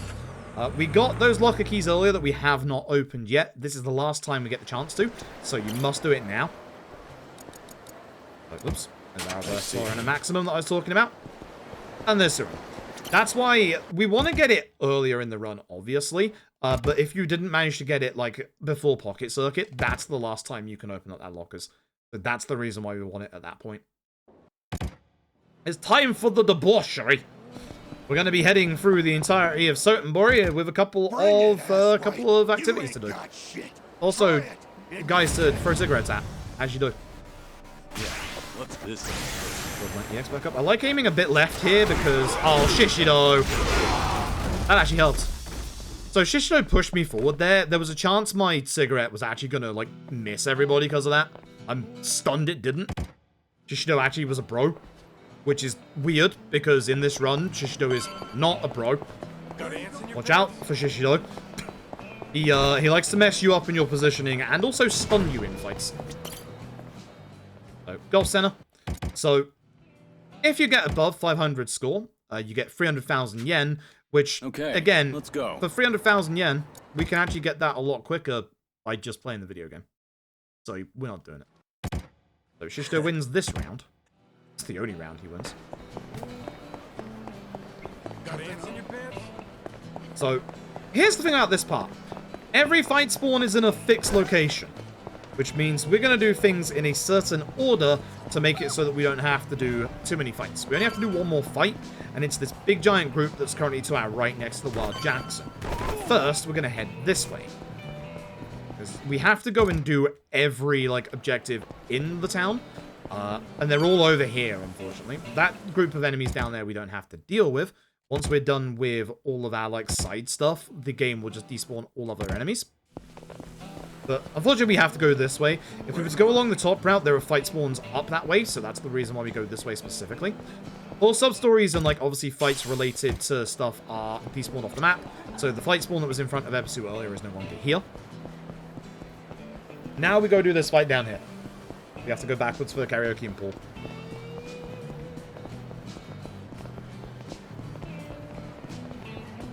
Straight line, honestly. So the nice thing about the boys is that actually, they're actually kind of useful. They're actually kind of very useful. Especially like the gun guy as well. The gun guy can be exceedingly useful. The gun guy actually has a lot of damage, which is kind of wild. So we're hoping that the gun guy will help take care of the two ads while I take care of Yamazaki. This guy just sucks to take care of. It did. Stuff. Your AI is, like, usually relatively aggressive in this bit. Not always. Not always, but usually relatively. Here, we have to do karaoke with Tsurano. What did I say yesterday? Looks like I'm up.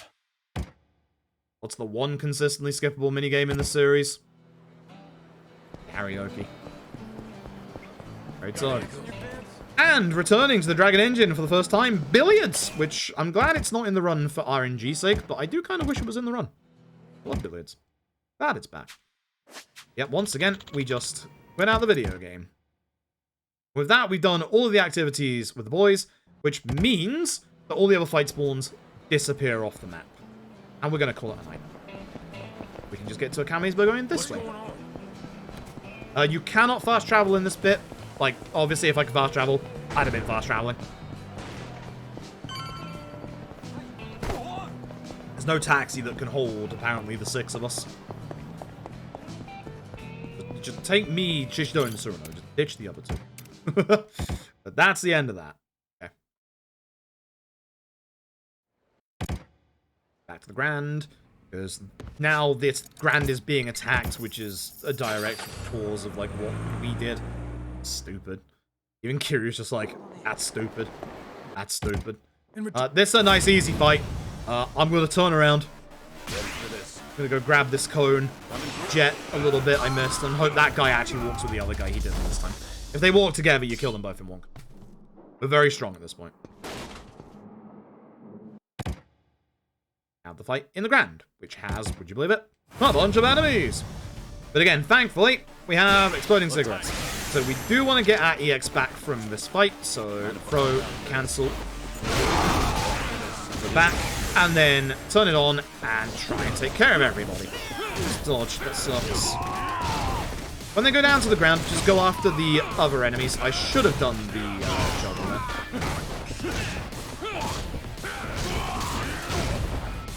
If normal enemies are alive, again, just go up to them with jet boots. You'll be fine. We want to ideally leave this fight with at least 1 bar of EX, which can be kind of hard to do if everyone's spread out, which they are spread out quite a bit today. That will be fine. If you're a little under 1 bar of EX, we will be getting a little bit of our EX back at the start of the next fight. Good.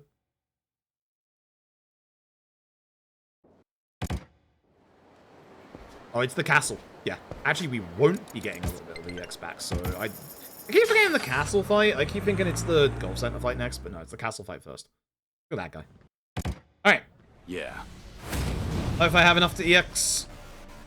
Ready for this. I don't. I'm a little off, so I'll Town of Plus. That's why we got Town of Pluses earlier. That actually gives them time to run up to me, which is nice. Takes care of a lot of them. And you know the drill. Go after the rest of them. Now, one of the nice things about the Serpent Shoes is that if you are low on your EX, there are ways of getting it back quite easily with Serpent Shoes. And that is actually using all of the furniture that you can see around us. If you jet boot into anything destructible, it gives you a massive ton of EX back for whatever reason. So if I cancel out now and just jet boot through all this, my EX is back. So it's honestly really nice. I didn't have to do that. I could have just waited for the next fight, but that worked. I now have literally like all my EX that I need for the next fight. I don't have to worry about using more Tower of Pluses. But this is why we have the Tower of Pluses. The Tower of Pluses are your backup for getting heat back in these fights if you don't have it. And again, if you're in a fight, jet boot into objects. It's fine. Funny and it works.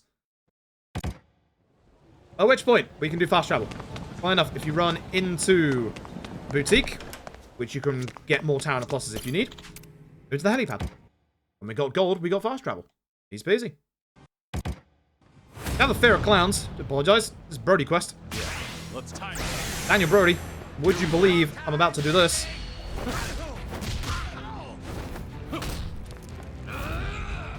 I think actually I do the agent combo first because it doesn't lose time. Oh no, he's invulnerable. Oh no, he's dead. Yeah, that puts me down below 1 bar, but that should be fine.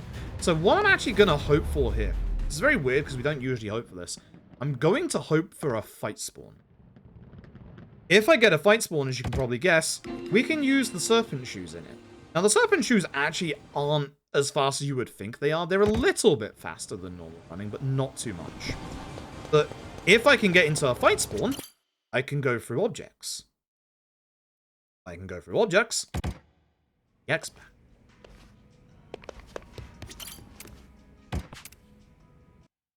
That's what I want, the fight spawn. Go to the golf center. This taxi usually gives us fight spawn. So ideally there's a fight spawn ahead of me. There is, I'm hoping it sees me. Yeah, it's turned, good. Boys. Because now, change to agent, and we just go. By hitting all of these benches and stuff, we build up our EX, and we can just get to the next one. Good. Simple as that. Area triggers are great. Cosmic! Thank you so very much for the raid. Hope you're doing well today. Thank you for the luck. All of my good PB luck is run out with this game. To be fair, it's been a long time since I've done Gaiden, and Gaiden runs are extremely specific. And also a bit luck-based with these cigarettes. So, for those that are coming in, I'm through. I do, obviously, Yakuza RGG speedruns. We're doing charity fundraising. We have one more milestone to go at 3,000, which is me learning a Soulsborne run. Either Dark Souls 3, Sekiro, or Bloodborne. Which, boy, that's going to be an experience. Nice. Juggle. If you get the juggle, just go into him completely as fast as you can. Thank you for walking over to me. If there's anyone left alive, you know the drill. You curse Shishido for knocking enemies away. Remember what I said about that man? He's not your friend. He isn't. Do not trust him. He's not your friend. Supposed to just jet boot into him and it will kill them at this point. Unfortunately not. Big Shishido. And go. And obviously at the start of the next fight, we're going to use the cigarette to get our EX back, as you do. You want to come out of this fight again, hopefully with at least 1 bar of heat. If you don't, you have Tyrant bosses. Yeah. Let's time. Just for a cigarette. Should be good at this angle. Yep, that's everyone. And you just jet boot around. This is the set piece where you can use your jet boots. And it's really good. Like, now we have a movement-based set piece. Strong attacks open up the door. Any idea where the fuck you are? Home. You're doing charity fundraising. That's where I am, maybe.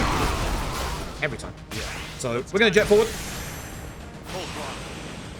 Hopefully, take care of as many people here as possible. We don't need to cancel out the X here for the cigarette. Fortunately, I didn't take care of as many as I would have liked. This guy is one of the enemies that I said earlier that your AI breaks at the start of the fight. What I would like to do is EX and grab this plant. I'm being very careful here because you can like knock into it and then obviously break it. Dragon engine stuff. Gonna walk forward, spin a couple of times. I don't know what I was cooking yesterday with all those PBs. It did carry on today. We did get Yakuza 6 PB, but we are not getting a Gaiden PB. Cancel out your EX, and then jet boot around. So yeah, your movement here is like actually important, which is cool. We're using strong attacks to open doors, because obviously the light attack with those cigarettes. This movement. When you get used to this movement, it's really cool. I like Gaiden's run a lot. Gaiden's run is super cool. We do a lot of things that we wouldn't normally do, like other RGG runs. I don't know why I'm EXing when I need to. Enjoy the burn. Enjoy the burn, he says. And if you're wondering, yes, it is quicker to use the English dub with Gaiden than the Japanese dub. We can skip boss intros with the English dub. The Judgment Special. Here we go. I don't have to cancel out here, because like I do want to be my next one. I've also got to stop running forward, because that's getting me in trouble. Spin. Cigarette. You can use the cigarette behind you, like in the Doji hideout. I probably should there, honestly. But it works out like this. And hopefully everyone stays together so you can just take care of the last few enemies here, which is looking like it's going pretty good. Shishido, I'm gonna need you to stop, friend. And if you need to, just kick stuff here for heat. Because we now have to go for this fight. Hey, Paige, hope you're doing well. Oh. And there we go. Cool. I could actually go in the door. So scream good. You hear me? Once again, flashing light warning anytime this man is on screen. Here we go. Would you believe the strat is going to be the same as last time? We're pretty strong at this point. Although we need to do a little bit more damage. So we are actually going to change to Agent and spin. Damage QT again. Get ready. So yeah, very, very big flashing light warning. So look away for this next bit. He's going to throw another flashbang. Every time he's in a fight, he throws flashbang. There it is. Right, there we go. It is gone. We're going to need a little bit more damage to Nishtani, which is just agent stuff. We are doing a lot of damage at this point. We are doing an absurd amount of damage at this point. It's wild how much damage we do. But, yep, that's that. Now we go on to the final chapter. As I said, Gaiden's a fast game. Like, we are literally, like, less than 10 minutes away from the end of this run. Like, this is a very, very fast run. I like this run a lot. I really like this run a lot. But this kind of follows a couple of, like, the more recent times RGG action games where the finale is pretty much just, you know, start the finale. We do have to do a little bit more just before then. We have to go see Akiyama. We have to time skip forward a bit so we can be in line with Like a Dragon, which you will be seeing after this, don't forget. We are going to be doing an LED run tonight. Sure you. I went to sleep. I'm sorry. We also get, in a bit, the different choices that you can give to Cyrano. Funnily enough, the quickest option is unironically the worst option. I'm sorry, Cyrano. We are gonna say we don't forgive you, but we do forgive Cyrano. Cyrano's fine, but yeah, no, we kind of have to go through the dialogue quickly, so we just go for the bad one.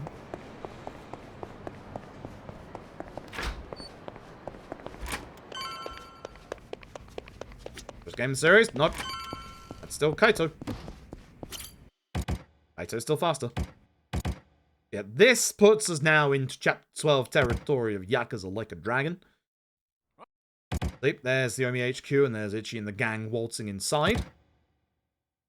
Go back to Akami's one last time. This is where we give the Cyrano decision, which, sorry, Cyrano. I mean to be mean to you, Cyrano, but that is the way to do this.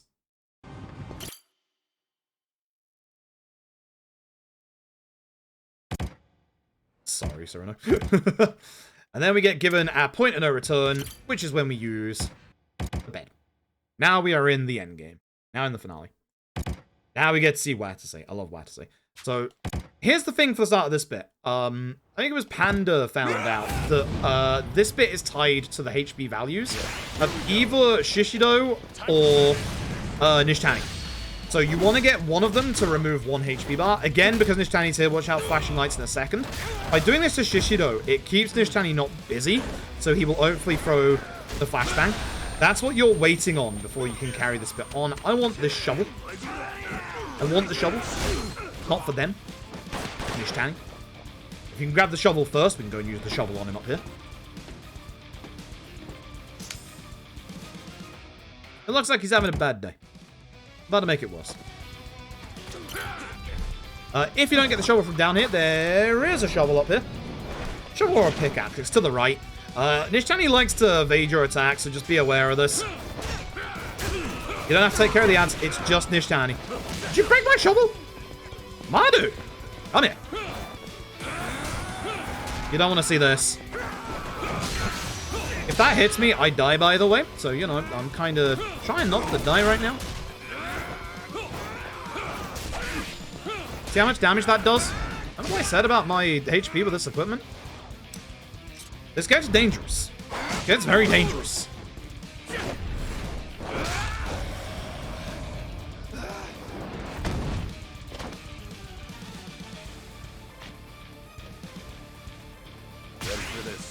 No more shovel. Hello, Shishido. I'm going to hit Shishido down to half HP with Agent Star. And then just do this.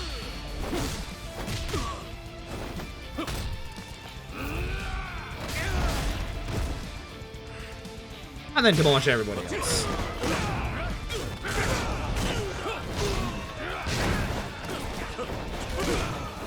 That didn't connect.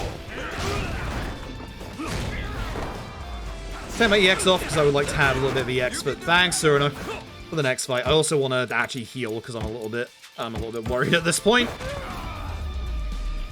Actually, I'm very worried at this point. Yeah, Charity Overlay is hiding at the minute. Nothing I can do about that. Charity more important.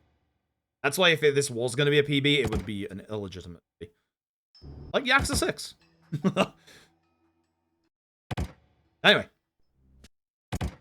Now we get Kiryu's version of the Chapter 12 LED stuff. We'll be back here in about 3 hours. Yeah, let's go. This. I love the fact they remix this song. I love this song to bits. How about this? Ready for this? Time. Coming through. Oh, it's because he's on the floor. Come on. Joey, more enemies are coming in from over there. Seems like there's no end to them. I'll give him a taste of my fists. Nice remix. I love the original. I love the remix as well. The original is so good for where it plays in LED because, like, it's supposed to be, you know, hey, this is happening, you know, and a nice build-up to, obviously, you know, the fight that happens in here in LED. But with this game, it's like, you know, Kiryu being seasoned veteran, yeah, you can go funky.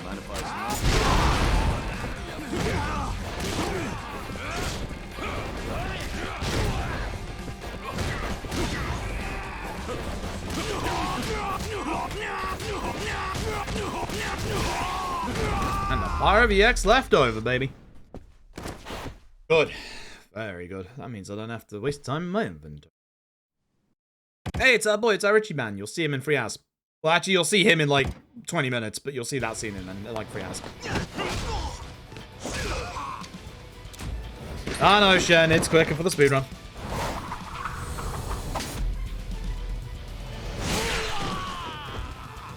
It's like the only place you hear it.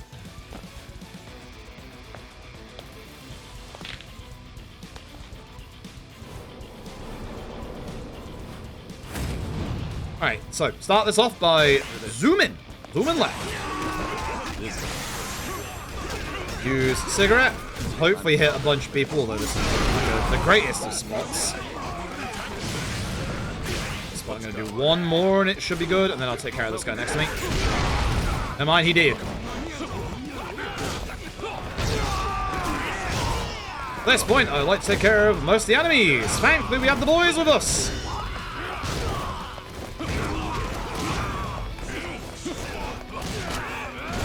So I'm just basically going after, like, all the enemies that have, like, you know, HP bars left.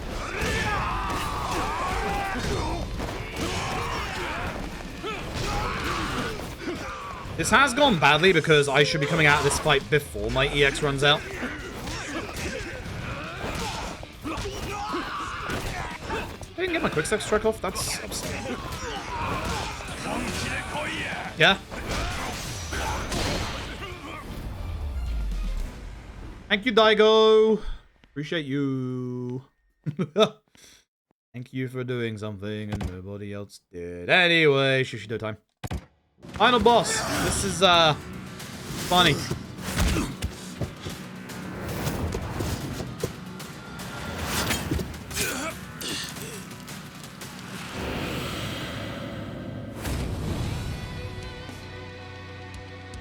Oh, if you're wondering...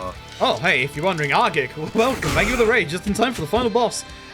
If you're wondering, for Shishido, this is how we do Shishido. That's phase 1.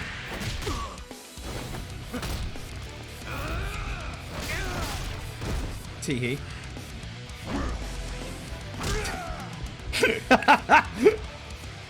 Come here.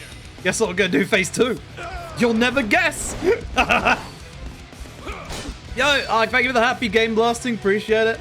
Hopefully your game blasting has been going well as well. Hope you had a good time at ESA as well.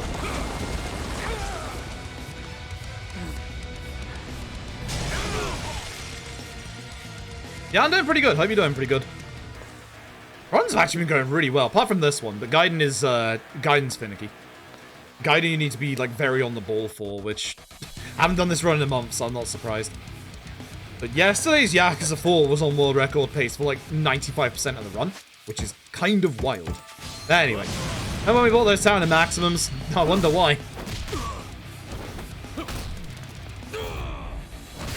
It's almost like we did it for this purpose. Shishido does not go to phase 3 just yet. Does after I joggle him.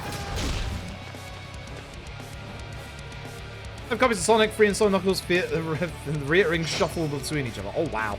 That's a lot.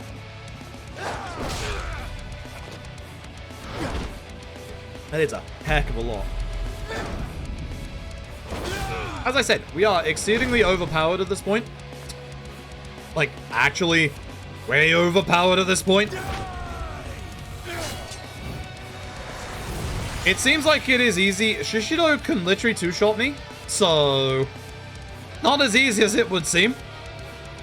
But it is kind of funnily easy. I have so many Tyrant Maxims, I can just go wild on Shishido. Yes, this man has like 15 HP plus. Great. Oh, Dragon Engine. Dragon Engine. Fastest Tiger Maniac, thank you very much for the 5 gifted subs. I appreciate it. Thank you very, very much. Hope you're doing well tonight.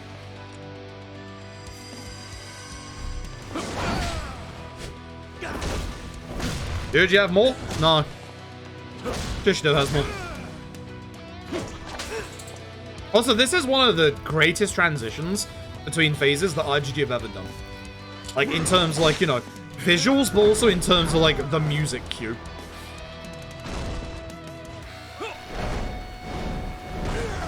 A good time, though. It's a lot, but it's for charity. Yeah.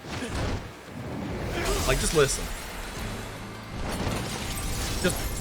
You expect to go out the front door. No, you go out via the roof. And look at this shot and how hard it goes.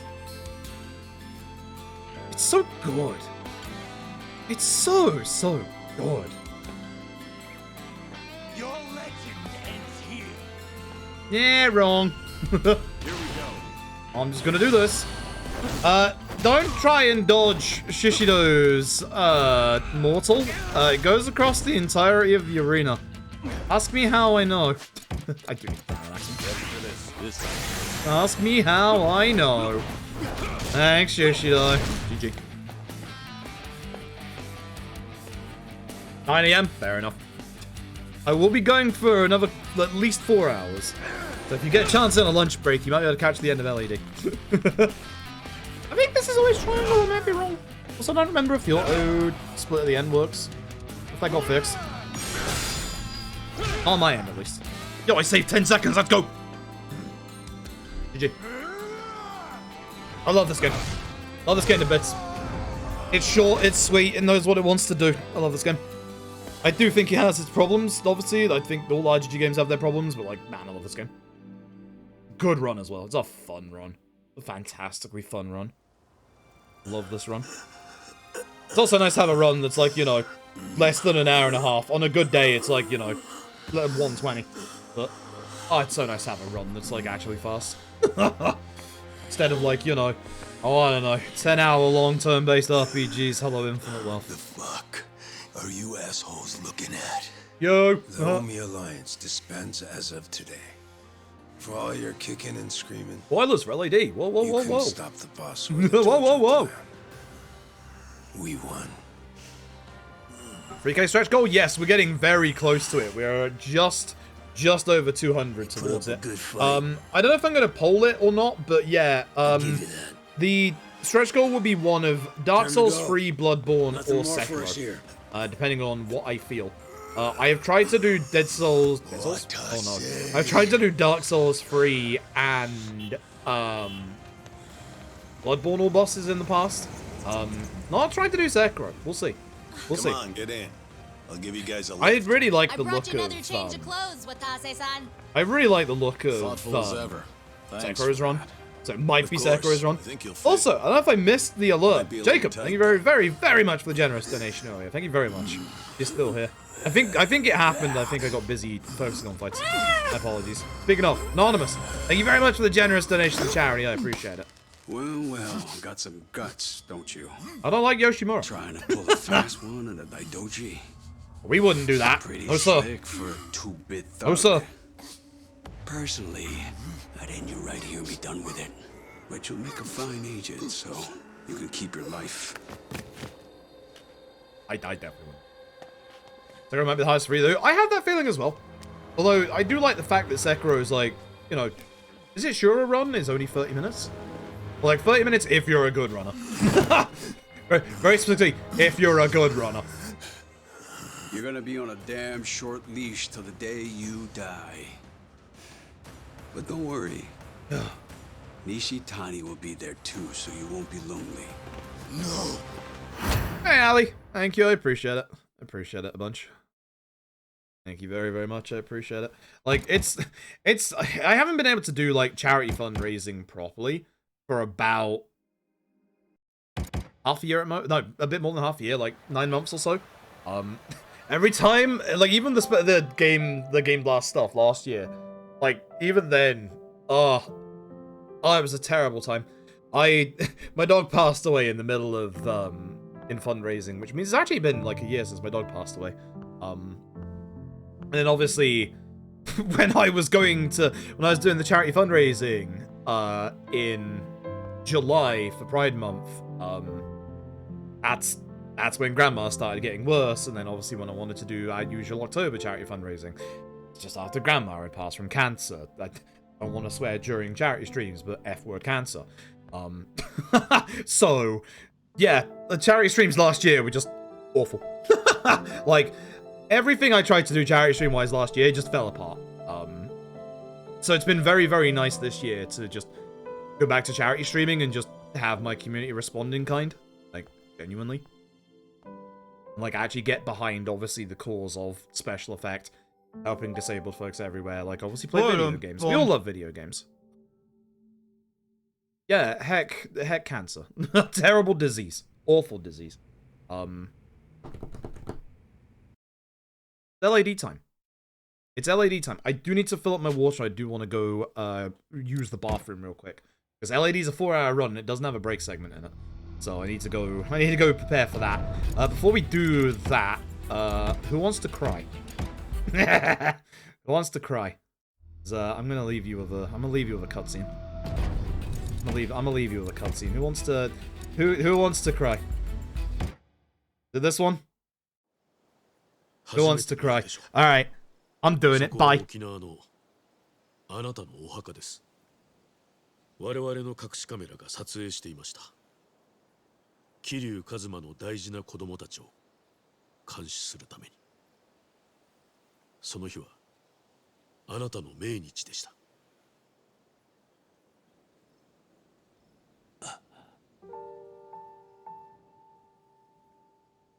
ハルト君は4歳でしたか。可愛い盛りです。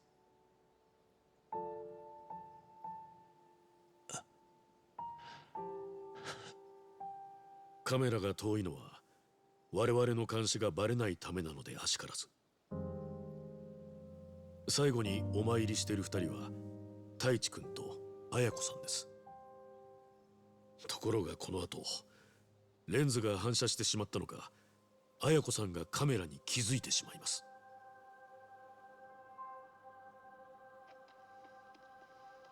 ねえ太一、これカメラだよね。うん、そうみたい。おじさんのお墓に向いてる？隠し撮りしてんだ。多分俺たちのことを。じゃあもしかしてこれおじさんが仕掛けたとか？おじさんがやっぱり死んでなかったとしたらそうかもな。ヤッホーおじさん。あんた何やってんの？だってこれおじさんが見るかもしんないんだろ。え？ダメでもともと別にいいじゃん。ねえおじさん、俺のことわかる？太一。それに綾子姉ちゃん。こっちはみんな元気。はるか姉ちゃんもハルトもね。シロも泉もコウジ、ミツオ、リオナ、エリ、みんな元気だし、それに実はみんなおじさんが死んだなんて信じてなかったりする。本気でだよ。おじさん、俺消防士になったんだ。何かあってみんなが勇気を出せないでいる時、真っ先に人を助けられる人間になりたいと思ってさ。おじさんの背中を見て育ったからだよ。私はね、小さな会社でジムやってる。ちゃんと就活も頑張ったんだ。コーチもサラリーマンになった。リオナはアパレル業界、エリは今保育士目指してる。泉はトリマーになったの。豆で練習してた。三つはとりあえずフリーター、シロンは理系を専攻してる。ハルトは今やんちゃなんだよね。目離すとすぐどっか行っちゃって、はるか姉ちゃんとゆうたさん困らせてる。きっと何か事情があるんでしょ。生きてたら絶対俺たちに会いに来るもんな。もし本当にこれを見てたらさ、何か合図をくれない？もう私たちは自力で何とかやってるし、おじさんに面倒見てほしいなんて言わない。ただ、もしかしておじさんは一人で寂しいんじゃないかなって。合図が来たとしても朝顔のみんな以外には内緒にしとく。それでいつかおじさんが帰ってきてよくなるまでおとなしく待つよ。そうそう、私も大地ももうお酒飲めるし、絶対楽しいよ。いっぱい話すことあるんだから。あ、そうだ、俺たち明日また来るよ。おじさんに渡したいものがあるんだ。はるか姉ちゃんたちもカメラに話してもらいたいし。おじさんに渡したいものって？そっか、それいいね。じゃあまた明日。じゃあね、おじさん。あいにくカメラは現地のエージェントがすぐに取り外しました。監視対象にバレた以上妥当な判断です。そうだな。あなたにこの映像を見せることが果たして褒美になるのか検討はしました。いや、見せてくれた。感謝する。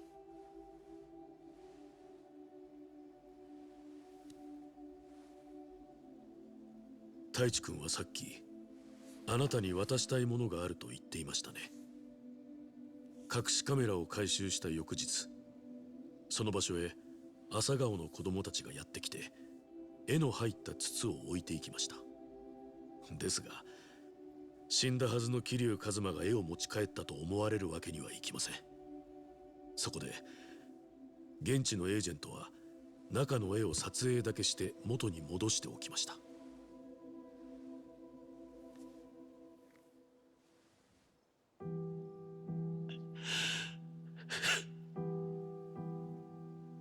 ハルト君が描いた絵です。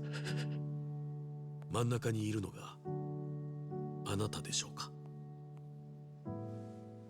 うまい絵だな、ハルト。見ろよ、4歳ってのはもう字が書けんのか。最後に会った時、あいつはまだ喋れもしなかった。なのに立派にやってますよ、はるかさんも他の子たちも。まったくだ。あいつらとっくに自分の足で立って歩いてる。Hi. Hope you noticed I walked away, so that didn't have to do the cutscene. And to be fair, I wanted to get a hot chocolate because I do need the energy burst for the LED. Took a while to boil the kettle. Hi. Hey, I'm not fully evil. I could have been more evil. Do you know what I could have done? I could have said, hey, give money to charity and I'll skip the cutscene. Could you imagine how terrible of a streamer you'd have to be to emotionally blackmail your chat? Do you imagine? That also means that I can't skip this now, because it would look like I would be emotionally blackmailing you to donate to charity. I ain't doing it!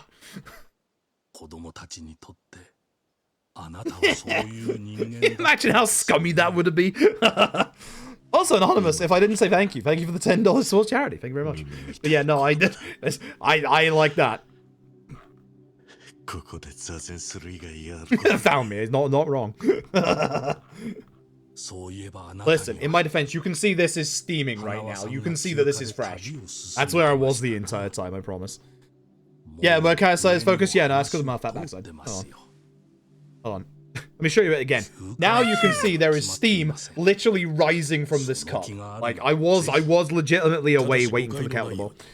Agek, thank you very much for the generous donation. We're now less than 200 away from the Souls incentive. Oh boy. Let's try an Yaks cutscene. I'm stunned that when we did this, like, casually, I am stunned I didn't ugly cry. I was on the verge. Like, I was on the verge the entire time. Like, I was holding it back. If you look at my eyes, you can see that I am absolutely in tears. I was holding it the hell back. I am stunned.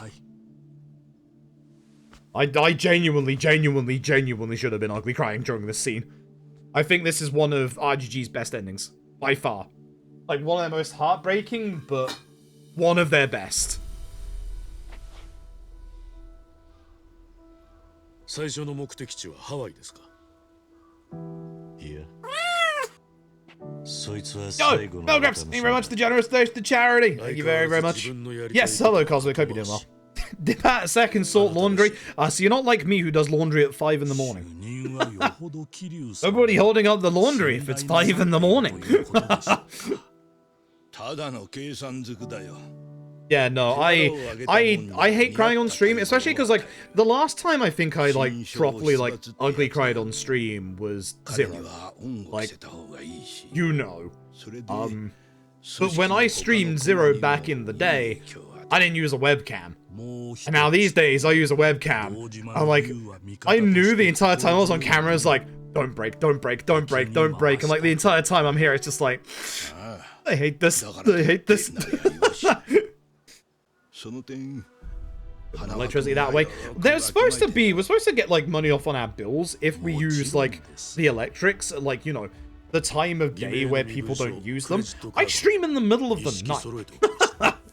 Parents should be thanking me. If I am too good. See, I'm glad I'm not alone, actually. Oh, dear. The community that you left us this cutscene, it's true. Then it's skip back me, how did I play the cutscene again? Ooh, Milgrips. Ooh, Milgrips has donated $25 and says, why don't we do the cutscene again, chat? Chat, you want to see this cutscene again? Delay LAD a little bit longer. Again, for those who don't know, this is Morinaga from Yakuza 5. The only people that knew Kiryu as Taichi Suzuki were Aiza, who knows where that guy is, Morinaga, who died off screen, like Aizawa did, definitely didn't die off screen, and the rest of the taxi company. Much like I love Nakajima, same Nakajima. This is also the exact same voice actor as Morinaga. It's Morinaga. Please, 2 plus 2 does equal 4 in this case, chat. Now, Aizawa's in the Tojo clan car park. Aizawa's literally waiting for Kiryu to come back, which, good luck there, bud. Good luck there, bud. I said this before. You want a Gaiden 2? You want a Gaiden 2? You want a sequel to this? Make Aizawa the bad guy. Give Aizawa some actual character development. You could set a Gaiden 2 between this and Infinite Wealth, have Aizawa be the bad guy, have it not affect, like, the plot line of, like, Infinite Wealth, be its own thing so it's not straddled like this game, where it has to get to, like, a point, like it does with LAD. And you can do a Gaiden 2. You can just have, like, Aizawa be a really good villain. Just do that. Do that. Do that. Because, as you've seen from Aizawa's character in Lad Ishin, his actor is very good. So I'll check real quick, Rosa. Yeah, that's fine, because, like, I think you did the right thing, because that leads into discussion about it. So, I think that's correct. I think that's correct. Carl! Carl, thank you very much for the generous donation. You're over time. Carl, I love you, bud. We need to... Oh, no. Chat, stop. Chat, stop. Chat, no. Chat, no. Chat, no. Stop. Chat, no. Carl, we need to do Helldivers 2. Carl, I need to stop doing long streams so we can do Helldivers 2. That's it, Tiger Maniac. Thank you very much for the generous donation to charity as well. Good luck on getting the free K. Well, we're 20 away. We're 20 away. Listen, can I make it through 4 hours of LED before we unlock a Soulsborne speedrun? Oh boy. I don't like that Shen also did exclamation mark donate. I don't like that at all. Alright, it's lad time. It's lad time, and this one's my baby. I might not be top dog in this game, but God, do I love this run so much. I put so much time into this run. I love this game in bits. If you've never seen this is obviously the game before Infinite Wealth. I had a lot of people say, surely this would be hard to go back to. Actually, no, it's not. You'd be very surprised. Let me double check the... Let me go back to the proper layout. Let me double check the thing is on. Yep. Why was it 6 where the load remover turned itself off? I guess I'm just going to have to do that again. For those who were wondering, because I have to explain this every time, the reason why there is no split for Chapter 2 is because some dumb idiot, hi, that's me, forgot to split during Chapter 2 of his personal best. Therefore, there is no time for Chapter 2. Oops. Damn it, Shen. Shen, thank you very much for the generous donation to charity. That's some Soulsborne right there. Sunflash Rune, thank you very much for the generous donation to charity. Well, bother. I'm gonna have to learn a game.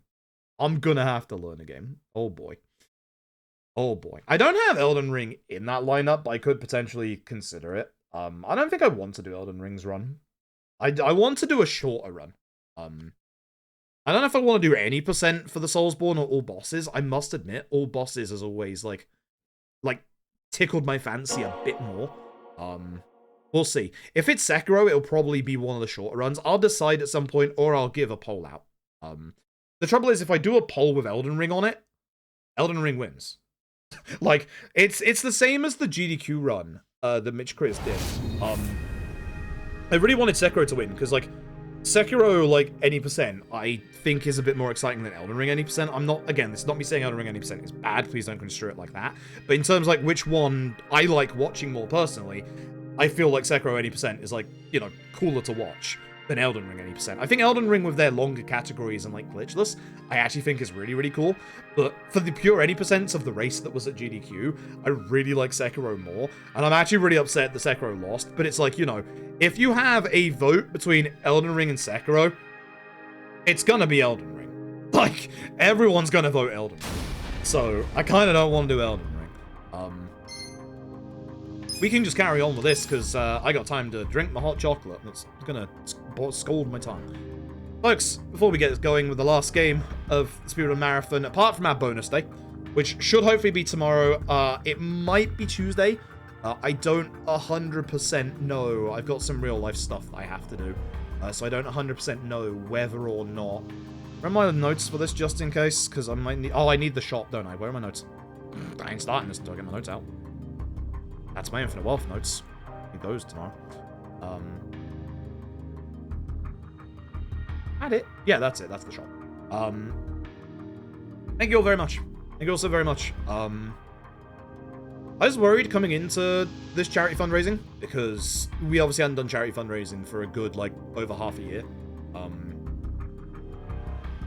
And honestly, I just wasn't sure. The problem with doing the way that we've done this charity fundraising is that for the first 2,000, it's a marathon-esque thing where, you know, the next 200 unlocks the next game to speedrun. But the issue with that is if the next game doesn't unlock, what do I do? Do I just stop charity streaming? Because that's weird. So what I want to do in the future is change up the format a tiny bit. And instead of, like, you know, having the next run be a will it happen, won't it happen, because that's stressful on me as well. Instead, we'll have, like, a fixed schedule of we are going to do this, this, this, and this, and the milestones will be to change the run. So stuff like legend difficulty, Amon fights, karaoke incentives, stuff like that. Like, change it up a little bit like that instead of having the runs themselves be, you know, this might not happen, you know? So that's what we're going to do for the future. The next one that we do like this will have side games with it. Reason why I can't do side games, as I said, with my parents coming back from, obviously, holiday, and also, you know, certain things happening this week that I may or may not, you know, do myself. Final Fantasy VII retirement. My time is limited. My time is very limited this week. I can, however, get Gaiden or sub-stories out before Thursday. And my next stream after this one will be the bonus day, so we'll still keep, obviously, the charity stuff up. It will be the bonus day for Infinite Wealth. My first Infinite Wealth any percent run. It's going to take somewhere between 9 to 10 hours. It's going to be long. Look forward to that. Either way, this is LAD. Go on. ID is fun. Restaurants on bonus day? Yeah, I could. Yeah. Yeah, that'd be a good idea. I like the format of like how this was, you know, hey, if we get like, because here's the thing. I have a lot of stuff that I owe, like, reward-wise for previous charity stuff. A lot of it is super quick. Sonic 1, 2, 3, and Knuckles, for example, I can get one of each of those runs learned within a week. We did that for Sonic Mania. Remind me to go back to Sonic Mania or something. I can do a Sonic Marathon if I do that as well, where I do Sonic 1, 2, 3, Knuckles, and Mania. That would be cool.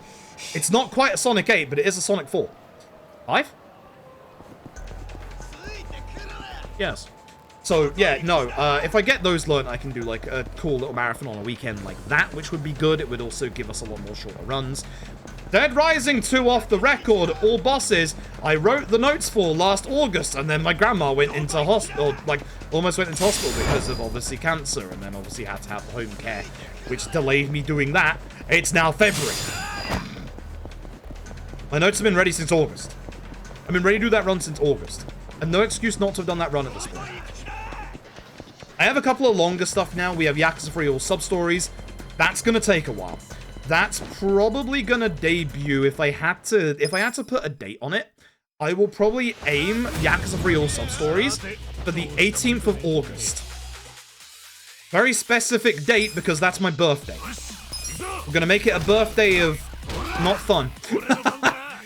There's a lot of aspects of free all sub-stories that actually genuinely kind of scare me. So that's likely when free all sub-stories will be. And it also gives me a good long time to properly route it. I think one of the things that went very wrong in my Judgment all sub-stories routing is that I rushed it.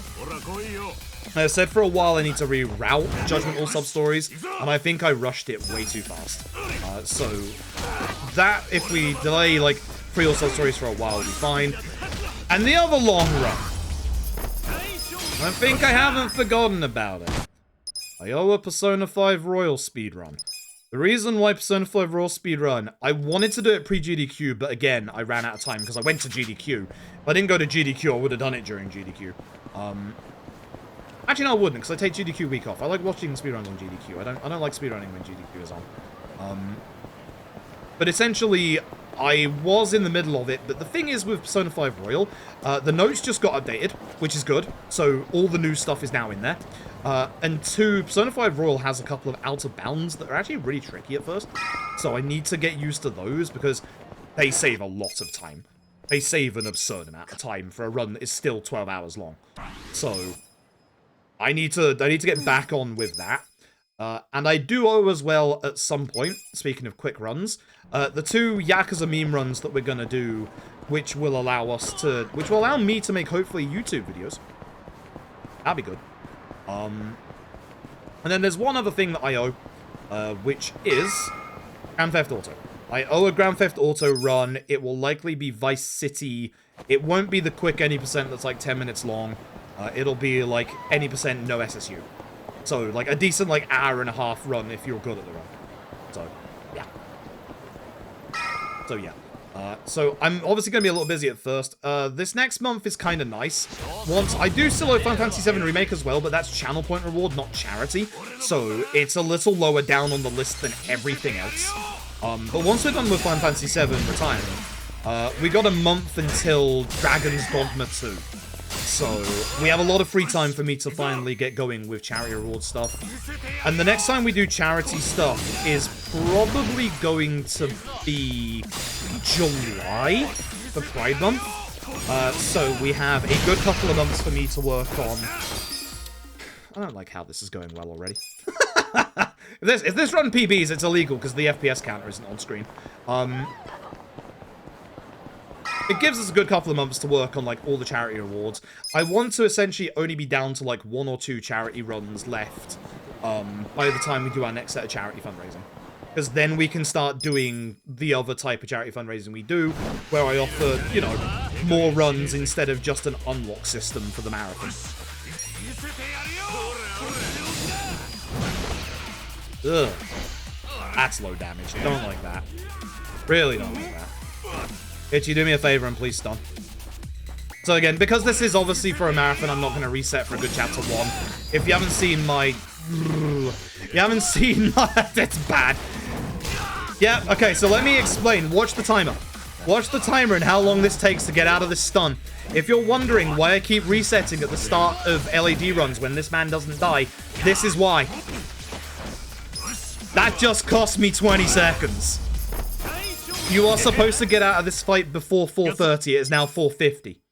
If you've been wondering why I keep restarting so many times at the start of an LAD run, that's why. Now you understand. That's why. If you literally lose, like, Hirotsuka to hitting you, like, literally, like once, even if he doesn't stun you, you lose up to 10 seconds. Like, and chapter 1's timing is hellishly tight. My end game. So there's a lot of time save that I have in the mid to late game of this run from chapter 5 onwards. Here's the issue. My chapter 14 in my PB is literally the most perfect chapter 14 any runner has ever had. Because with the 2 hardest boss fights of this run, I have what is called the Masochist bonus. So, Mr. Masochist, the Palmate, we'll be getting him later. He gives you a massive defense boost. What happens in this game that doesn't happen in Infinite Wealth is that your Palmates have a critical chance. So if you've ever seen a exclamation mark on your Palmates and wondered, why is there an exclamation mark there? That's the critical chance. That critical chance basically means if they have a chance to do a debuff or a buff, or if they do damage, subsequently, they will be buffed. Either the duration, not the duration, either the percentage style of the debuff. So Gondarawa is supposed to do 20% defense, 10% attack. When he has the crit, this is a bad start anyway, jeez. When Gondarawa gets the bonus, it is instead 30% defense debuff and 20% attack debuff, which is huge. When it's Masochist, instead of you taking about like 35% less damage, you instead take closer to 50.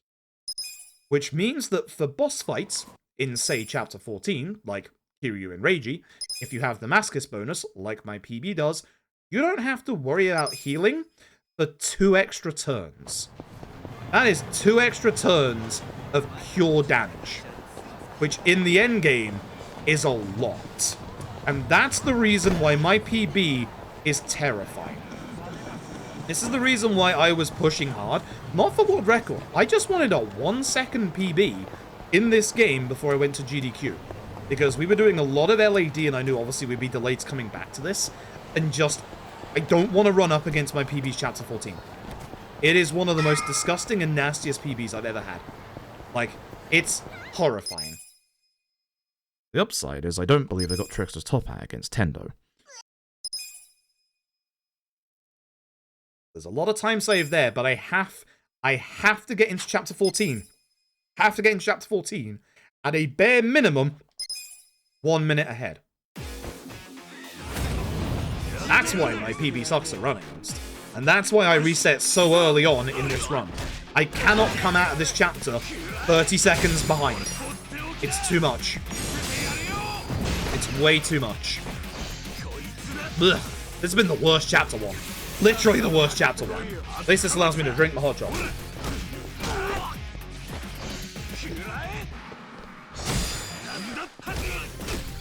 For reference, you should come out of this fight at 6:30. It is now 7:17. That's how much time I have lost in this chapter. This is the reason why I reset a lot in this game. I hate resetting in this game, and it's kind of nice to do this marathon because I don't care about, obviously, resetting here, right?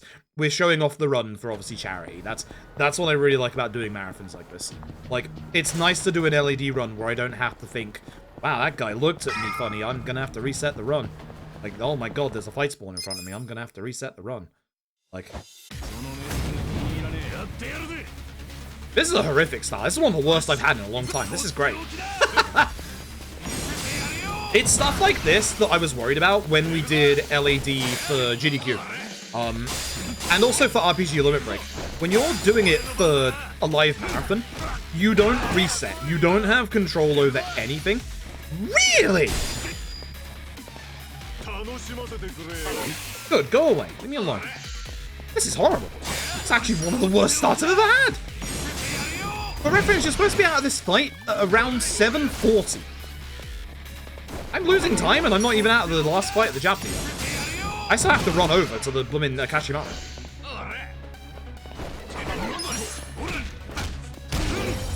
You're gonna see how much time I lose.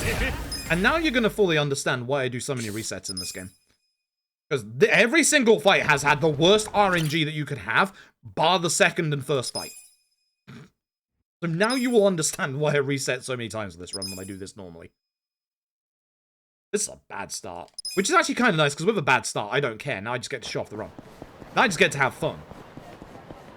But that's the reason why, like, with my GDQ estimate, usually when I submit anything to GDQ, because everyone always asks me, you know, when you submit estimates to GDQ, like, how do you decide what your estimate is? 1, does the game have any soft locks or crashes that you have to work around? With this game, there's obviously the Komi Dual one, but it only affects, like, older PCs. So, I still factor that in and add in, like, an extra 2 minutes as a just in case. By the way, that is a 50-second time loss right there. That's how bad that chapter was. Now you understand. So, any soft locks or crashes that you have to work around, obviously I add in, like, the time that it would take to reload a save. When it comes to most of the action runs, depending on how comfortable I am with the run, most of the runs I will give a 10-minute estimate for. 10 minutes is nice because if, you know, you don't submit, whenever you submit to any marathon, you do not submit PB. You do not submit PB and you do not go for a PB run. When you're doing a marathon, the chances of getting a PB are extremely low to none. So you don't submit PB. What I do is usually when it comes to the 2-hour or less action runs, 10 minutes. If there's a nasty bit of tech in it that can cause you to lose multiple minutes if you mess it up, 15 minutes. For LAD for GDQ, it was 25. Reason that it was 25 was because of the Majima Saijima. This was a good fight. The Majima Saijima fight, the Tendo fight, and obviously the Reiji fight. I will always, if it comes to a run like this, factor in how much time a reset would take. Because when it comes to like runs like this, where you have some really wild late game RNG that can ruin the entire run, you factor that in. You absolutely factor that in. You do not just go, oh, you know, my PB's like a 312. I can easily submit a 320. You're not hitting that. You are not. I'm going the wrong way. You are not hitting that at all. This will also serve as a good derust for this, because I need to derust this. Like, literally, like, you are setting yourself up for failure, and you're setting yourself up to put more pressure on yourself. Like, don't submit really tight estimates. If you're trying to submit things to marathons, don't submit tight estimates. Like, genuinely submit, like, you know, give yourself a nice buffer of, like, 5 to 10 minutes, whatever you're comfortable with. Up to 15 if you really, really need it. Like, it's better to have that estimate and not go over your estimate. Like, much, much better to do that. Like, much better. Outside that submission? Yeah, exactly. Like, anybody who does, like, you know, any kind of, like, marathon submission stuff, they will look at the leaderboard and look at your times. Which is really bad when you have somebody like me that only updates their SRC accounts once every 6 months. It's also doubly bad when, you know, you're the leaderboard mod and you could easily instantly, like, verify it, but, oops. I just can't. I don't know why I don't update my SRC stuff. I don't update my SRC stuff. My Gaiden PB is like 5 minutes slower than my actual PB on SRC. my LAD PB, I think, is wrong on SRC as well. I really need to get on with it and actually start uploading my PBs again. I think this fight spawns me, right? I've always been wondering about this, if I can just run this one. Okay, you can run this one at the right angle. Good.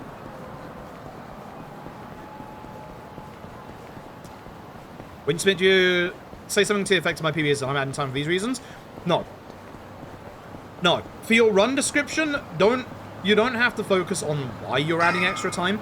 Like, you should always add extra time for your submission, but you shouldn't ever, like, really, like... It's hard because, like, you don't have that much space. Like, for every, like, marathon, there's always, like, a word limit. You don't want to focus too much on negatives and stuff like that. Like, with Yakuza 4. Let's go with Yakuza 4 and go with its original 50-50 route. We can get rid of, obviously, you know, any time lost with loading a save if the 50-50 failed. But we don't want to put into a submission. Yeah, by the way, 2.5 hours into this run, and I actually did this once, and I know how much of an idiot I am for this. 2.5 hours into this 3-hour run, I have to go gambling. If I fail gambling, then the run is over and I have to load a save. Like, think of how negative that sounds. That's not a plus as to why your speedrun should be seen by others. Like, if there is hard content, you play up the fact that, you know, hey, this is hard. For Gaiden, if I submit it to SGDQ, I'm absolutely going to mention the gear that we use in Gaiden puts us at minus 1.2k HP, and we can die in 3 hits from bosses. That's exciting. But, you know, saying I'm going to load a save so that I don't lose 5 minutes in the run if I die, that doesn't sound exciting. That sounds like you set yourself up for failure.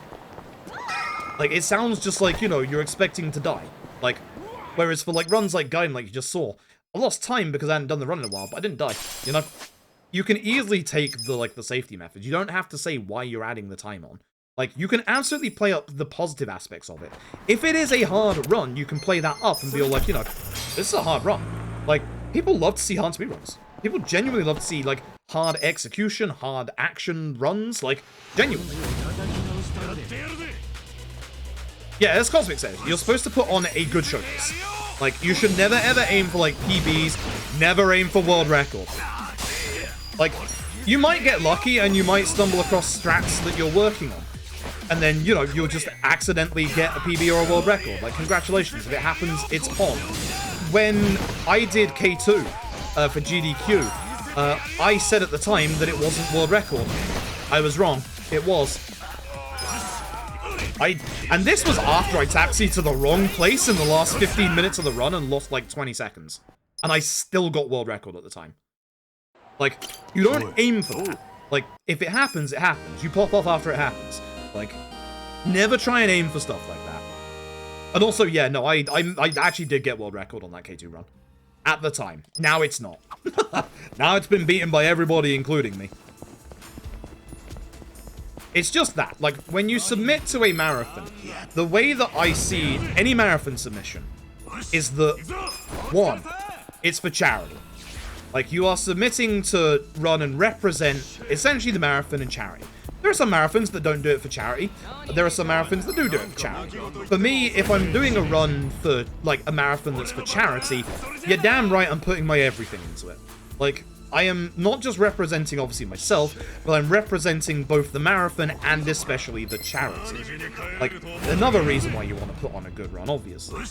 And two, as the Cosmic says, you want to put on a good showcase. There's a whole bunch of stuff that makes for, like, a really good run. I probably should not have shown off the cutscene with what's-his-face at the end of Kaito Files. But I knew that cutscene was a minute long, and I was way ahead of my time, so I was just like, I'm going to show it off. Because it's a funny cutscene. It's a funny cutscene that linked up into, like, the actual fight.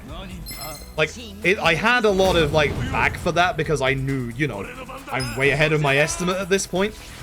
Like, I knew, like, I'm not going to lose time on my estimate if I just show this one short cutscene. But stuff like that should also be very much discussed ahead of time.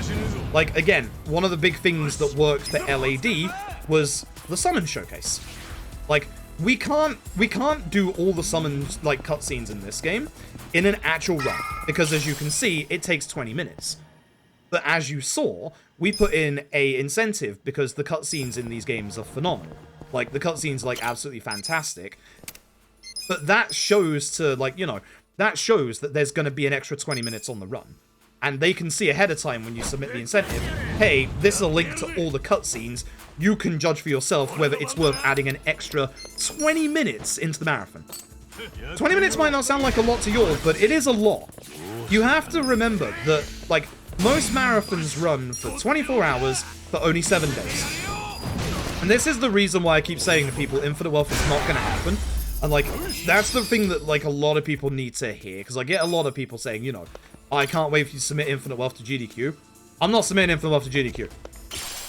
You might be wondering, why are you not submitting Infinite Wealth? Didn't LAD do good? Yes. LAD is a sub 4 hour run. Elevated to 4 hours 20 minutes because of all the incentives. Infinite Wealth is currently an 8-hour run. The only runs that are getting in at 8 hours that are an RPG is Final Fantasy VII. Maybe Final Fantasy IX. I don't know what the status of Final Fantasy IX is popularity is. Infinite Wealth is not getting into pretty much every single marathon with that runtime. Really, really long fun, absolutely. And Zella Really, Really Long Fun has actually done us a lot of favors in the past. So somebody at some point will submit Infinite Wealth a bunch of times. Any percent, New Game Plus, all that jazz. New Game Plus, people will probably ask as well about whether or not New Game Plus would work for Infinite Wealth. Not really. Time-wise, yes. Time-wise, Infinite Wealth New Game Plus, world record is currently 3 hours. That's straddling the line a lot for RPG runs, but it's a lot more palatable than 8 hours. But the issue is, and it's the same issue with this, when you're on New Game Plus, all you're using is your one-shot kill essence attacks and skipping cutscenes. That is such a hard sell for a speedrun for a marathon. How do you dress that up? How do you make that entertaining when most of the combat is just you pressing start? That's the issue. And it's 3 hours of it. I'm not saying that that run's bad. You wanna know a secret? You know how I said there were 3 runs on the Jingu wheel that I wasn't actually going to share what they were? One of them was Infinite Wealth New Game Plus. Because I think that New Game Plus Infinite Wealth would be very nice for stuff like the Jingu wheel. But for a showcase for a marathon, all you're doing is pressing start and going from A to B. It's not like this game where we have a lot of strats to each of them, like the fights. How this one, for example, if I don't stun one of these enemies, I can get taunted and lose like 20 seconds. Thanks. It's literally like stuff like that. There's a lot in any percent. There's a lot more stakes in any percent as well. Like, in any percent, your run can die. Your run might need to, like, make new strats up on the fly. When I got to GDQ, this was the wildest thing. When I got to GDQ, and I put LED onto the PC that it was going to be running, they said to, like, you know, give the run a practice, because GDQ are very good at this. Give the run a practice, make sure everything is A-OK with what you want. I loaded up a couple of bosses to test out. This jackass, in Chapter 13, he decided to run up to me. You know how in this fight in Chapter 13, he doesn't run up to you? He ran up to me. Now, at the time, I'm thinking, alright, we know in LAD, if you load a save up, bosses can act like that. It's probably just that. Went to the practice PCs that are on the exact same tech as the PC that I would have been running on, and did a full run from the beginning, no loaded saves, and he did it again. Which meant for that entire week, me and Tom had to reroute the Chapter 13 Sawashiro fight on the fly. If you go to the GDQ VOD of our LED run that gets to that Chapter 13, you will hear me audibly go to Tom, he's behaving. Because the entire week, he didn't behave once, and then he behaved like he was supposed to on the day. We don't know why. Little things like that can happen. And it's little things like that that add a nice little bit of flavor to stuff like any percent runs. Having to change that stuff up on the fly. In New Game Plus, while it's really nice that 1, it's short, and 2, it's hyper-optimized, you don't have that kind of flavor of just, oh god, what do I do if things go wrong? Like, with New Game Plus, it's all about the execution. New Game Plus is all about the execution, getting from that point A to B. And, like, the problem with Infinite Wealth, Chelsea rollover already? Did she ban Kasuga? excuse you? That's God Fury. He started that early. I wasn't sure I wanted to see Shawashiro's forehead today. Cool. I can confidently say that's never happened before. That's great. Nice chapter 2. Very nice chapter 2, actually. I didn't lose time, though. It just happened to the camera. So, yeah. That's the issue when you have to think about submissions. And I'm not saying long runs you shouldn't submit, but there are marathons and a time and place for long runs. Infinite Wealth is not GDQ material. And that's fine. Like, not every run is GDQ material. I'm still going to keep trying to submit Yakuza Dead Souls. Do I think Yakuza Dead Souls is GDQ material? Not really. Should I be admitting that out loud? Probably not, but Yakuza Dead Souls is a 2-hour 45-minute, would be 2-hour 55 estimate because of the various crashes that game has. See? Add that in. And for 2 hours and 55 minutes for a third-person shooter that does have a decent bit of tech to it, that has, you know, it's kind of just the same thing for the 3 hours. There's a lot more creative runs that you can get that are only an hour long that could fill that time slot. Like, and that's the thing. That's the thing. Said the thing. Dead Souls does need a Kiwami. Just because I want that game to stop crashing. We have one of our series Japanese runners, Occupy Sunpour. They do a bunch of Kiwami and a bunch of other stuff. They started running Dead Souls. The first like 2-3 days they ran Dead Souls, they actually were like really enjoying the run.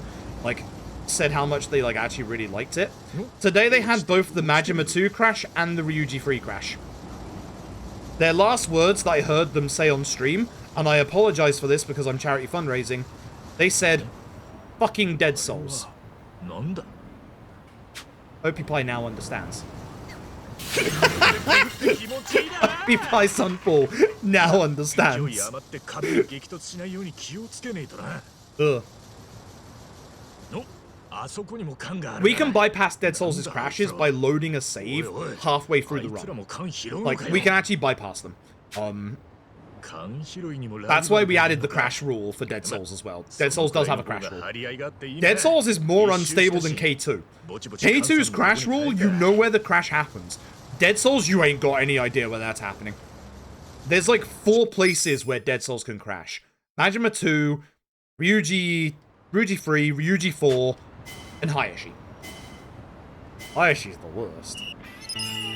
What the heck? And I might start skip. Hey, Dead Souls is not Yakuza 3, yeah. I like Dead Souls' run a lot. But the issue is, again, like talking about like marathon submissions, it's the same thing for that's the wrong person. For about 3 hours.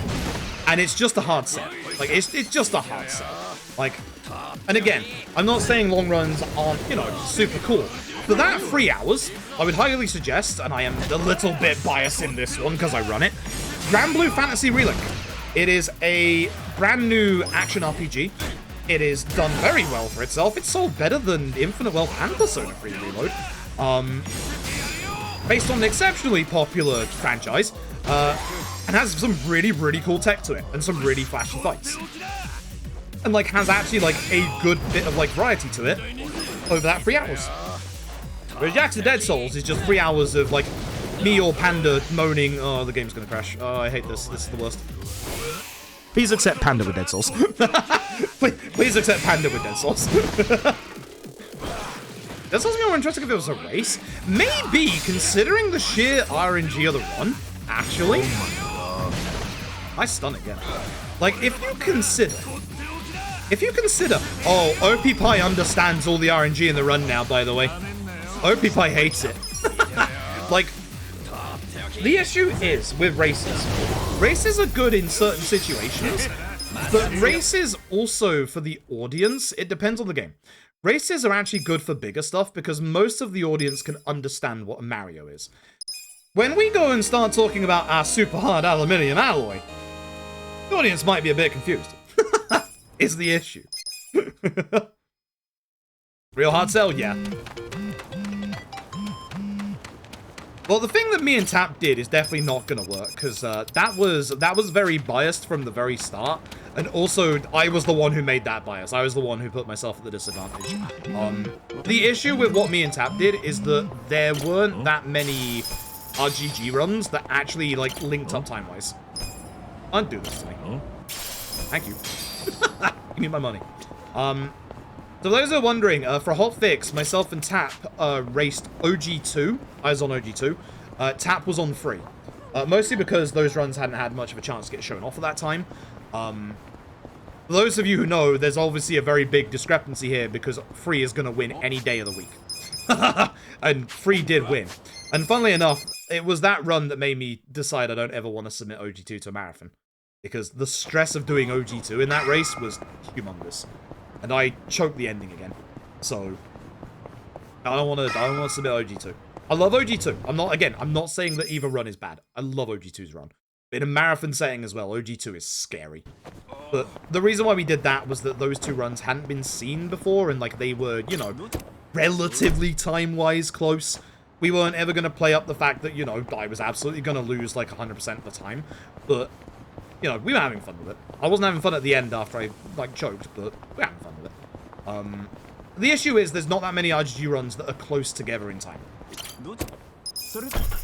Like, you can't even do, like, say, OG versus Kiwami, because, again, K2 is wildly faster than OG2 by a good, like, 25 minutes. You can't do OG1 versus K1 because K1 is faster. Yeah, right? Yeah, by, like, 15 minutes? Yeah. So, it's one of those things where it's, like, it's a hard sell. And also, you're doing two different versions of the game. Like, the audience's attention has to... The reason why it works really well on, like, you know, more well-known stuff is your audience knows what a Mario is. That guy jumps. Cool. That person is jumping better than that person. Cool. I understand this race. If we were to do a race of, like, you know, this, where we have all these technicalities to all these fights and RNG and stuff like that, people are going to lose track of what's going on very quickly. And, like, there's a lot of things that just don't fit well for a race. Like, no one submit the PSP Yakuza games, no one will. Because you need to do real hardware, which obviously I can do. Not for BP1, for BP2, because I can just use PSTV. But here's the thing. Black Panther 1 is 6 hours long. Black Panther 2 is 2.5 hours long. As cool as it is to have, you know, PSP runs, BP2... It falls under the same thing as Dead Souls. I like the run. I've looked at what Mets has done. I want to do the run, obviously. Hey! Shoes. Shoes. I need those. I need those. It's gonna be a problem if I don't get those. It's like Dead Souls. But what it is, it's very similar across the entirety of the run. Like, and also, like, if the BP games had skippable cutscenes from the start, those runs would be so much faster. Why did they make it so that cutscene skip was only New Game Plus? Like, why? Your hands? Yeah, no, I don't want to do the QTEs on a PSP. I'm going to have to do the QTEs on PSP at some point. I could do... I've actually been very much tempted to do BP2 on a PSTV. Reason why I haven't, my PSTV is set up for Parasite Eve currently. I am doing a Parasite Eve run this week. I've been threatening you all with that run, like, for the last 2 weeks. I am doing a Parasite Eve run this week. I miss it. I miss it greatly. Yeah, so here's the other issue with the LAD randomizer. Whilst it does make some fights a lot quicker, there's no guarantee that it would make, like, everything... there's no guarantee it would actually make everything faster. Randomizers for LED usually take a lot longer, because if you get straddled with a really bad fight at the start of a run, you can literally softlock yourself. You can actually genuinely softlock yourself. So, I would not feel comfortable in the slightest submitting LAD rando to anything, because I couldn't put a genuine estimate on it. Even if I was to say, you know, most of my LAD randos are like around the 4:30 mark, which again, that's long. I still would not be comfortable putting a 5-hour estimate on it.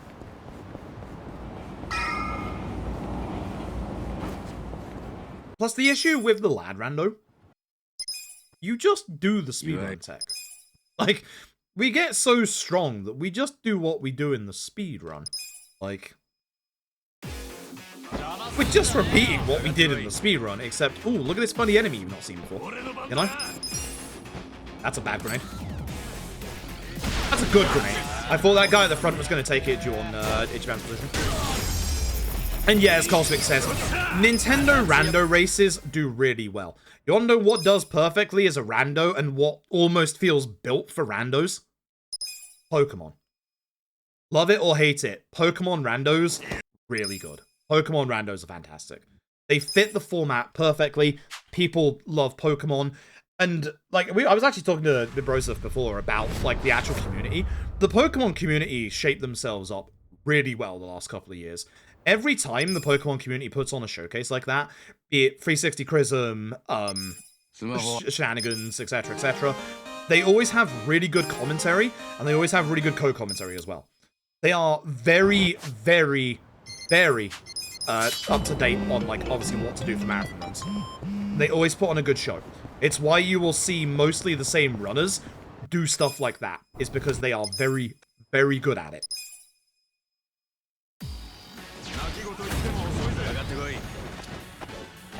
How long has it been since we've seen a Link to the Past, rando? Why is Adachi second? I don't like this. I don't like this. We've got the bad chapter 4 again. Unless he hits the guy on the left. Adachi, my beloved. Adachi, my beloved. Adachi, my beloved. Akio Otsuka, my beloved. That didn't kill him. I also missed my damage. If you're wondering, the damage timing on QTEs is different in Infinite Wealth. It's slightly earlier in Infinite Wealth. Which means when I go back to LAD, the timing is slightly different.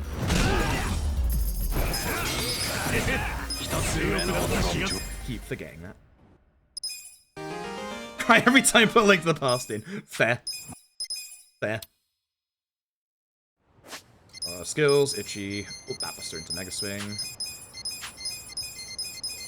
Down. I used to be good at this menu.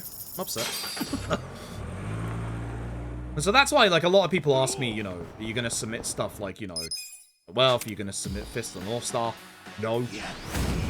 Fist of the North Star is such a perfect example of just what won't work for the vast majority of marathons, in that the run itself is 4.5 hours long. There is literally, like, 3 segments where you drive your buggy in the wasteland, and it's boring as sin. Do not make me recount the bits that we have to do in the penultimate chapter again. That game has pacing issues. And the speedrun really accentuates the pacing issues. That's why, like, for some things, I will just never submit them. That's why I'll always keep submitting Grief Syndrome. I love Grief Syndrome. I haven't seen Grief Syndrome at GDQ since, like, 2012. My physical copy of Grief Syndrome is there somewhere. I don't know where it is. It's in a moving box. Plus, I love Grief Syndrome. Grief Syndrome's great. I forgot to get the safe. I need to remember to get that.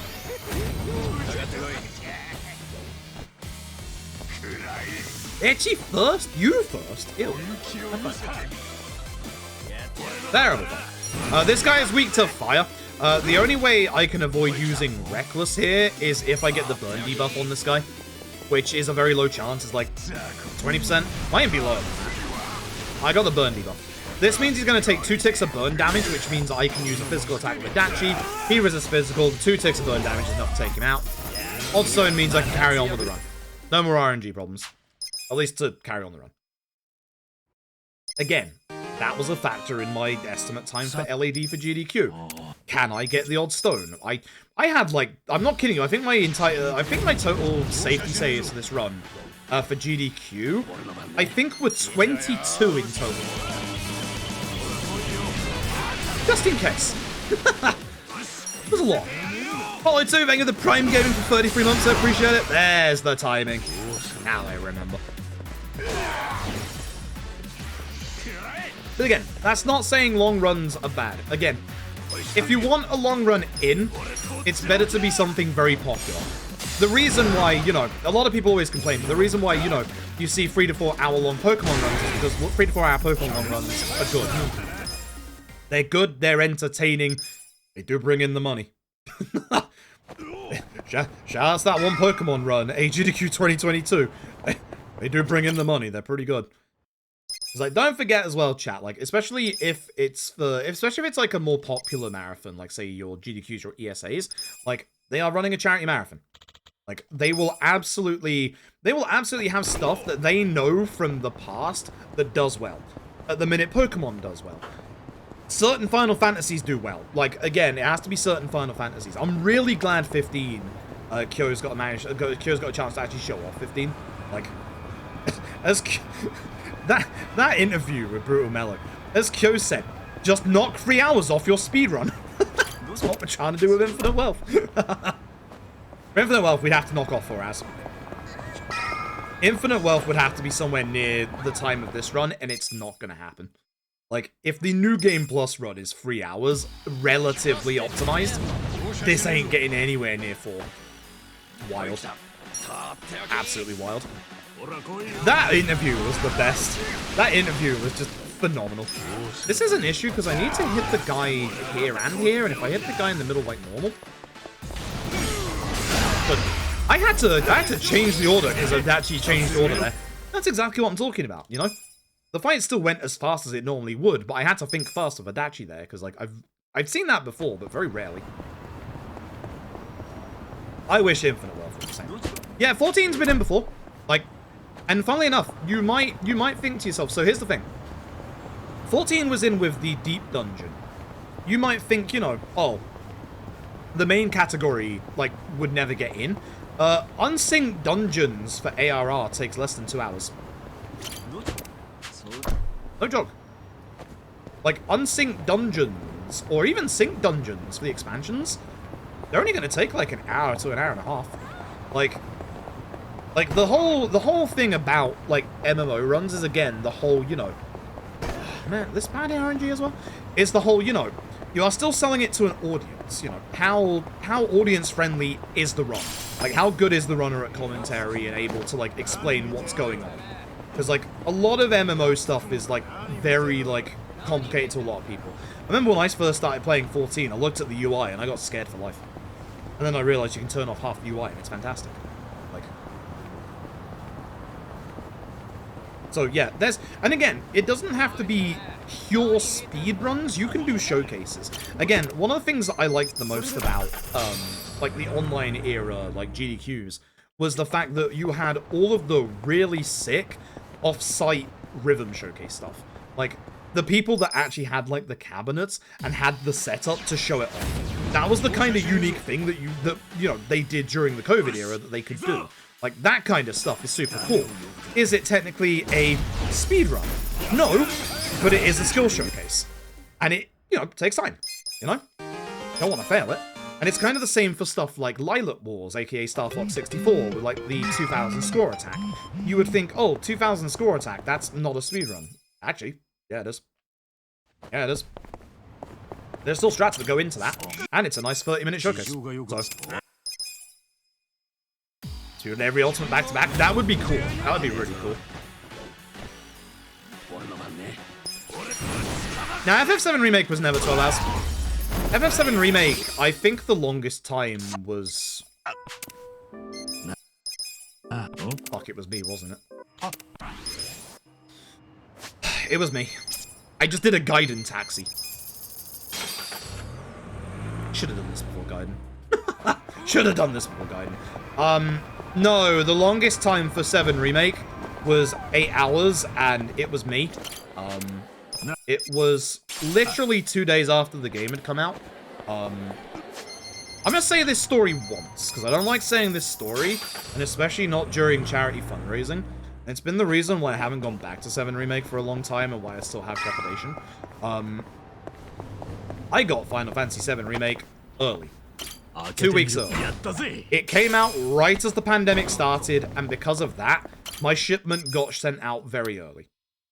At the time, I was working for ESA. ESA wanted, you know, they wanted something big for the end of the marathon, blah, blah, blah. You know the drill. This happens with everything. Like, there's nothing wrong with this. I was told it would just be a showcase of the run. I would go through the entire run, show off the game. At some point, the wording got changed to speedrun. So, I unofficially have the very first Final Fantasy VII Remake speedrun for a marathon. Am I happy with that? No, I'm not. Not by a long shot. I'm also not happy with this turn order. I got a lot of flack for that run. I got a lot of abuse for that run from both the community and outside. Even though, you know, the game had been out for 2 days. I had finished the game like 4 days before that point. I asked a couple of people if they wanted to commentate, and they just outright said, no, go away. Which is fair enough. So I have very bad history with that run. Yeah, I have very, very bad history with that run. It put me off doing any kind of Final Fantasy VII stuff for a very long time. Thankfully, that person is no longer part of that community. At all. They got rid of them, which is nice. The community for outside. I have to be outside to actually use this taxi. The FF7 Remake community actually, like, to their credit, got a lot better. Got way better. I don't want to, like, have that, like, linger as, like, a after effect of, like, that run. It's like, no.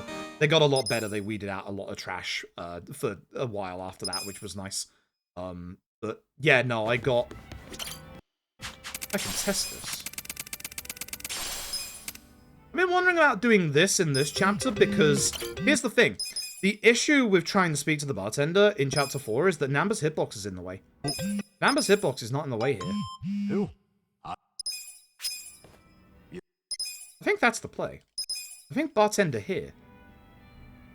How's it taken me 4 years to realize it? I think bartender here is the smart one. I have never in my life felt more physically sick doing a speedrun than that FF7R speedrun. The sheer stress that I was under to perform was ridiculous. And this is, I have done runs of I Want to Be the Guy fan games, and like, I know Nal knows I've done them because I did them for Shots Fired like years and years ago. I Want to Be the Guy fan game runs are stressful. You ever tried to speedrun I Want to Be the Guy? Like, any runner of I Want to Be the Guy is like hyper impressive. They have strats, they know the exact pixels they need to stand on. Like, it's wild. I never want to do that again. That FF7 run made me, like, physically sick. I had to leave, like, twice to go home. So yeah, no, that's... say long story short, yeah, that was the longest FF7 remake run, was mine. And yeah, no, it was bad. I think the FF7 remake run exploded with a whole bunch of out of bounds and stuff. Actually, really cool. FF7 Remake's run, I want to, like, actually say, like, it's super cool. Like, the actual run itself has, like, depending on, like, PS4 or, like, the intermission version, it has so many really cool, like, out of bounds. It has a whole bunch of, like, you know, clipping through walls, skipping entire chapters. FF7 Remake's run is really cool. Like, genuinely. Hey, that should have got Totsuka. He was in the line. Wait. Wait, you're dead. You died. You die, you're dead. Yeah, Boshi is a fan game of I Want to Be the Guy. So if you've ever seen I Want to Be the Boshi, that's what constitutes a fan game of I Want to Be the Guy. The original I Want to Be the Guy is, it's internet legend at this point. It is so old. It's almost as old as I am. Like, it's probably the original... I hate to use this term. It's the original rage game. You know, games that are, like, difficult intentionally to make you, like, rage and angry. I Want to Be the Guy is essentially the original one of that. There are fan games based on I Want to Be the Guy using the Game Maker engine. A lot of people don't know about these. There is over, like, 10,000 of them. And they have amazing production value. Like, we are talking a community. Like, obviously, like, Boshi is one of them, so you can already see from, like, Boshi, like, you have to run past that guy. I wanted you to hit that guy. Like, you can tell with, like, Boshi, for example, like, how much, like, you know, it looks a lot more fancier than I Want to Be the Guy. Put it that way. It's almost as if, you know, if you were making a game, it has, like, a higher budget than its prequel, etc., etc. I didn't check if I had my old stones or not, actually. This might be an issue. I need to go get this one. Yeah, precision platformers, yeah. So yeah, with these fan games, they've got a website. It is www.delicious-fruit. which is just a database that catalogs like every single fan game out there. There are entire fan game communities in English, China, Japan, Korea, all over the place that all make their own fan games. Like, so many different communities. And again, there have been so many fan games that like literally have so much like actual like production value to them. It's wild. Like, it is an entire genre. And like, I speedrun some myself a long time ago. Like, they're cool. They're super cool. This game. Good stuff. They're super cool, but they are their own thing. It's so wild how they just grew from like, you know, one game that ripped off a couple of sprites from other video games into their own community. And like, even all these years later, people are still making fan games that take like, you know, the best part of a year to make. It's wild. It's so wild. Mario, yep. Yep. It's so wild. It's just so wild how many fan games there are and how much that community grew. Like, but that's also an example of a run that I've done before that I never want to touch in my life again. I do want to touch Final Fantasy VII Remake again, though. It's also I have a little bit of trepidation about doing Rebirth on stream next week. I will be doing Rebirth on... not next week, this week. Oh my god. I will be doing Rebirth on stream this week. I know, you know, most people are going to want to do it themselves or not watch me do it. That's fine. It's one of those things that I just want to do for myself.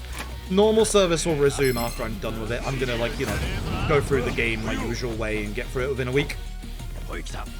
So, you know, I'm going to do, like, 14-hour streams every single day. God, I love it when Amber does that. God, I love it when Amber does that. Big long thing? No, exactly. Like, most people know of I Want to Be the Guy and Boshi. There was a run by an old friend of mine, Stonk, who did a run of... It was Nang. Not Another Needle Game for GDQ a good couple of years back.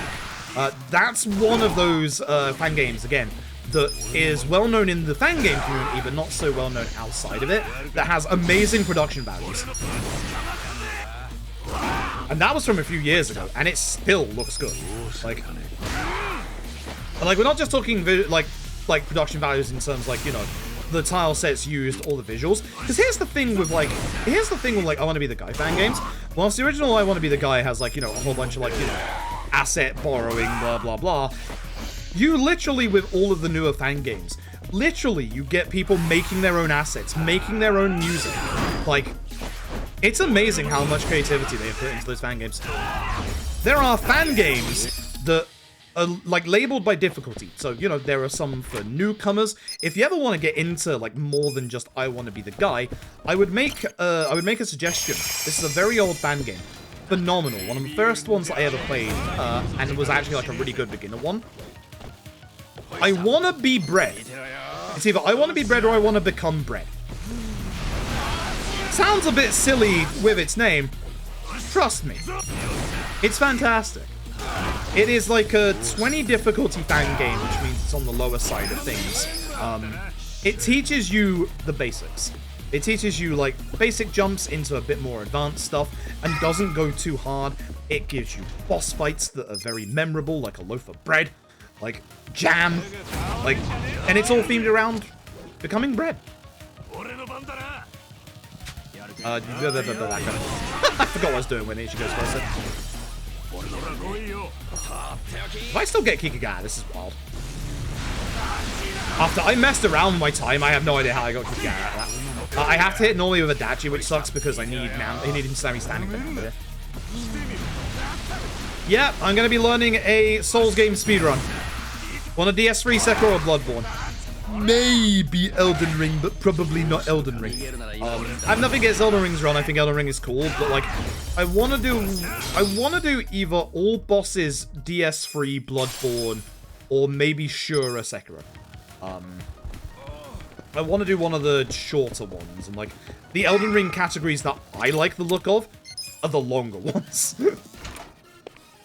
As I've said to myself many times, stop doing long speedruns. In the last year, when I updated my games on the Jingu Wheel, I added 12 new runs, obviously including the Infinite Wealth New Game Plus. Of those 12 new runs, only 3 runs were sub 2 hours. In the last year and a bit, I have only learned 3 runs that are sub 2 hours, and one of them was Gaiden. So I was obligated to do that anyway.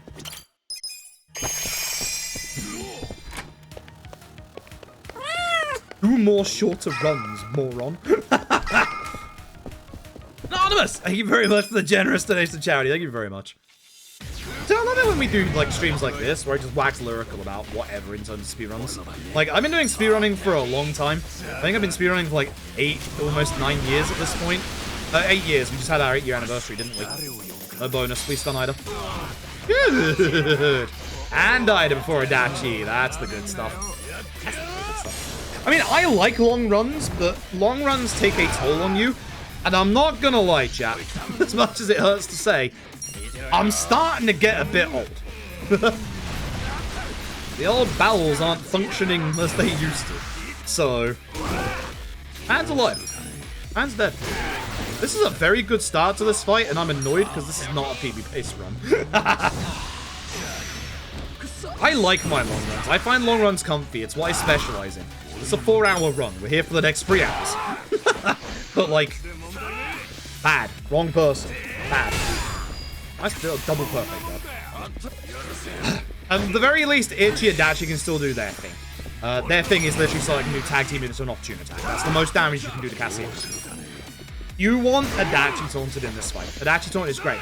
Also, note how it focused on Namba and then didn't. This is something that Akiyama does. The person that he taunts, he intentionally doesn't hit, because if he hits them, they come out of taunt. So Akiyama, for his first turn, intentionally does not hit the taunted enemy. It's something literally that he does. Genuinely. Again, that's some of those little, you know, little things that can happen in these fights that I'm talking about.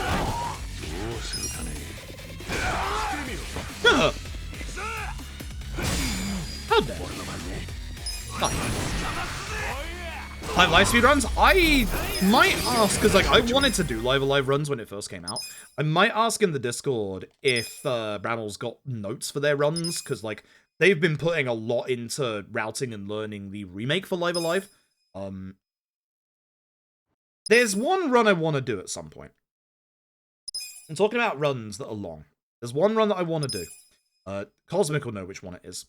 Because this is something that I picked up back at SGDQ 2022. When we were at SGDQ 2022, on the last day that we were there, I had a bunch of money left over, and it's like, I'm not gonna go to America again, so I should spend it. Dumbass. So I spent that money. I spent that money on we went to a retro game shop for Cosmic, and when we were there was a specific game I was looking for. Couldn't find it. But I found a second game that I wanted to get. I've played this game before. I played the port of it. Technically the remake of it. And I wanted to do the original. I'd love to do runs of it. While we were at that retro game shop, I bought myself a US SNES and a copy of Chrono Trigger. I would adore to run Chrono Trigger at some point. Like, very much so. Trouble is, can't capture the SNES currently. I need a retro tink. So remember the other day when I was saying the reasons why I haven't speedrun the PSP Yakuza games is because I need a retro tink to capture off of the PSP that I also need to buy a 2000. Yeah. Now you're beginning to understand. Now you're beginning to understand the plan, chat. When I can finally do good old PSP Yakuzas, I can also do Chrono Trigger. I could do Chrono Trigger with a PC version. Why are you here? What is this fight for? Why are you here? Should be in the alleyway. Go away. Leave me alone. Leave me alone. I walk into this door and get this quicker. Why aren't you here? Yeah, Chrono Trigger runs are cool. I really like Chrono Trigger runs. I would absolutely love to run Chrono Trigger. And I'd be able to do it on actual hardware.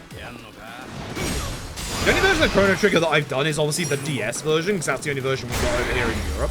But like, man, I literally have a legit copy of Chrono Trigger and a SNES behind me. Like, I can do Chrono Trigger runs if I had a way to capture it. And no, I am not unregistered hyper carry. Oh no! So this is the bad start to this fight. This means Ichi can die. Has anyone ever died in this fight with Ichi? No. Is it mathematically possible?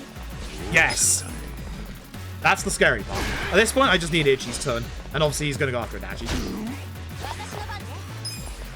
See, if both of these attacks were also after Ichi, Ichi would be dead.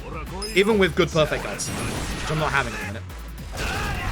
FF6 was SNES, and that was the game that I was looking for. That was the game that I wanted.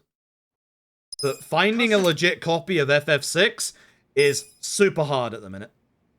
If you go and look at eBay and go and look at all the Final Fantasy VI carts that are on eBay, you'll notice a lot of them say, hey, you can save anywhere with this version of the game. Uh-huh. Uh-huh. Because that's legit. Because that's legit. It's not legit. Yeah, FF3. Yeah, it was called FF3 in the US. Not like the vast majority of the FF6s that are actually like available for sale are not legit. It's hard. I've been looking for a legit US version of FF6 for a long time. I just can't find it. Also, don't have the money to buy it right now. Somebody spent too much money recently. Also needs to, as said earlier, prepare his taxes for next month and also pay his accountant. I should probably get on that. But yeah, we had to look for like FF6. Every time I'm gonna be at GDQ, I'm just gonna look for FF6. Or like what we know as FF6 now.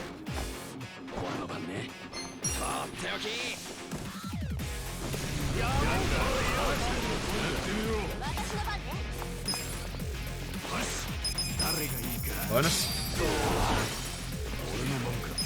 Yeah, I'll get rid of you. I'll get rid of Gulo next turn. That's fine. Guys next to it actually. So, rule of thumb for this fight, Huo has to be set on fire. Everyone here resists physical weak to fire. This guy does not die to the rest of my body. That's in this guy, and then Adachi should be able to take care of Guo with a normal attack. Nice. Especially for crits. Yeah, 6 or 3 is like super rare. At this point, I should just run the Pixel Remaster. Because the Pixel Remaster, while it's not the original, also offers a good few benefits. And this is, again, one of the reasons why, you know, you saw the Final Fantasy V Pixel Remaster at the previous GDQ, and why, obviously, they worked things out in the end. You have the ability to quick save. And the ability to quick save before, like, bosses. So, you know, if things go wrong and require, you know, a quick load, you can do that. Although, again, shoutouts, if you haven't seen the 5 Pixel Remaster run that just happened at the previous GDQ, I'd highly recommend you watch it. Like, that run is a run that went from the throes of despair and almost loss to just being amazing. Like, the way they pulled that run back was stunning. Like, that is the kind of thing that I'm talking about, your RPG runs, where, you know, in the middle of a marathon, things that you have never experienced before can all of a sudden go wrong, and just the sheer scramble of, okay, how do we fix this? Basically, Antlion sucks. Never again. And now they have that knowledge for the rest of the time. And that's the wild thing about RPG runs, is they are going to remember that. Every runner is now going to remember that, and if it ever happens again, yup. Kick heat. Yes, good. That's awesome. That's never happened before, and it was a bad that's never happened before as well. There was a fight that went slightly wrong because EXP values were too low. Doesn't that sound familiar? Oh, that sounds very familiar, eh? Wild thing about RPG runs.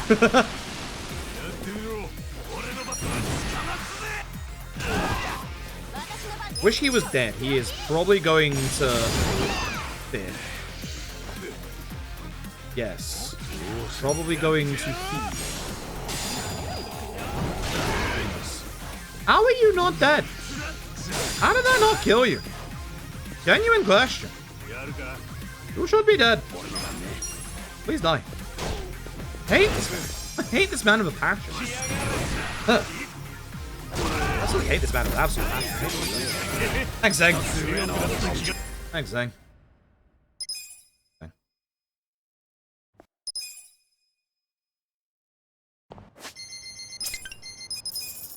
Yeah, that's kind of like potentially some of my future plans. I said this before as well. I was actually considering offering this as the 3,000 reward before. I would also like to learn an OG Resident Evil at some point. It would either be, and I do have access to this already, it would either be OG Resi 3 or Code Veronica X. I do own Code Veronica X, the specific version you want for speedrunning. It's the version on the Japanese PSN or the Japanese Xbox Live. Reason being is that for some reason, the Japanese version of Code Veronica is a lot easier than the Western version. In the Japanese version of Code Veronica, it takes 8 hits to go into danger. In the Western version, it takes 3 or 4, something like that.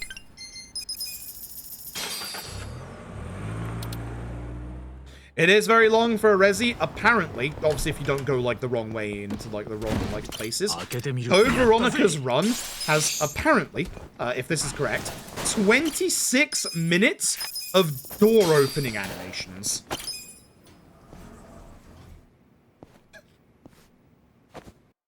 Cool. Cool. I don't know if that's fully true or not, but if that is, it's wild. Code Veronica has a lot of doors, and it does have a lot of those long door animations as well. So I would believe it. I would absolutely believe that.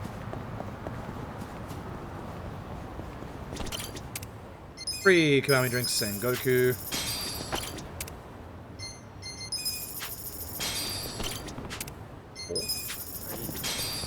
Four.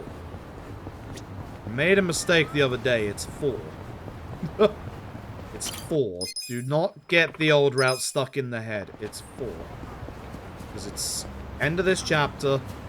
Train. No, it's free. Oh, it is free. I messed one of the pictures up. Alright, need to remember I'll get the thing early. No, it's free. End of this chapter. End of this chapter, sewers, and then Adachi. It's free. It's not full. Since K2 helps, exactly. It's been building me up all this time to look at doors. You take circus routes. Yeah, exactly, yeah. You have to, go back on yourself a lot in Code Veronica. Thinking of going back on myself. I don't like this fight one. Oh, Big Nono, if you're here, by the way, this is the conversation I was talking about. That one there. That one right there is the backup one for Namba's bond link points. So if Namba's died twice, that's the one to get.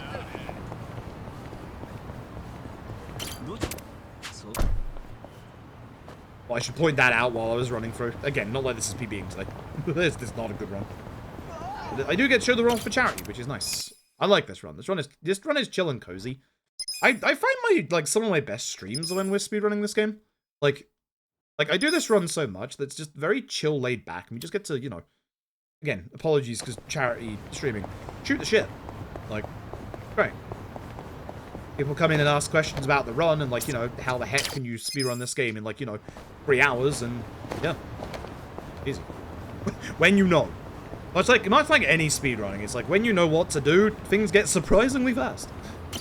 We put a lot of time into these runs. In total, I said this during the spoiler cast for Infinite Wealth with Develi and Gokudoni and Snow's Angie-Man. I don't want to be the guy that's I've put 2,000 hours into this game. I've put 2,000 hours into this game. I know a lot about this game. I know a lot of the ins and outs of this game. Psycho, you get sparkling, and then get your stuff. Oops. Add menu. It's not as boring. Yeah, and it reminds me as well, because like there's the I can't remember what it is. It's the emblem key, isn't it? The door for the emblem key is like the 4th screen of the game, but you don't come back to it for like in the run like 45 to 50 minutes. Itchy first. Hey, we like that. Away from the stamina.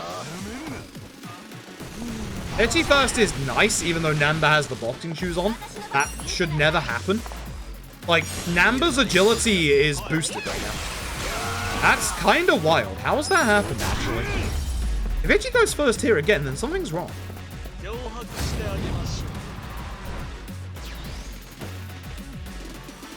Okay, we're good. Wild. Yeah, Itchy should never go first because of the boxing shoes on Namba. I should not be using Tag Team Essence of Mayhem in this fight. But weirdly, if you get it off fast enough on the second turn, it doesn't miss. Tag Team can miss in this fight. The backup if Tag Team misses is you use Sparkling with Sayako and Kume. Because Kume is weak to everything and Sparkling does a disgusting amount of damage. How did Itchy go first? This run has been wild. Yeah, listen to the guy with 2k hours. If I say removing skill shortcuts from this game's Infinite Wealth is a bad thing, it's a bad thing. I'm harping on like a broken record. I miss skill shortcuts. RGG, please. I'm begging you. I just want my skill shortcuts back. Please. The skill shortcuts as well. What I like is somebody didn't like my opinion of someone didn't like my opinion for the gameplay stuff with the skill shortcuts, so they actually said, oh, I don't like Fruit's opinion because he's a speedrunner and he just sees it for a position as speedrunning. My dude, today is the 25th of February. I've not speedrun Infinite Wealth yet. I can promise you I'm not coming from a place of speedrunning. I'm coming from a place of, I'm annoyed that they took away a basic gameplay mechanic that was really good. Well, here's the thing. Like, in this game, your pound mates are in the etc. menu, but they brought them out to be a shortcut button in this game. Put them back in the etc. menu, because you don't need to use them quickly, and then bring back your skill shortcuts. It's as simple as that. Like, and especially with the new pound mate system where you can't spam pound mates. Like, well, you can, but it's just expensive. Just put the pound mates back into the etc. menu. Like, and then have R1, like, hold R1 and do skill shortcuts. It's not hard. It's the PB and that's it. As someone who has done that with a couple of games before, like, you know, Shadows of the Damned. Do that. Feel called out. I do want to do Shadows of the Damned again, actually. I'm kind of sad Shadows of the Damned got vetoed off the Jingu wheel the other day. Like, I'm kind of sad and not sad, because that would have been the last run of the day, but at the same time, it was kind of cool to see Shadows of the Damned turn up. That Jingu wheel was very good. That Jingu wheel was very, very... Gave us a lot of good runs. Like, even though they were vetoed, in terms of, like, the runs that hadn't been on the, Why did I go for the old route? In terms of like, the runs that hadn't been on the Jingu wheel before, the first one it gave us was Binary Domain. Then it gave us Grand Blue, which was vetoed because we did that 2 days earlier, so I can understand that. And it gave us Shadows of the Damned, which also vetoed. Like, considering, you know, there were around 36 things on the Jingu wheel, and 12 of them were new. That's pretty good. That's pretty good, I'll take that. That was a good Jingu wheel. Hold the button to guard. Yeah, true. Yeah, very true, actually. Very, very true. Yeah, very, very true. Which was a bit weird in the first place, but I am glad they, you know, got rid of it. Yeah, L1 is fleet, always has been, and I'm glad that's, you know, an actual thing. Because that would be really weird if it wasn't. I was remembering the upgrade period, but the upgrade period is the next show. Can't upgrade now, need money.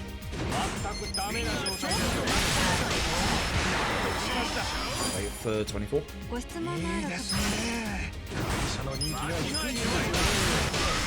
Point. Okay. Thanks. Trying to guard the attached. I mean, yeah, exactly. Like.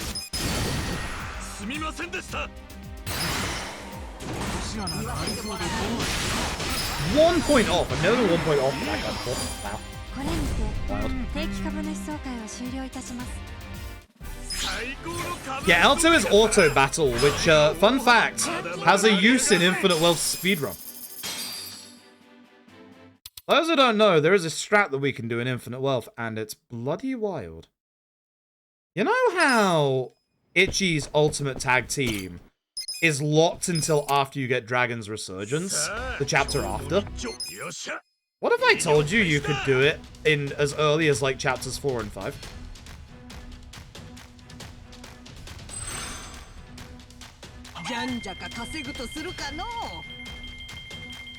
So, this is wild. I love this strat. You'll get to see it when we do Infinite Wealth.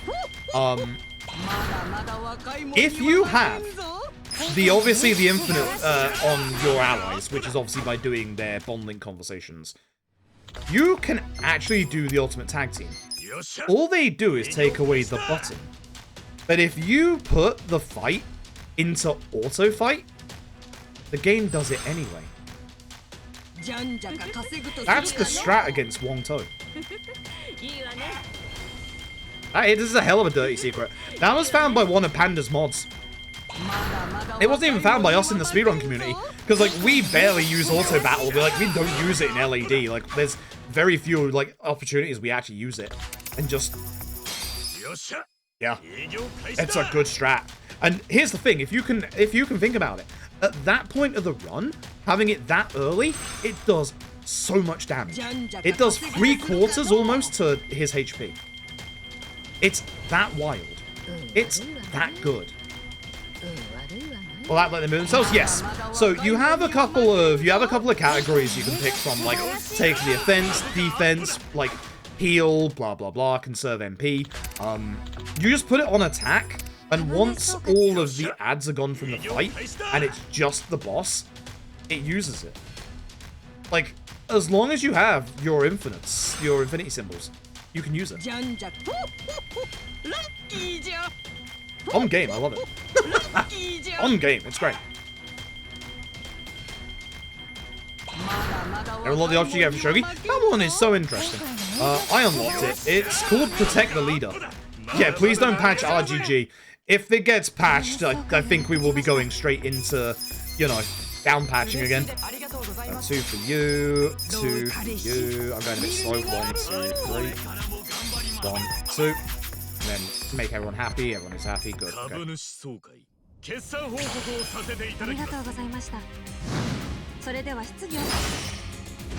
Big shield. Omelet. Omelet.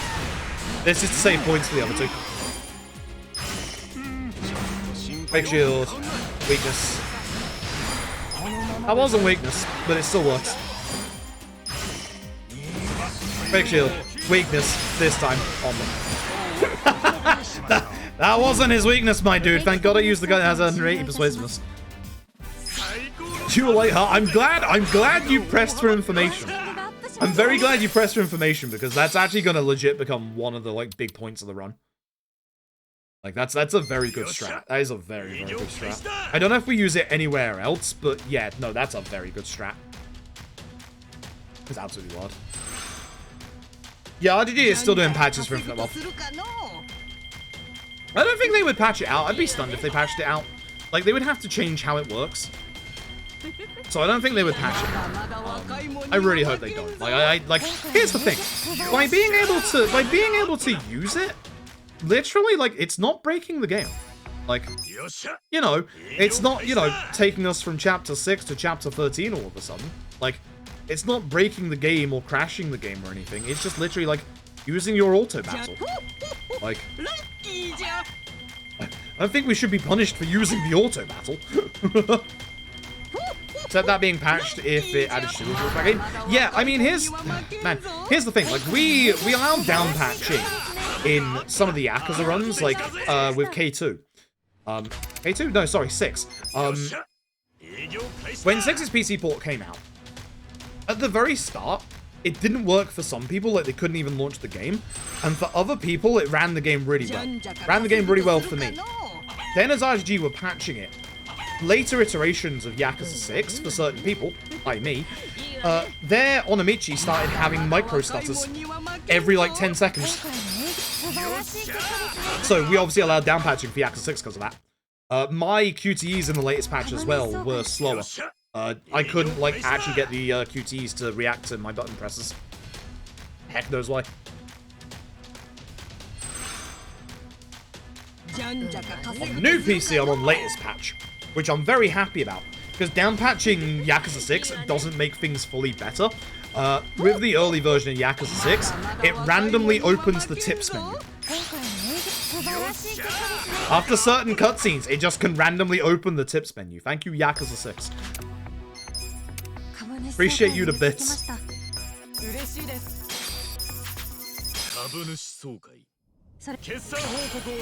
Break shield and Shotone.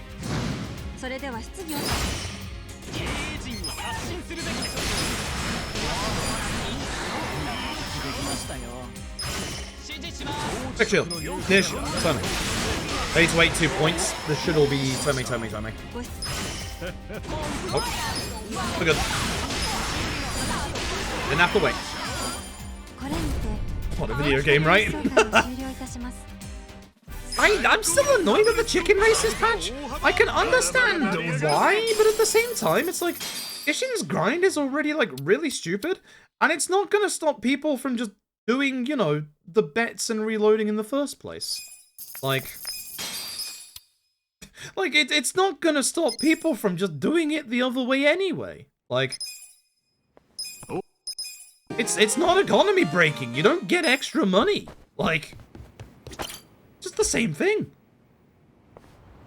I'm glad I did all the money grinding that I wanted to do before they patched it, but like,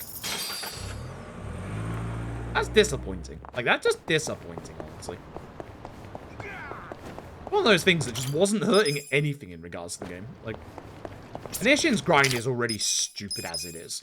Like, it's been patched, yep.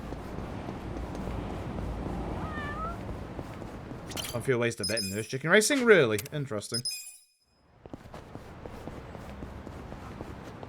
So how did you patch felt vindictive? Yeah, I agree with that actually. Yeah, I do agree with that.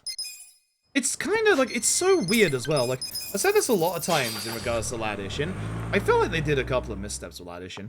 Like, RGG never, like very, very rarely ever nerf enemies. And they introduced this one enemy type to Lad Ishin that wasn't in the OG, which is those giant ones that have the big clubs that throw the, you know, the paralysis needles. They nerfed them. They're still awful. Like, they weren't in the original. Those enemies suck. Like, I'll say it right now. Those enemies suck. They should not be in the game. They absolutely should not be in the game. They are awful. Like, but they got patched. They got nerfed. Like, it's exceptionally rare that RGG ever nerfs an enemy. They messed up with those enemies. They really did. Those enemies suck. Like, I will not hide my disdain for those enemies. I'll have fights more. I didn't see you there. Whee. I very much hate those enemies, like, with an absolute metric patch. Like, worst part of New Ishin for me. Like, there's a lot of things I like about New Ishin, but those enemies are just the worst. Yeah, Dungeon Drops got buffed, which, that was nice. Like, it still doesn't make up fully for, like, obviously the grind, but it does help a fair amount. Like, it's just the seals that are a pain in the backside. I wish that Ishin's blacksmithing worked properly. Like, for those who don't know, with Ishin's seal system, you have to craft certain weapons and then dismantle them for the seals, because you need all the seals. The issue is, with the crafting system for Ishin, you'll get like a percentage chance. So, say you'll get like a 98% chance that you will craft a weapon. Here's the thing. It's not 98%. If it fails once, it will fail all the time. So, if you, like, you know, if you load, it's going to fail again. Like, if you fail once, it's always going to fail. What you have to do is you have to reset the drop table. You have to redo the blacksmith stuff with a different variant of the weapon. And it sucks. It makes the grind awful. If it was an actual percentage, it'd be so much better. I don't know why they did it like that. Like, I really don't know why they did it. No. What are you doing? I don't know why they did it like that. Like, I like a lot about Ladishin, but its grind is terrible. Very terrible. Yeah, Infinite Wealth is much nicer. Like, much, much, much nicer. Wait, I guess I could do it outside. But it's fine. Okay, just remember, don't speak to the bartender. Skip up a couple of dialogue blocks here. This is Eri, for those who have never seen this game before, or haven't seen the run. Yes, we're obviously getting Eri in our party. Eri is, apart from Ichi, who can't be removed anyway, Eri is our first permanent party member. She is amazing. She is one of our big damage dealers in this. Eri is phenomenal. She's great. With the right setup, Eri is explosive. She is great. We love Eri here. I chose this and then didn't. Yeah. Circle. Everything's circle now.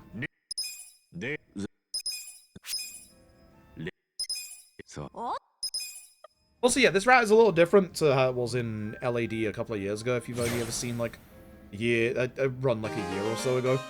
This is my movement hand. We're still doing this. This was removed from Infinite Wealth, which I'm not surprised about. By doing this, we speak to Sayako instead of Adachi, and then we start skip to get a bunch of bomb points. I actually don't mind this being removed from Infinite Wealth, because 1, this is a glitch, and 2, you actually have a lot better ways of getting bond points in Infinite Wealth. I think it's not actually that bad that it's been removed from there. It would be nice for the run, obviously, if we had this, but I think with the whole bond, like, bingo stuff, I don't think it's a big loss. Like, I genuinely don't. I actually think they've done a pretty decent job. So, I don't think it's, like, that big of a loss. It would have been nice, but you only really need to get to 50. That's not too hard. So, I don't mind this bit of tech being taken away. Like, could have been worse. Could have been, you know, losing head trauma. What's your sign there as well? That's your other backup bond link conversation. But if you don't have enough bond link points here. Boys! I want to see the cat that wants to get in the nightclub. Big Eri fan? Yep. We are all big Eri fans. She is fantastic. She really, really is. I'll go to the strip club. Exactly. I like what they did with the Cabaret Infinite Wealth as well. It makes getting bond points nice and easy. There's our $1,000,000.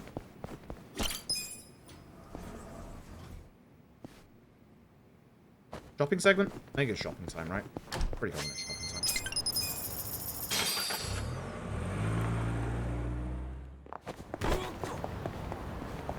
That's your backup fight on the right there. That's the one I was talking about. The one by the tree.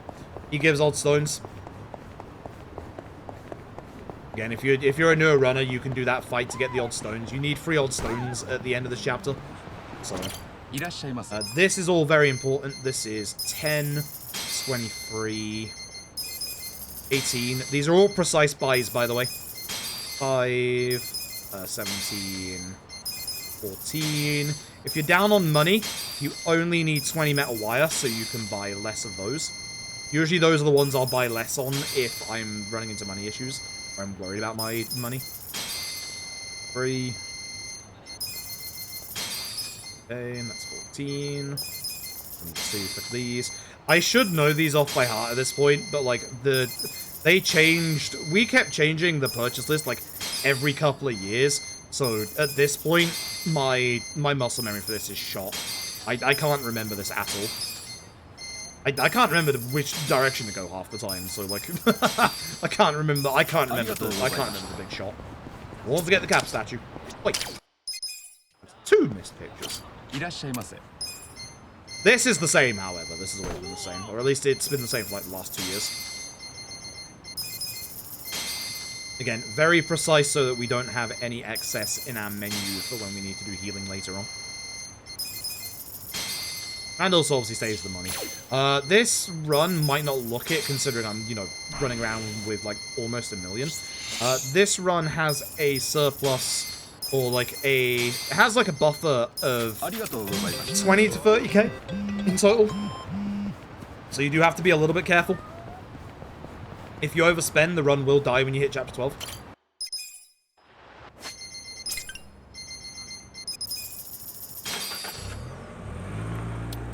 I am so happy they added that. That's one of the small quality of life things I really wanted in Infinite Wealth, was the ability to, like, hit up and just add 10 or down to decrease by 10.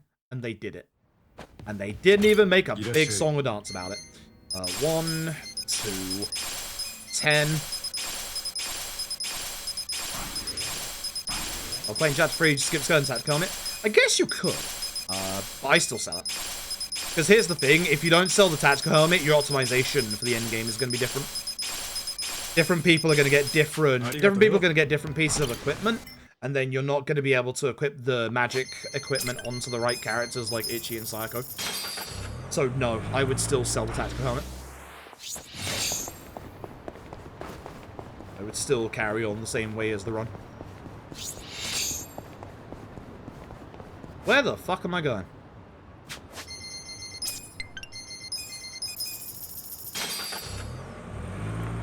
What are you doing? These taxis are going to kill the run. What are you doing? What are you doing? What are you doing? What the hell will work? Change job. Change job. What am I doing? I need that gold plate now. Ichi becomes foreman. It's a host.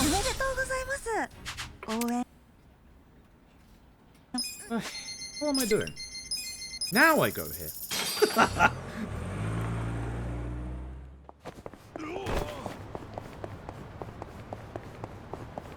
Just throw in the run, don't worry about it. Don't forget, you do need to get into one fight before the end of this chapter. Ideally not this one. Like, this one looks like, you know, oh, hey, here's a fight you can get into, do the fight. The issue is it teleports you to the entrance of the road behind you, and it puts you in a position where you can't run from it. So these fights are not good to use to escape from. Good. Good. Ah, camera. 7 gold safe keys, my dude. Don't mess this up. 7 of you. 1 gambler's tie, 2 fancy business, 1 over the belt. 1 unequipped. Part-time hero.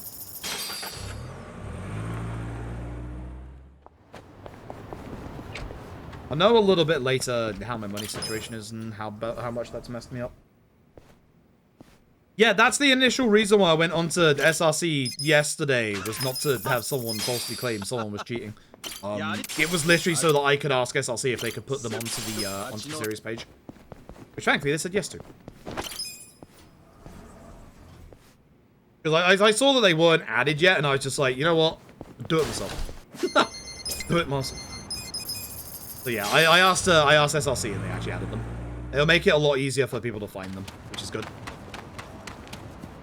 I forgot to tell people I forgot to tell that earlier, actually. They were asking about it earlier. Still over 1 mil? I think we're good. I think money-wise, we're still pretty decent. Strengthen. The tarot cards by free. Patch by free. Craft. Steel broom. Lightning bandages. Oh, roller. Voltaic yellow. I got 2 spare old stones. Holy shit, I got all of them. Gear. Adachi, Namba, Ichi, Eri with... Nope. Sayako with magic lighter, toy bracelet, and I was correct. You get shoes. Boxing shoes. I was right, you do get the boxing shoes. I'm stupid. Now we need that fight. Thankfully, there's usually always a fight spawn here. It's the one time that there actually isn't a fight spawn near the entrance. It's been a run and a half. It's been a run and a half, alright. I forgot to do something because I'm an idiot. Y'all know what I forgot to do. I know why I keep forgetting to do this. Would have been fine if I had done it. Pretty. Namba, leave for Eri. It'd actually leave for Namba. That looks like a really weird way to get Eri into the party. It's because we specifically want Eri in slot 2. Our permanent party member slots, apart from it, you can't be moved, is slots 2 and 4. Slot 3 is for our rotating party members. So I go after Eri. Alright.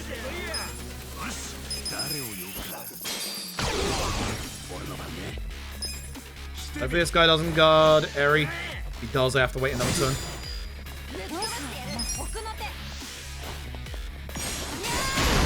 Good. No, you can't, Salem. Which is a shame. Big shame. Wilson. Straight mode.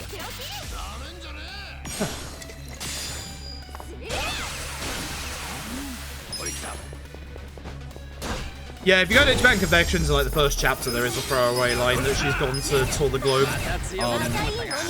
So the reason is that Eri is an actress in real life, and obviously, you know, she won a competition to be in LED, so she, you know, isn't obviously back for this. Much in the same way that Kason won't be back for the next game. Watch Kason be back for the next game. I would be okay with Kason being back for the next game. One condition, RGG. Make her a party member. Even if she's optional. Make her a party member. Very much. Hand grenade Yan. You can hit either Mo or Meng, that's fine. But you want to make sure you hit Yan. In this fight, the 2 hands die to 1 of your stack slaps. Yan takes 3. That's why he has to get hit with, obviously. Okay. Give him back my tower and a plus. Jackass. That's mine. Need that. Actually, do need that. Skills, Eri, you get rolling kick and thumbtack scatter. You grab these 2 because we need to sell these later on. Okay. Okay. This game. This is why Akiyama wasn't in the game. Simple. They made Gaiden after Infinite Wealth. I know you can say all but Hanawa, but they made Gaiden a lot later than Infinite Wealth.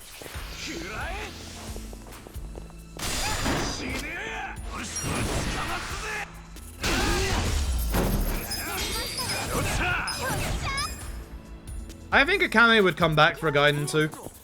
I know RGG don't usually do like direct sequels, but I feel like a Gaiden 2, I feel like they would. With how successful Gaiden was, I feel like they would.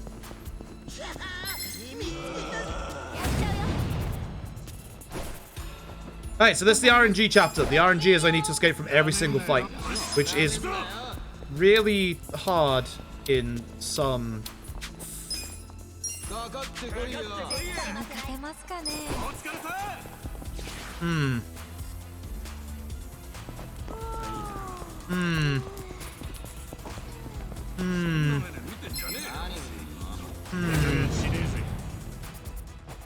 That's not ideal.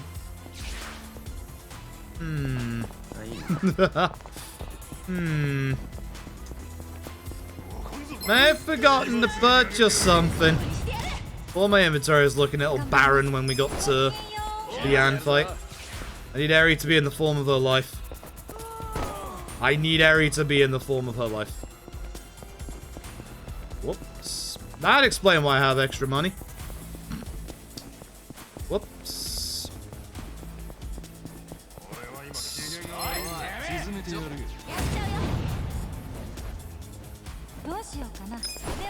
Whoops. Thankfully, Eri's on good form today. I mean, Somia would be too powerful for a singular game. I would like that. Alright. Volume down, folks. We need to do 3 fights while we're in here to get EXP for Eri. This is one of them. Because we're in the sewers, sound reverberates. Especially if you finish a fight with 1 turn. And it's a crit. Stuff Eri loves to do. This might not work because the positioning of them is a bit weird.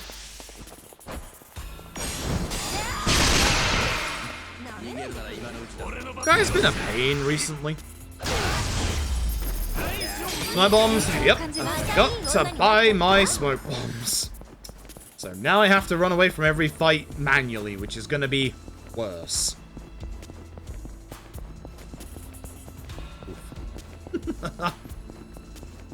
I'm also now going to have to go and get the smoke bombs when I'm done anyway. Yep.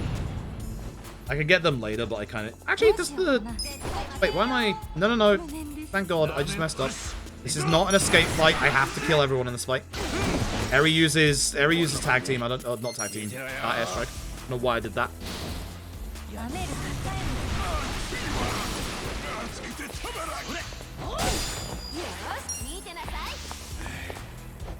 I'm like not fully here. If I'm being honest.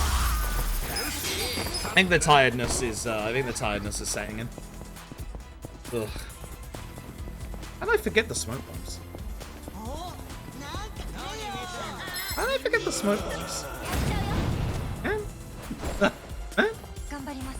I run away from this fight.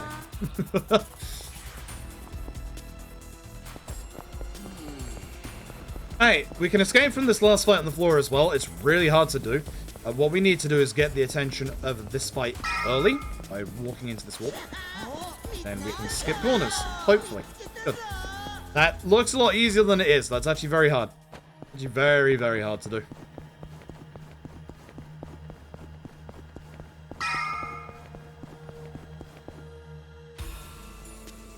Gold key instead of 6? Yeah, because I made that mistake the other day. Oh, derusts. Derusts.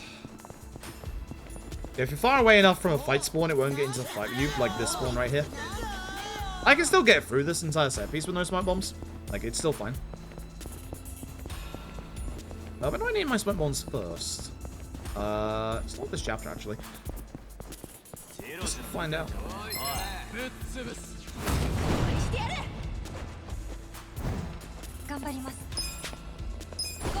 If you're wondering what I did there, when you target an enemy, you tell the game that you want to run away, like, straight parallel away from them. It doesn't make you go in, like, randomized directions. So for that fight, I'll always, like, target that enemy on the right, because if Aries is in a good position in the room like that, she'll just escape. It's great.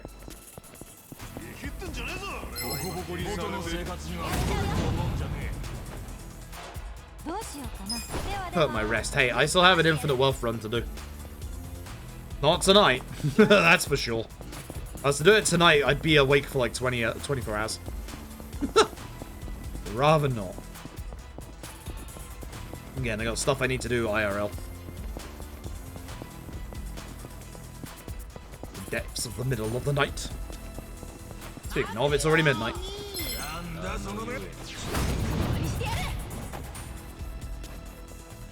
I will say, I am a little jealous of my luck in this run. Like, I know I'm quite far behind. Ares' escape block has been very, very good.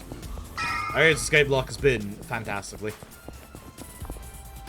So, thanks, Ares.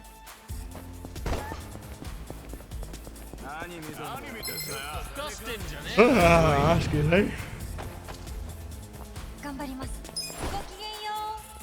Ares' escape block's been very good this run. It's frustrating because when I go back on PB pace, I'm not going to get escape block like this. Alright, this felt hack gives quite a decent bit of magic damage. We're going to put that on Psycho for now, and it's going to go over to Itchy later on.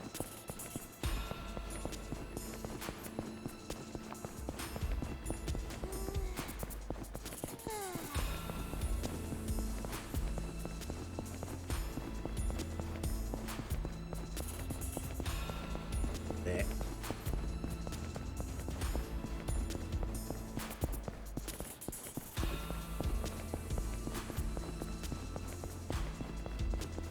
Right. Volume warning. Final time. Usually this one doesn't work.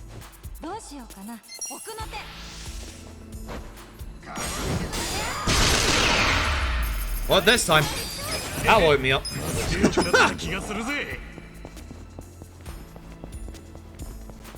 Ari is a real person, yes. That's why she's not in infinite wealth. I'm gonna shock you with something as well. Namba's a real person as well. There's a lot of people that are the real actors and actresses in this series.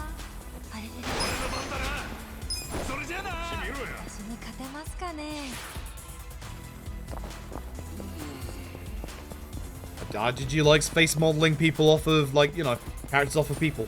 That's why I was surprised that Namba, like, actually came back. Like, I feel like the RGG over the last few years has definitely been reusing face actors when they never used to. Face actors in this series never used to meet a good end. But very recently, they've definitely been reusing them. This is bad. Sako, my beloved. Namba. Attaboy. That's our boy. Thanks, Namba. Thanks, Namba. Real person in my heart. Honestly, I think Kuroda over the years has been sculpted by Kiryu. Over the years, Kuroda has become more and more Kiryu-like. Right, for this room, you want to run over to the wall real quick, hug the wall, and then cut the corner. That's actually not, like, every time consistent, but it's like 90% of the time consistent. And I need to grab this. Yeah. We sell that scorpion later on. Good money. Everybody here. This is the last floor that we have to run on, which is nice. Like, this set piece is so long. It's, like, ridiculously long. Like, stupidly long. Like, even casually. Way too long. It's getting you, like, ready and leveled up for, like, the boss at the end of it, but it's, like, way too long. So.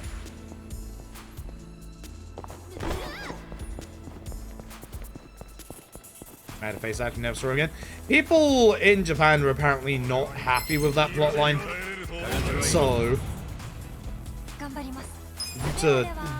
Yuta and Nagamo have disappeared into Onamichi somewhere. Onamichio has come for the souls of them both.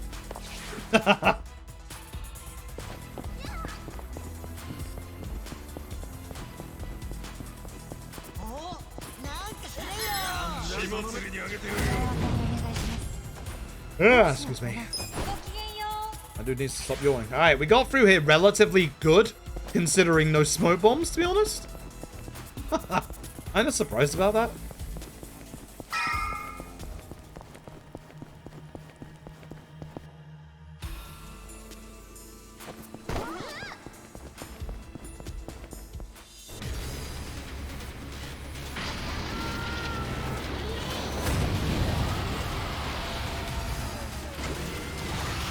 Alright, so, follow what I do. Rolling kick. Back team Masters of Mayhem. Sparkling cannon. This is a good turn order. Hopefully it stays like this for second phase. And Pigeon Rage.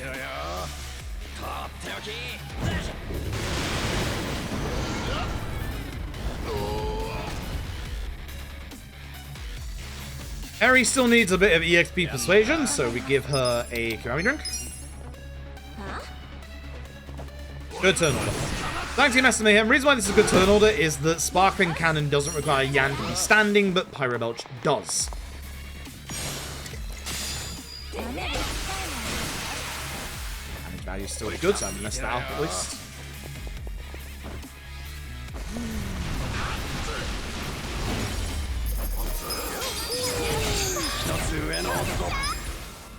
I mean, Yuta's actor is a very, very popular actor in Japan. Like, we obviously, like, I mean, hell, he even has, like, a decent, like, fan base in the West, considering, you know, most people know him from the Battle Royale movies. Like, come on, chat, I need to wake up. Thanks. Now I'm awake. Whenever I need to wake up, I'll listen to that obnoxiously loud car horn. I don't know why it's so loud, but it is. This fight spawn doesn't exist, by the way. You just save load, it's gone. If you're wondering, I'll get my smoke bombs in the next chapter. Because I do need them in the next chapter, so I'll get them in the next chapter. I'll just suck up the time lost next chapter. Also kind of hoping the secret shop up here has them. I don't remember if it does or not, so I'm going to find out.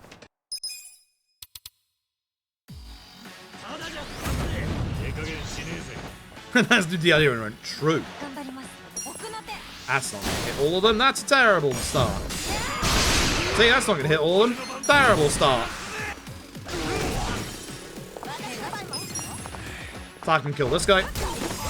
And then Nami can kill one. Good. Good fight. Don't forget the cactus statue. Thank you very much. That's not number 10. I just messed up my picture taken. Please ignore. Alright, but dude, you have smoke bombs? That'd be great. No. Super ring onto Ichi, super rings onto Eri, super rings onto Adachi, on spare, super bracelets onto Sayako, brain soul onto Ichi, bombs. I hate you. And start skip this. Showing Daniel Day Kim. On the western side, at least. Not sure about Japanese actors.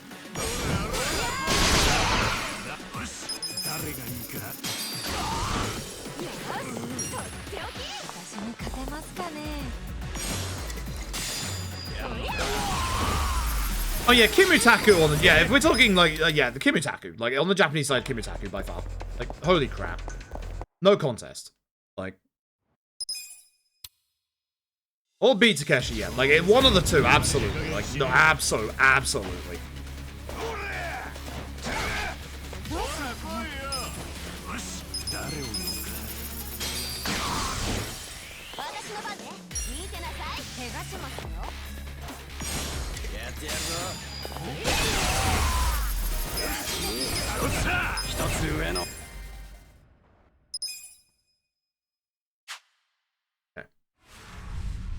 I'm surprised I only lost, like, 40 seconds, considering I had no smoke bombs. Eri did a boatload of work in that chapter.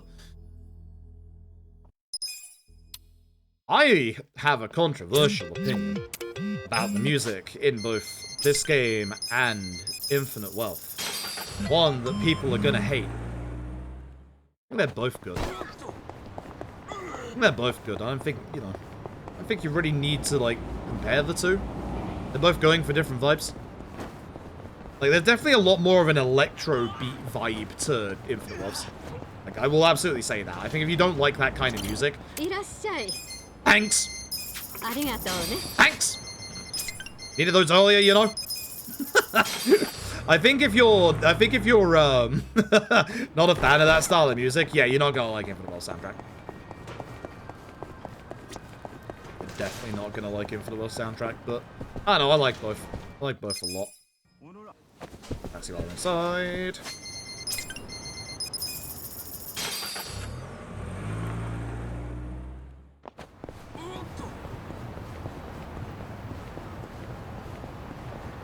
See, like, I feel as like a video game soundtrack, this one works a bit better, but I feel like if I was to go to a club, if I was to be a DJ at a club, you could absolutely just put any of Infinite Wealth's, like, boss tracks on, and it'd work.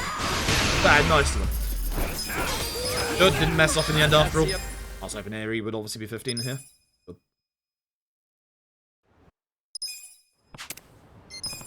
Fujin. Oh, that is that one. Time. Once. Forgot about that part. I'll take these, thank you. I will take Adachi. Thank you. Ah, man, wake up, my dude. Ugh. Alright. Time to become two of the most broken OP jobs in the video game.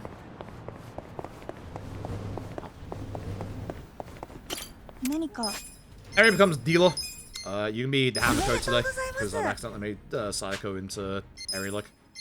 And Enforcer, funeral suit. Hand's gotta look good. Hand's gotta look real good. Jinai. Adult entertainment, you know? I can see that.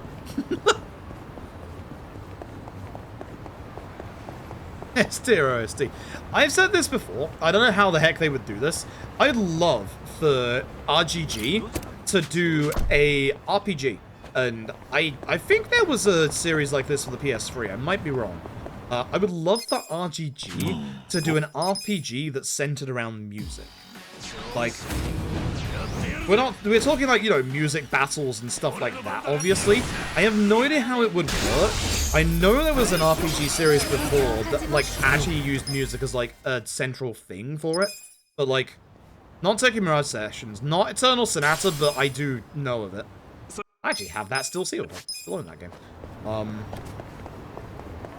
Nice. Okay, I've been curious about this for a while. Okay, good. Okay, good, but thanks for the second fight spawn, game. I'll just go away, shall I? Thanks. Here I thought I was being clever getting past the first fight spawn. I think it's, I don't remember what game it was. It was definitely a JRPG. It wasn't Eternal Star, it wasn't Tokyo Mirage Sessions. Oh god, I wish I could remember its name. The mechanic involved the music actually affecting things in, like, the background. And, like, there was a circle around, like, the fight where the turn-based happens. And, like, it moves up and down in time to, like, the rhythm. I don't remember what the game was called. I remember the game wasn't super hot. Like, not as in, like, super hot. It wasn't that great. But I love the idea and the concept of it. I don't remember what it was called, though, which is annoying. I feel like it's one of those games where if I see the name, I'll immediately go, oh yeah, that's it. Like, I think it began with a C. For some reason I have Conception in my head. I don't think it was Conception. We don't talk about Conception. Rhapsody?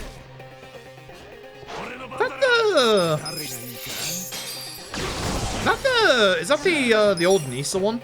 Because it's not Rhapsody, but I remember Rhapsody from something. It's not Mother Freight. Not Mother Freight.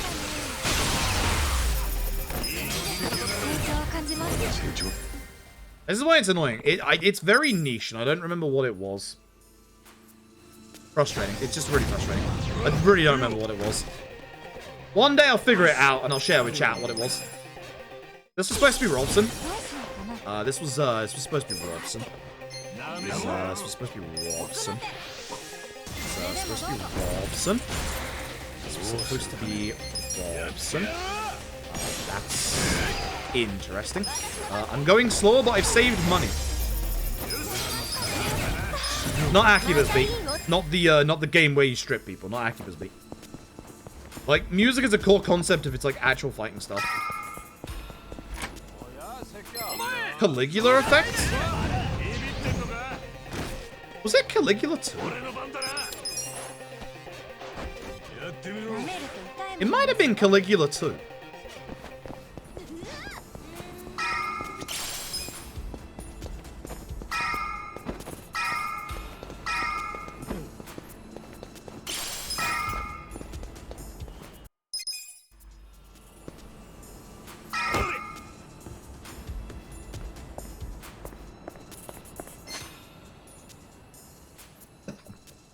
Curious now. Hold on.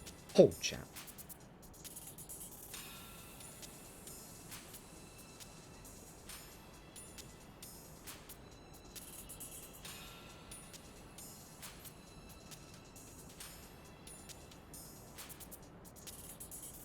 It was Caligula 2.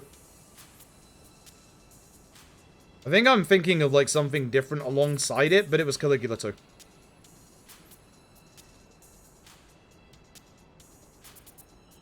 Like, the music and the background music, like, affected, like the outside of the fight. I'm thinking it's Caligula 2. Like, I've got it on my phone. I'm thinking it was Caligula 2, which is on Steam, by the way. I'm pretty confident it was Caligula 2. I don't remember hearing good things about it. I think it was Caligula 2.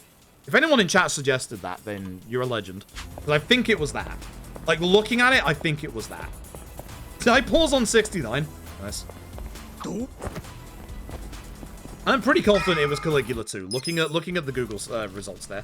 How did I not get this guy?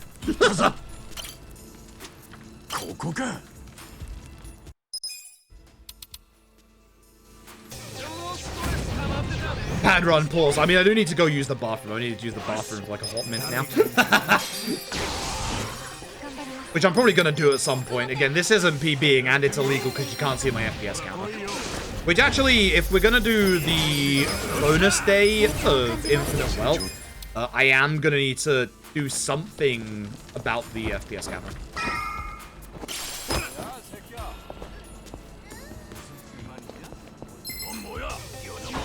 You mentioned it. Okay, cool. Yeah, I'm pretty confident it was Caligula 2, like, looking at it, because, like, it's...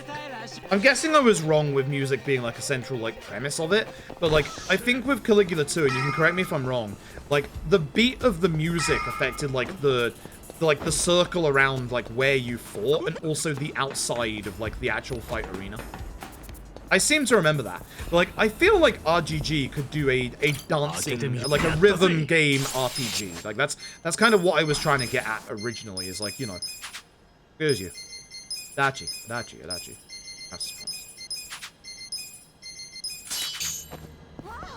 Like, I feel like they could, like, if anyone could make one like that, I feel like it'd be RGG. Like, find a way to make music, like, the central thing in an RPG. Oi. I would eat that up. I would absolutely eat up an RGG rhythm game.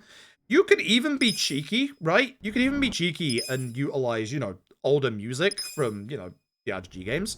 But here's the thing, right? Got a basic-ass plot here already ready. Your snappy protagonist who, and here's the thing, you could have them be a customizable protagonist if you wanted. Your protagonist would learn about, obviously, you know, they're a dancer, they've been trying to do dancing, like ballet and stuff like that, and they learn about a competition in Hawaii with dancers from around the world. And you could populate the map with dancers like you do in, like, Yakuza 5, but better. You know? I want this to be a thing. Hire me. I have ideas.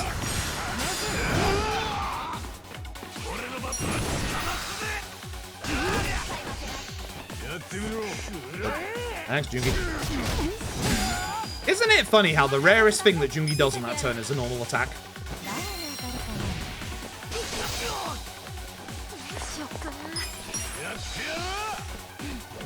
That's Fear of variant? Yeah, no. Like, something like even if not a Fear of variant, but like, you know, essentially something that's like their usual affair of like, you know, like outside of fight exploration to going inside of fights like rhythm stuff. I feel like if anyone can do it, it's RGG. I feel like people would like it as well. Like, I think people would lap it up considering it's RGG and the rhythm stuff. Like,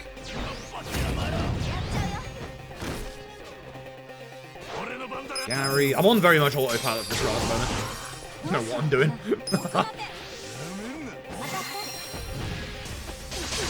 Have that now? Exactly. The Omni Echo has an RPG Battle DDR sort of gameplay. Really? I'll have to check that out. I will have to check that out.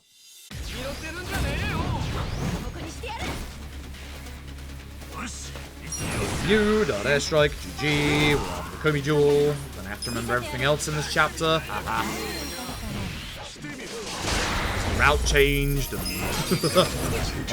my brain has been thinking of the old route for the past like 2 hours, and that's not good.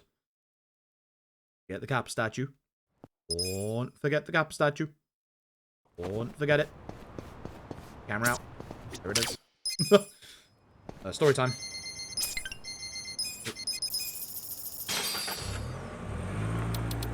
Yeah, no, I think that would be sick. I'd love to see something like that.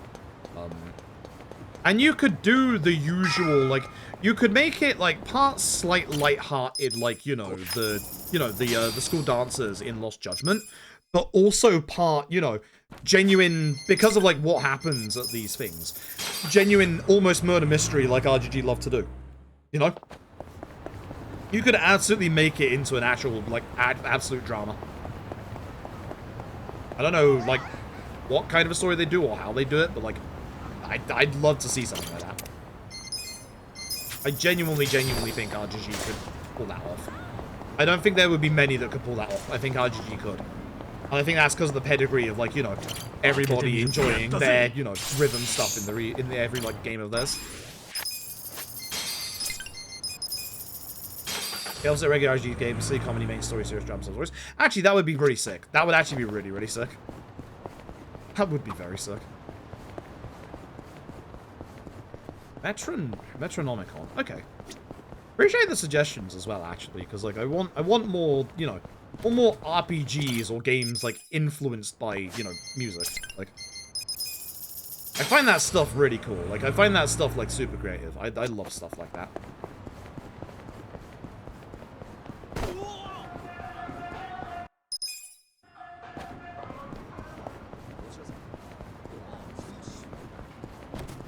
That should be our last cap statue.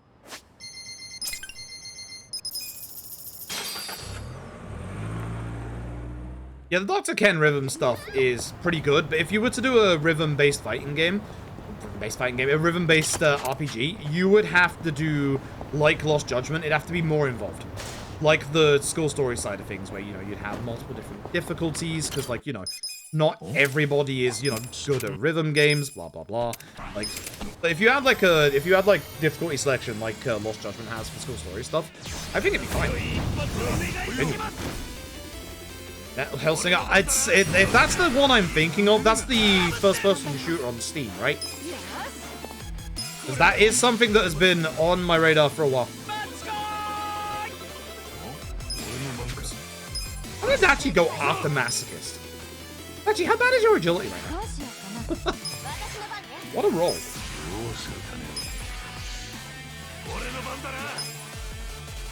So, speed tech in this fight is literally to just use Tag Team Essence of Mayhem. You can't damage Masochist, you have to wait for 2 turns of his to go through. But funnily enough, there's a delay on Masochist's animations unless for some reason you use an Essence attack. No idea why. It took us like 2.5 years to figure that out. Because one day I randomly said, alright, I'm using Tag Team Essence of Mayhem. And it worked. To be fair, I used it twice, and then Tom was like, you idiot, you only got to use it once. And like, yeah, actually, you're right. 2.968, perfect. Yeah, that's good money. We're good. We're on the right money track. We're good. I knew this was the point where I knew if the money was correct or not. We are correct.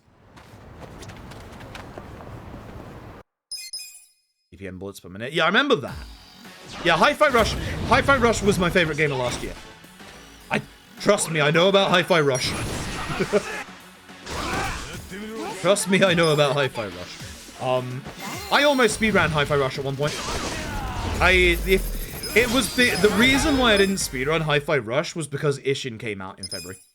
If it wasn't for Ishin and my schedule didn't start to get like quite packed at that point, I am very confident I would have speedran Hi-Fi Rush. Blame Hi-Fi Rush for that. Well,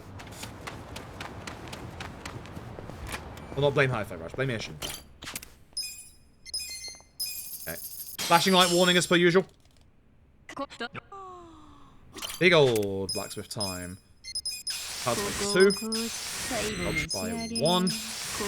Go by 5. Table sparkling by 8. You do not level up the voltaic yellow.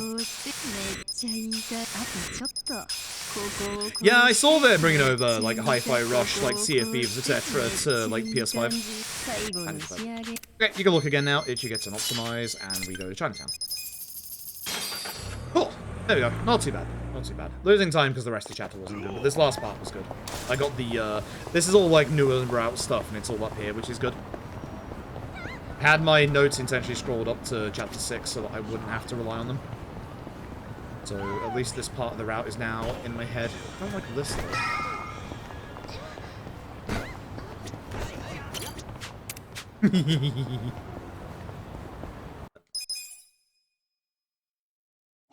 Yeah, Necrodancer, I know. I've played a metric ton of Necrodancer in my time. Are they bringing out a new Necrodancer game? Or is that already out? I know they talked about it. Looks interesting. Like, looks very interesting. Yeah. Once I said Mario, yeah, exactly. Not saying that, you know, the Mario suggestion is bad.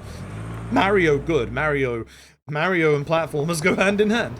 Where's that fight spawn? What's happening in this run today? Leave me alone. This fight spawn suck. I'm getting all the bad ones. Leave me alone. Miss, you won't.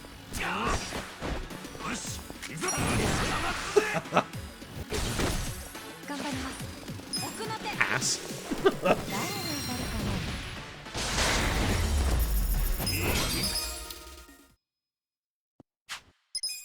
Because that actually hit Ichi, we do have to heal Ichi. Thankfully, that's what the Luxury Yakini Bento is for. The Luxury Yakini Bento is always at the top of your items, which is great. And it will always heal Ichi because he's at the top of the list.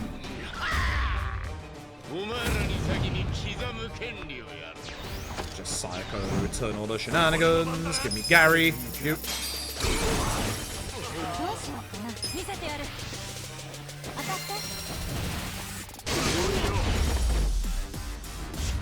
Oh, I also, actually, I do think, I'm not sure if anyone suggested it in chat yet. I am a backer for, oh god, I wish I could remember its name right now. The music game that's coming out has a white label on Steam, like demo. I've not played it yet because I'm waiting for a full game. Someone in chat will know which game I mean. The missing damage there is bad. Ugh. Someone in chat will know. I don't remember which. I don't remember its name. 1, 2, 3.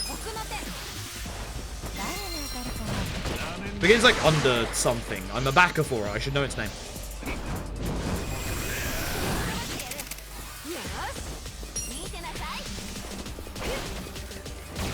Actually, might die. That's potentially an issue.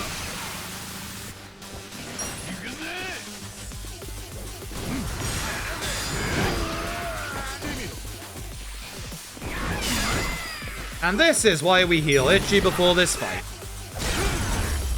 If I didn't heal Itchy before this fight, I die. That's why we get the spare bento, which Tom found that bento, and thank God that bento is a lifesaver. It stops us having to mess around in our inventory for, like, other healing items. Shouts to Tom for, like, actually finding all these, like, really small things in this game. Been great.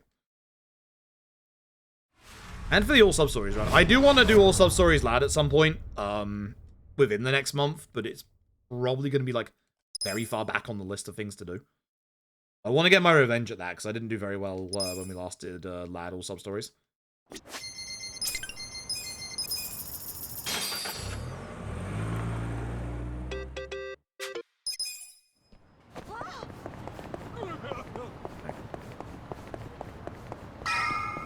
Otska. This chapter is essentially one big boss rush, which is really cool. We used to struggle with this fight a lot. We had to get lucky and have Totska and like a couple of enemies walk together for Shield Blast. Then we realized, wait, use the cat.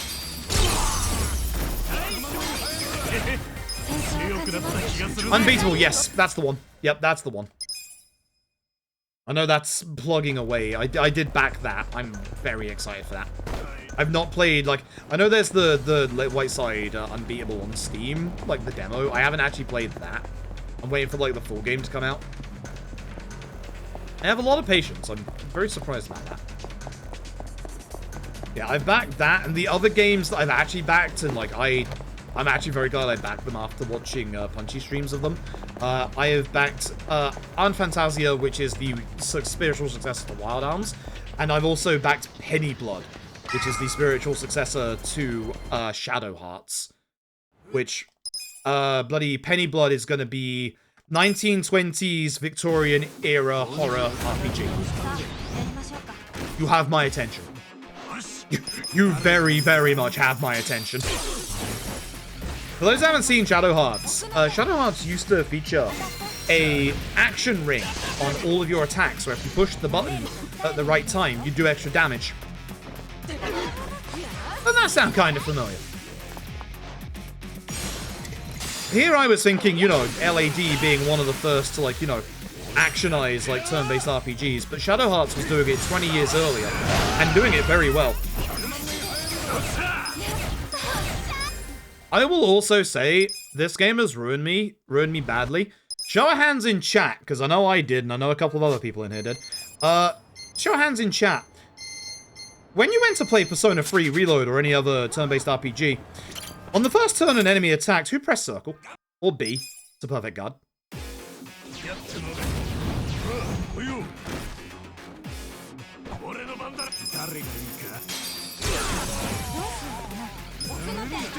Yep. I mean, at least if you were playing Mario RPG, you would have at least had the right game for it.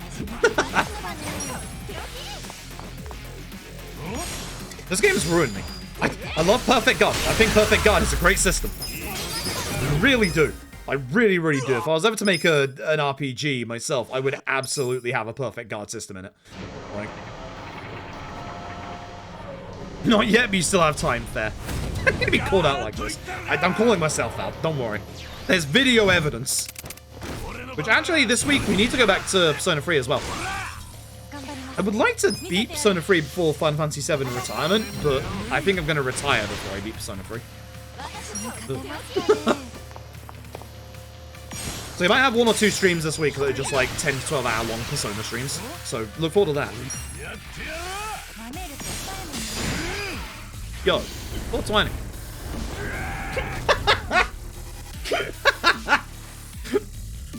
Love numbers. I love stupid numbers. That's a crit. Patience, because he's next to the wall. 3. Osprey's already there, right? Alright, well, I don't need to use Taiko after all those crits. Goodness gracious, I didn't think I could use a Dachi. So, Reiji, it's supposed to be his turn. You can see on the top right, it was supposed to be his turn next.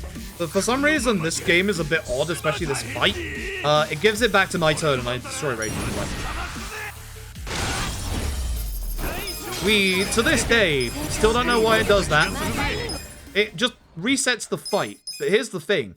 You might be thinking, oh, it just resets it back to the start of the fight. Explain the times when Reiji does get a turn. Because we can't. The game just glitches out at that point. Puts it back on our turn. I'm dying. Hernia. Stop. Remember when I said my hernia makes me choke on air? Yeah, same. Right now. Alright. This fight used to be a very scary fight in the run. Like, this issue used to be a run-ending point. Not anymore. Once again, we figured out that, did you know, cats are good. Cats are very good. Having Itchy go first is amazing. So, Reiji should counter Itchy. He didn't. That's fine. Usually counters Itchy, which at that point, you don't want Itchy to get hit again. He might hit Itchy here. He didn't hit Sayako, that's fine. So the reason why this fight is now no longer scary, Sayako's turn will always get Reiji to counter, which means Sayako's dead by Sayako. I was better at my perfect guards. You would be alive right now. I do apologize. And that's it. Even if Itchy gets attacked with a counter from Robson, you will always get a counter on Sayako's turn. So you can control completely Reiji's turn order. When Reiji uses counter, he pushes his normal turn back. And he just keeps pushing it back, because you just keep getting him to counter. And then he can't do anything. You might feel sad for Sayako, and the fact that, you know, you might be wondering, oh no, what do I do EXP-wise now that Sayako's died? Fun fact, this is the point where Sayako falls off. She doesn't, actually. She's amazing. But this is the point where, you know, we get somebody who's a little bit better. He's just a bit better. Just a little. Just a time.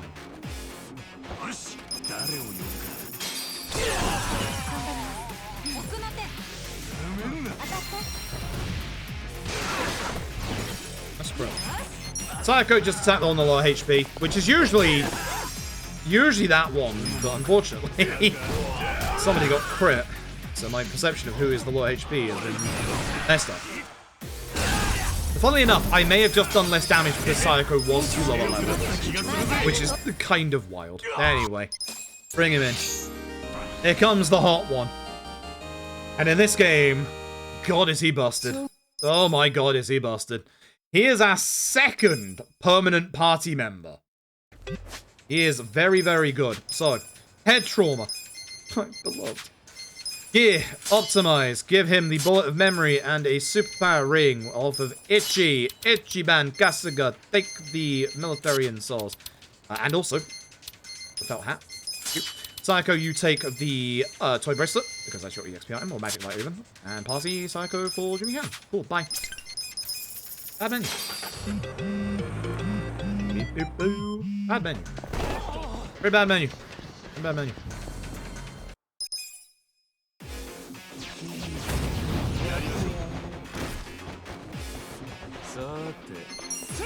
So, punch by. Reason is that he actually counters Itchy when we use illusion. Can't counter when he's dead, you know. And then this should take out all 3 of the enemy. This is what we're hoping for. If we have good damage values, which we do, this means that Adachi starts this fight, and that's perfect. Reason being is that Zeng is back one final time. Zeng has one big weakness that we can exploit, but we would rather have the two ads not in this fight. So he will usually walk backwards, Shield Blast will hit them, and then we use his weakness. Done!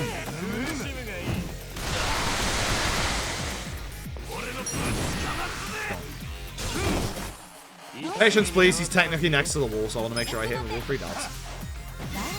Man dies. Not dead yet, but man dies. See? Man dies. At this point, just wait for Ares next turn.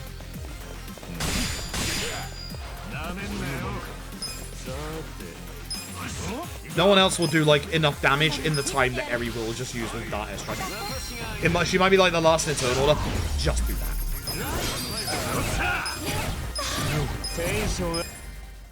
Sayako's EXP from dying will normalize in, like, 2 chapters, by the way. Like, she'll get back to the point where she's supposed to be. Now, if you're on PC, you can get rid of the fights in here by doing save load. Not all of them. This is why on console you want 5 smoke bombs after you leave the sewers. On PC you only need 2, which is for the 2 Komi drill fights. Ideally more, because then you have some for the late game. You cannot start save load this fight, so instead smoke bomb. That's why you need 1 of them.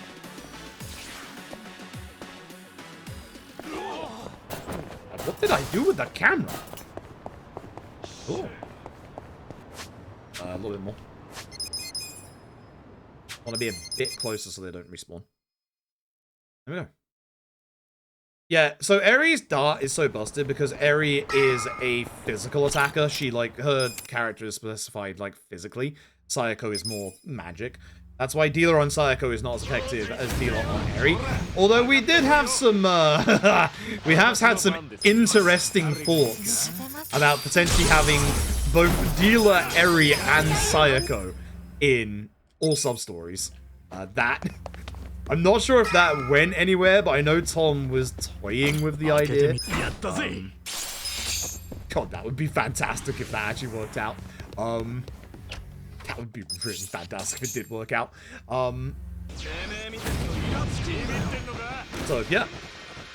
But because of the fact that she is, like, physical tuned, and Dealer is, like, obviously a very physical based class, they work well. They work in tandem. It's the same reason as to why, you know, most people make Sayako into idlers, because, you know, with her attack power being really strong, it makes her heals very strong. You know? It's just obvious, you know? It is that very base of just, wow, Dealer does physical damage. Wow, Eri really levels her physical damage. Yeah. Yeah. This fight is interesting. This fight is a 2-wave fight, and it has a gimmick to it. In the first wave of this fight, and it's going to sound stupid, we want the only characters who get attacked to be Ichi and Adachi. Which sounds really weird if you consider the guy, if he dies, that gets a game over is one of the ones who aren't attacked. That's the truth. 1, 2, 3. Actually, he's not on against the wall. Yep, they're DLC jobs. Here's the thing. Even though they're banned, they're not actually that good for a speedrun. So the reason as to why... LED especially, in a little bit, or actually quite a bit for Infinite Wealth, the reason why these jobs are so good and why I'm doing so much damage is because of the weapons. Now, the thing with the DLC classes for this game is that the DLC weapons for the classes, the ones that are upgradable, are hyper expensive. We are talking ridiculously expensive. Now, this time we use our Sengoku Coffee, it gives us more money. And the materials needed to level them up are also super expensive and slightly rare. So the thing is, we actually would get very little use. That's not what I want to do. It's fine. Jugi Hand's taking it. To get them up to speed in, like, an actual any percent run, you would give yourself less money than the money deficit that we talked about earlier. So you would literally run out of money for the run. Nice crit. Happened a bit late. I'm gonna have to heal unless I tank a hit with Jungian. Or a dash.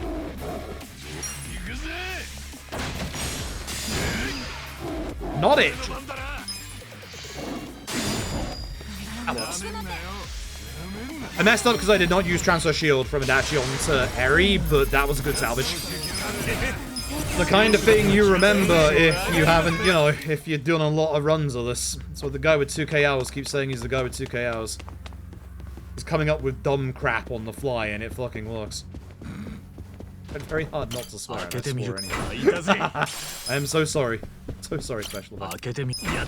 It's charity fundraising, my dude. No more swearing. I actually did very well with my no swearing on the first couple of days, and then yesterday and today it was really bad. Eri gets an optimize. I steal Eri's shoes. Jungi Han steals the boxing shoes. GG. Make sure Adachi's in the third slot in the party. Wait.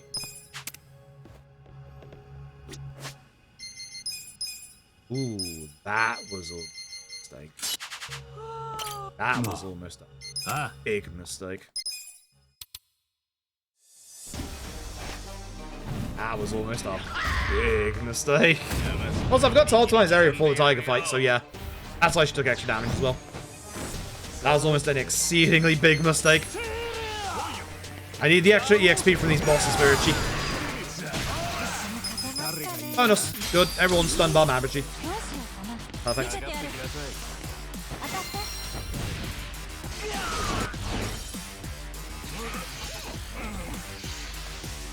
So this is a DPS race. We need to get Mabuchi to a certain HP threshold, not for his next turn, but the turn after that.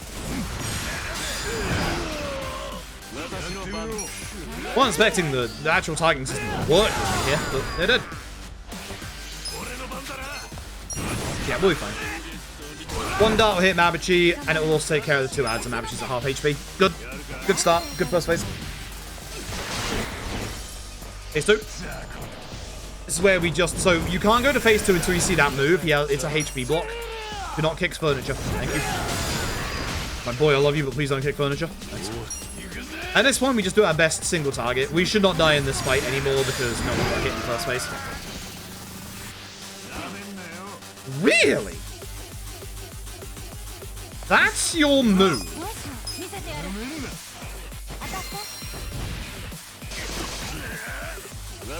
That's your move.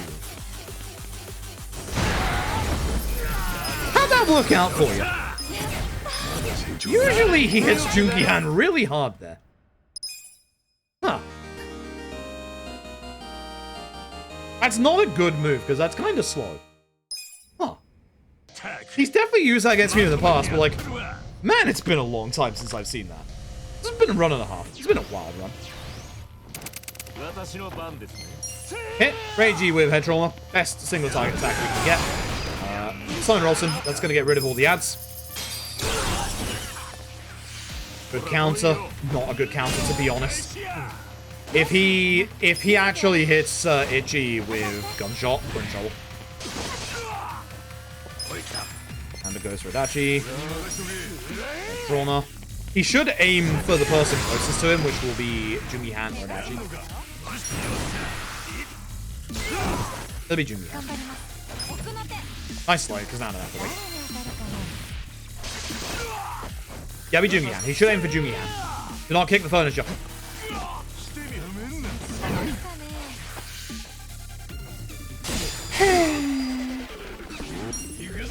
I hate him, but he's beautiful. What am I supposed to do? I hate him, but he's beautiful. I'm not sure what I'm supposed to do. I'm not dead. A punch. Reverse swear jar, right?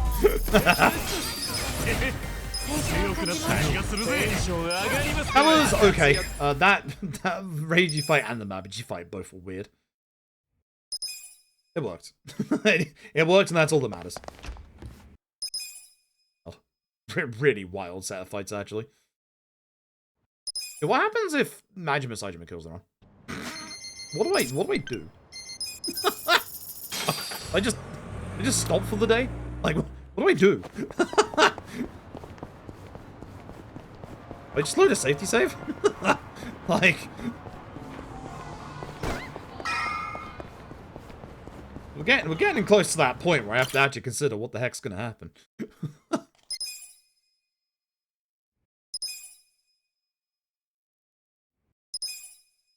I'll send you a list of safety strats.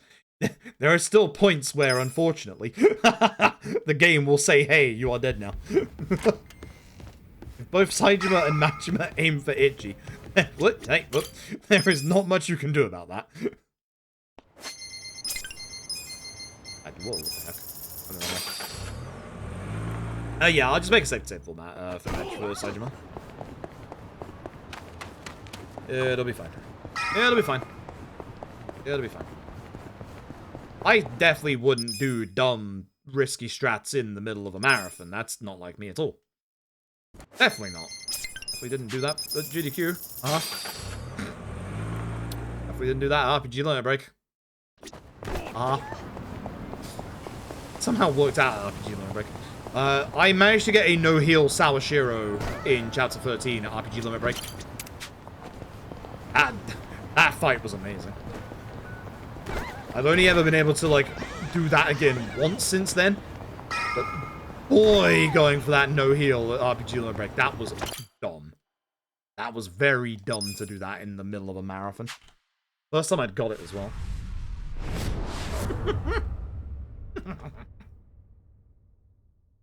Yeah. Dear, oh dear, oh dear, oh dear. Anyway. There's that boy Xiao. Never, ever see him again.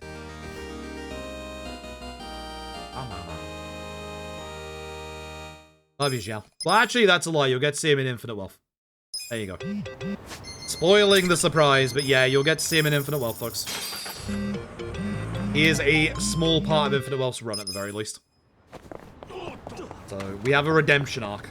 A mini redemption arc. It's a redemption arc nonetheless.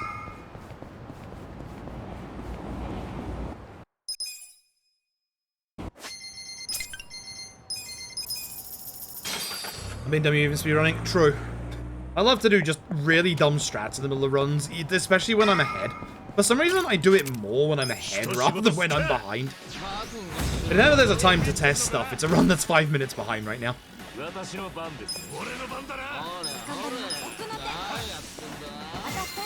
He gets cooked someone, and not that much. Actually, at one point, he was Chef. I think Chef was being considered. I think. I'd be wrong on that.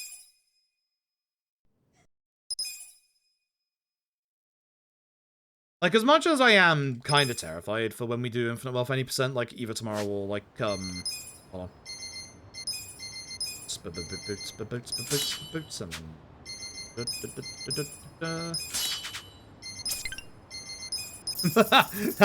I'll make sure I remembered what was happening here, because I actually completely forgot. Wait.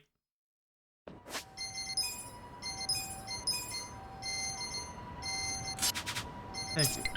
I need that superpower ring off of Adachi, and also need Adachi to have a little bit more agility. I knew I'd forgotten something. That's why I glanced at my notes. I was like, I know I'm forgetting something. It's the military insult. Like, I'm half looking forward to and half, like, fearing, like, when we do Infinite Wealth 80%. Mostly because of how long, like, the actual run is. But also, there's a lot of things that can just go wrong because of, you know, the fact that it's a first run. It'll hopefully be, like, actually, like, quite stress-free. Like, I'm hoping that because, you know, it's my first run of it, I'm not gonna... hit. Nice connect. I'm hoping that I'm just not gonna be, you know, too stressed out over things going wrong, because, like, things are gonna go wrong. We still don't have, you know... Look at that shield blast. I actually got to kill him. So, no, nice. Because of the fact that, you know, we don't have a solidified run fully yet, things are just gonna go wrong. And we're just gonna have to deal with it. It's kind of the same with this. When I did my first run of this, it was near 7.5 hours. It was absolutely terrible. My party composition was bad. My battle strategies were bad. I over-leveled. But honestly, like, what I needed to do for this was I needed to do a run. Like, a full run, and just get it under my belt. And once that run was done, that, like, stopped a whole bunch of, like, fears that I had about the run. And then I just obviously, like, kept doing it. Like, and I think it'll be the same for Infinite Wealth as well. I think once I can actually, like, you know, get this dumb little fear away, I think I will do, like, a lot of Infinite Wealth and also, like, try and help out a lot more with, obviously, like, the routing stuff. In terms of the routing stuff, I think the current thing being looked into is Desperado. Which, I mean, you all heard me, I hope Desperado gets it. I really need to get better at the timing on this, because it's so different. It's a lot different.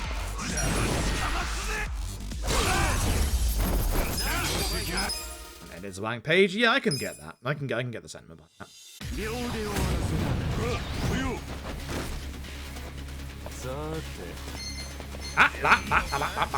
This guy.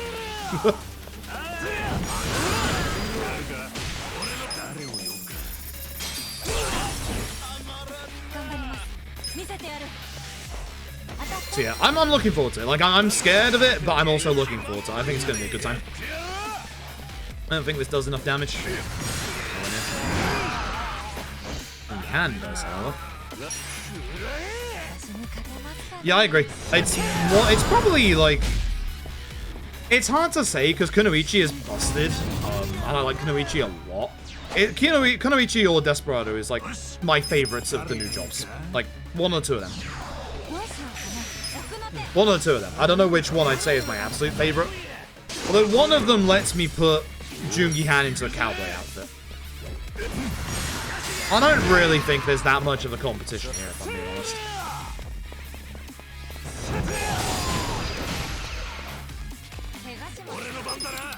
Oops, go on.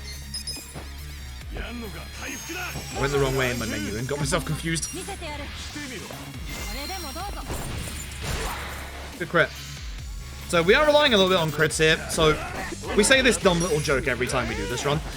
Matoba is a boss. His name begins with M, ends in A, and it's 6 letters long. It's an exceptionally precise rule that, yes, as you can probably guess, is coming back in the next chapter. So I don't think this is good, because, like, Jungi Han doesn't do that much damage with a normal attack. I feel like I should wait for head trauma and not use Ichi, just guard. Because head trauma does way more damage. Hi, Rosa. Thanks for stopping by. Have a good sleep. It is quite late, huh? And then here, wait for Ichi and just do tag team. Oh, it misses. Or it can miss. It's one of those fights where your tag team actually misses. Anyway, Matoba gave me a watch. Thanks. That's legit.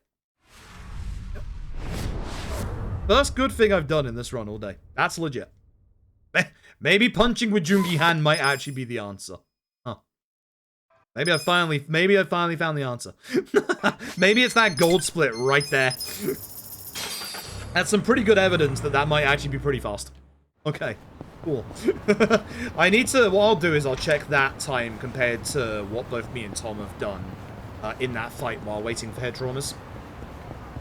Alright, now I've got enough gold safe keys this time around, I can't mess up not getting the cursed substitute. So, Gallant Binding from safe number 1, Lesswood Armor from safe number 3, and of course, the Silhouette Katana from safe number 4, which is for the bodyguard class.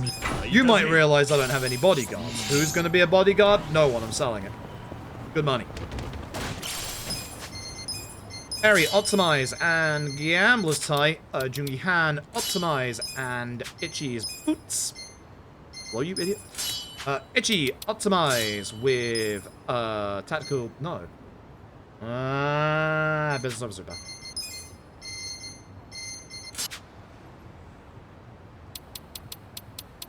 Yeah, that's right. I had to double check that. I thought that helmet on Ichi was wrong, but no, it's not. Weird. Weird. I thought I'd done something wrong. I thought I'd missed a headgear somewhere, but no, that's correct. Because we used to have the felt hat on, but we're going to replace that with the magic hat. Yeah. SS kiss number 2. Yeah. Yeah, this is right. This is right.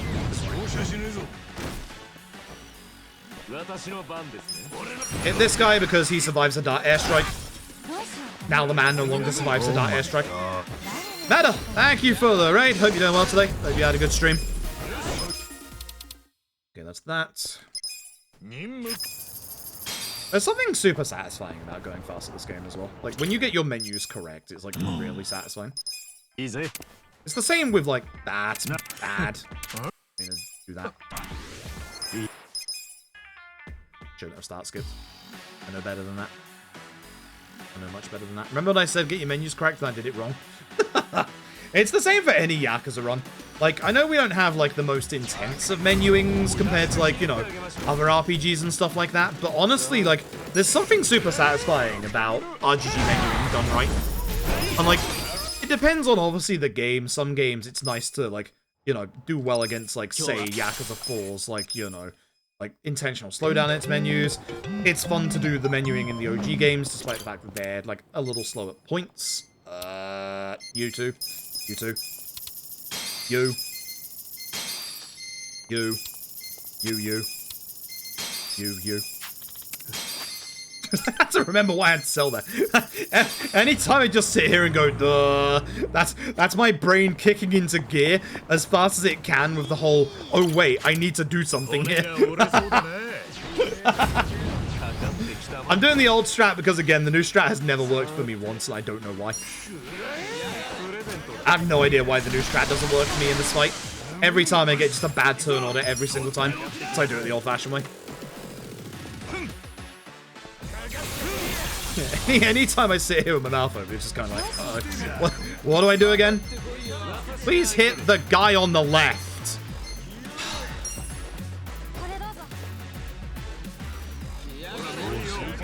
I will say this.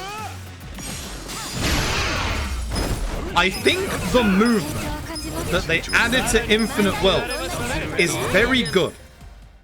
I think the movement they added to Infinite Wealth hides the problems with the targeting system of this video game. Because it's really not much of an issue. It is still an issue, but I don't think it's as bad.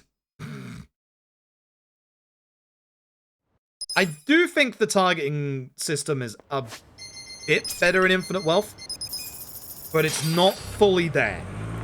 They really need to add an option where you can just select up and down via enemies for the enemy list on the right, and then left and right for your allies on the bottom. That would literally make a perfect targeting system. Like RGG, I'm begging you. RGG, I'm begging you. If I have less than 80k here, we're out of the run. 111 is beautiful.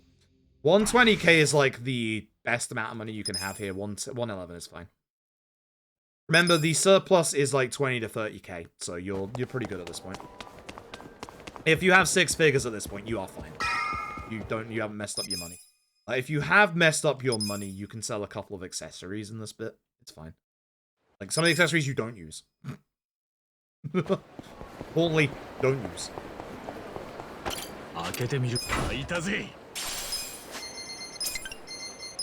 Good old Sotenbori. We've been here a couple of times. What happened to the park? It was literally here when we were here 3 hours ago. What did you do with it? I'm glad they added the park to Gaiden. I'm still, again, I said this before, I'm so surprised they actually worked on the Sotenbori map for Gaiden. Like, the Gaiden was literally, you know, the game where it's like, hey, we're just going to make a shorter game with, you know, a little bit more of a relaxed budget. And yet they worked on Sotenbori's map. Like, huh? I've never seen that before. I'm surprised. I love the fact they brought back the map. I'm so happy they brought back the map. Like, so happy. That's a rough fight spawn. Where's the gun? Boards? Yeah. Get rid of this one with this vending machine. The reason I want to use this vending machine is it should push any fight spawns to beyond Ebisu. Whereas if we use the earlier ones, you can get another one in front of Ebisu. Hello, my dude. I would like the... not the CDs, I'd like the rocket launchers. 2 of them, 2 device. Skills. Harry, please. That's me. No, cocktail. You for Lucky Punch. You for Divine Shot. Optimize. But yeah, Meta, thank you very, very much for the raid. I hope you're having a good evening tonight. Battle tower time. That tower is like, it's kind of funny. Like, you could say that the battle tower is our grinding that we have to do in this game. But we are in here for specific purposes. Like, for actual specific items, and we don't go all the way either. We don't repeat the area again. We just go through, like, the first 10 floors. I feel like, you know, that doesn't mean it's a grind, because it's necessary. If we were to redo it a couple of times, I'd call that a grind. So I feel like we're very lucky in this run to not have, like, a grind. Especially after, you know, infinite wealth and, like, how it's shaping up. OGFSM for the first time. Yo. Good video game. Very good video game. Was my very first Final Fantasy. Genuinely amazing game. Like, I think it still holds up in a lot of ways today. Like the original. Hit down D-pad, but sure.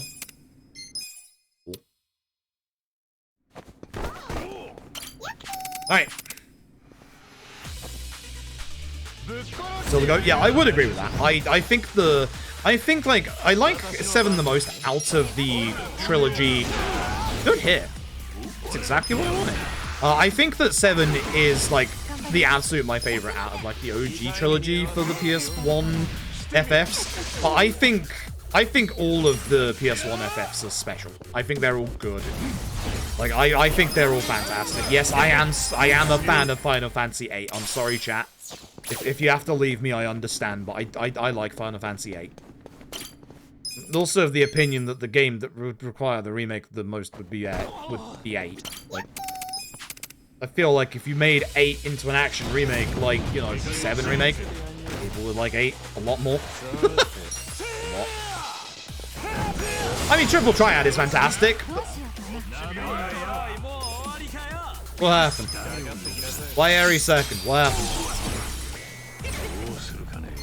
I'll leave that guy. I'm gonna hit this guy. This is what happens when Eri goes second. Why is Eri going second again? What happened?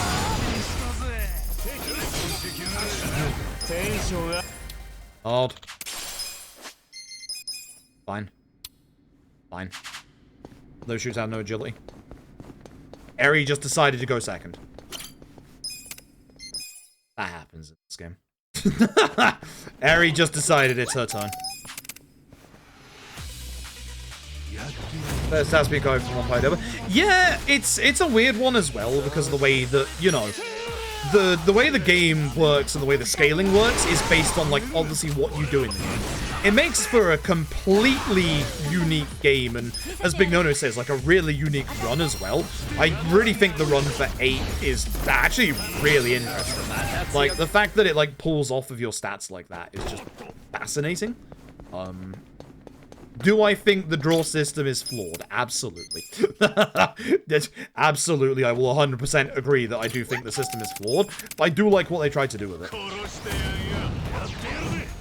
It's on the left. Especially Arc Series first we played. See, this is what I've always wondered, and I've asked this question in the past, is like, do you have fonder memories of the first Final Fantasy you played?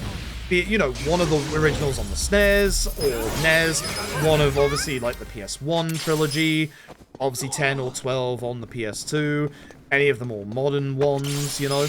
Like, for me, I don't think 7 is my favorite anymore, but I do still have a very strong place for it in my heart. Like, I do fully respect it and think that actually it is a phenomenal game.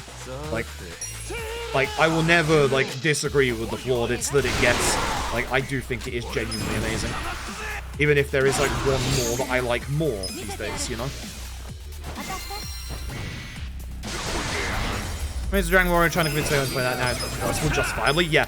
Yeah, it's kind of, and it's very nice that 7, like, doesn't suffer from that. Like, the whole, you know, good, I do need those. The whole, you know, it's aged too badly. Like, that's why I'm super excited for, like, if it ever exists, the Dragon Quest 3 2D HD. It would be very nice to play the Dragon Quest 2D HD. Like, I'm very excited for that.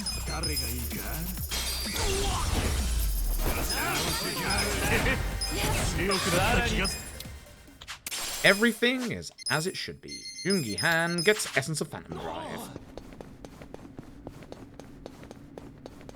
Change them late on emulation, so I play them all in order. Definitely not your favorite. Understandable.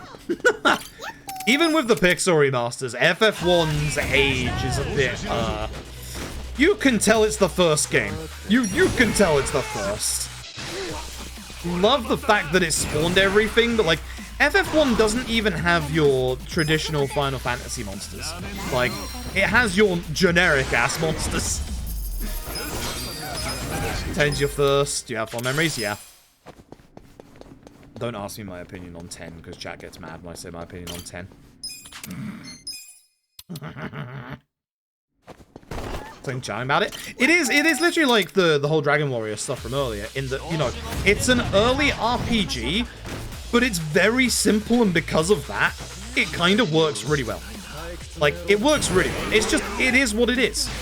I'll just use Divine Shot, which is old strats. I'm glad I did that.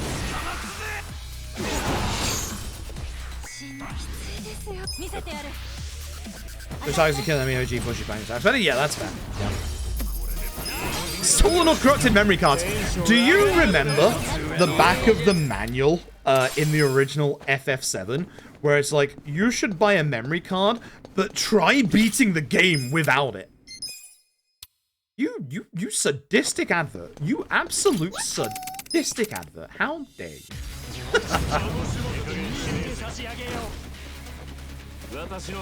10 is also Hallway Simulator. Unlike people calling, you know, 13 linear when 10 is also linear, 10 hides it a lot better. But 10 just has a lot more areas to it. 10 is absolutely as linear as 13, and I will not take this 13 slander lying down. As a fan of Final Fantasy 13 and somebody that has speedrun Final Fantasy 13 in the past, I will not take this Final Fantasy 13 slander lightly. I know we weren't slandering 13, but it always leads to 13 slander. Ready for it. I'm ready for it.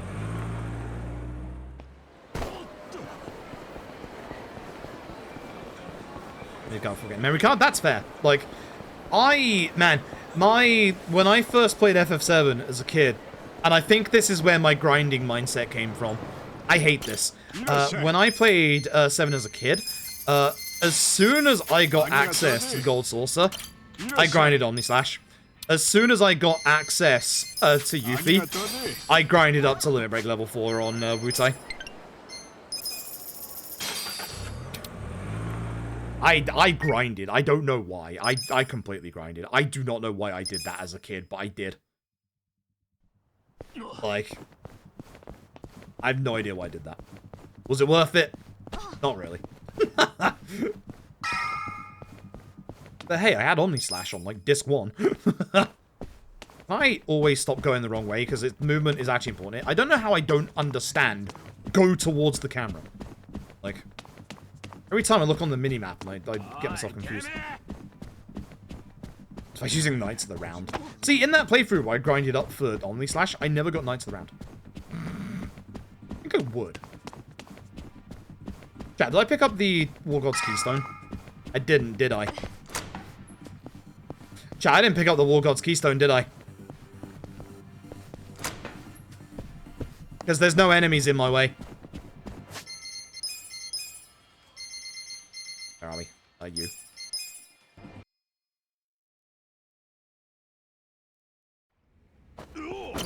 We good? I didn't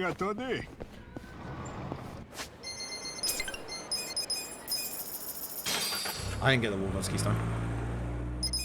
All the enemies are in a different position. I was going too fast. Should not be going too fast after I messed up the start.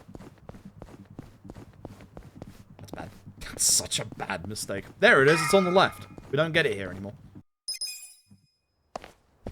Look at that. Go towards the camera. Look at that. You did it. You figured it out. Good job. Also, weapon super bosses. The weapon super bosses were super interesting due to the fact that, you know, you had to use actual, like, smarts. Like, you know, you had to use, like, Phoenix. Like, you had to have, you know, revive. Like, you had to have a way to come back from death. Like, that's kind of wild. No, I did not get to level 99 in Mecha Reactor 1. I know, I remember seeing that somebody did, and it's just like, no thanks. I'm dedicated, but I'm not that dedicated. I refuse.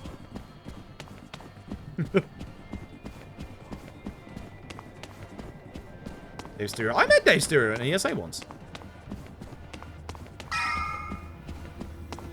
Right. I should marathon. I should for safety. I fucking did.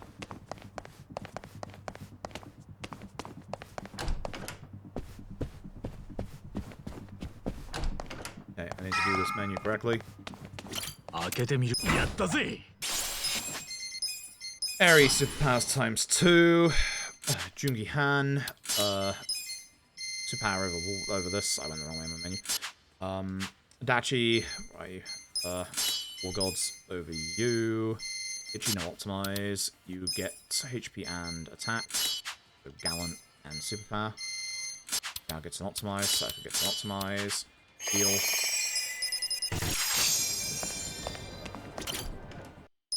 Okay.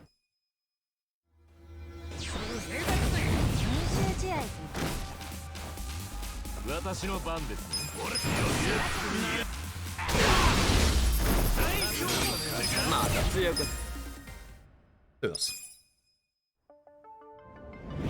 I feel all bosses there to make you some pretty scary strats. That's cool. I love it when RPGs ask you to do like different things from their, you know, their normal mechanics. I think that's neat if done correctly. I think that's very neat if done correctly. Use the correct summon this time. Good. Good. Thanks.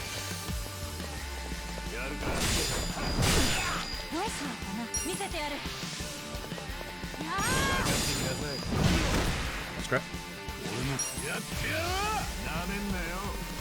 Chained Echoes will do. I had a lot of nice suggestions after the conversation we had earlier. Why is Jungi-han after... Wait, why did he go slow? Jungi-han. My dude, the punch manager. We're still going to do the same. It's still Jungi-han into Robson. But like, why late? Why late? Let me ask you, why late? Ew. Well, gangers are alive. One of them's alive, that sucks. I have to kill the doppelganger before the next wave will begin.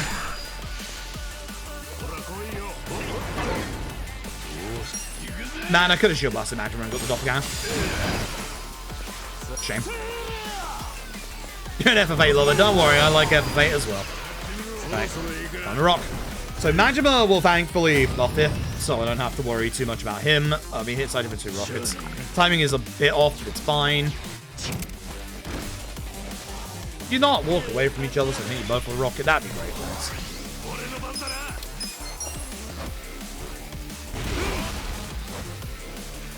Should heal with Jungi Han, but he will be fine. Jack will chill like a punch Majima. I don't think this misses, but it's fine because I can't do damage to Saitama right now. Ooh! Ooh! Good hit. If Majima hits Ichi, that's a problem. That's why I'm putting Adachi in front.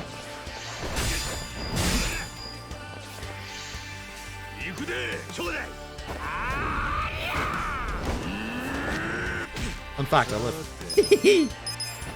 The only way that this works is if Majima does a normal attack. If he did this, he'd be dead. Told you. It's been a long time since we've had... It's been a long time since we have had the normal attack before Blade Kill. That's the only way you survive Blade Kill, by the way. Are you...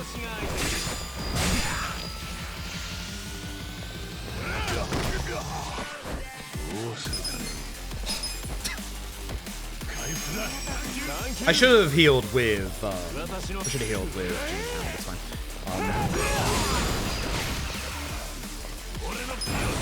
I might die deciding. Now we're good.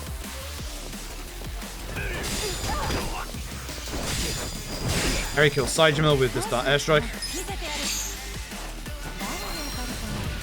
Hey, fans are no longer alone, right? There are dozens of us. Dozens!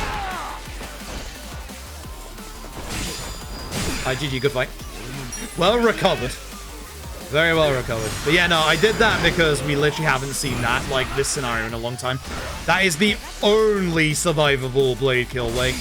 Is a normal attack instead of any of Majima's skills. I literally haven't seen that in, like... I don't think I've seen that in about a year or two. And I'm not joking about how long it's been. I really think it's been over a year since I've actually seen a normal attack before blade kill. Been such a long time. I was actually beginning to regret not going for the the actual drink for a second there. Wasn't Harry in Infinite Wealth? I don't know how many times I got to answer this in one stream. She was a real actress. She's based on a real person. She won a contest to be in Like a Dragon. That's why she's not in Infinite Wealth. It is gonna be the same for Kason. Kason will not be in the next RGG game. Hope she is, but she won't be. Did you ban Gassiga? Too powering. You have your...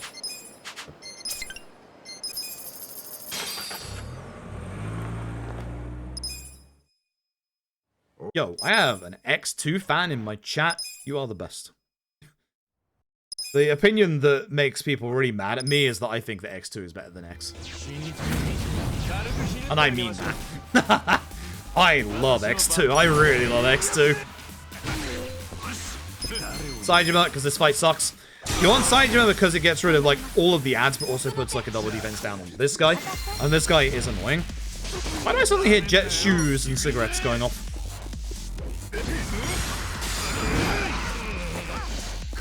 Weird. Hey, you're supposed to be paralyzed. I used the wrong skill.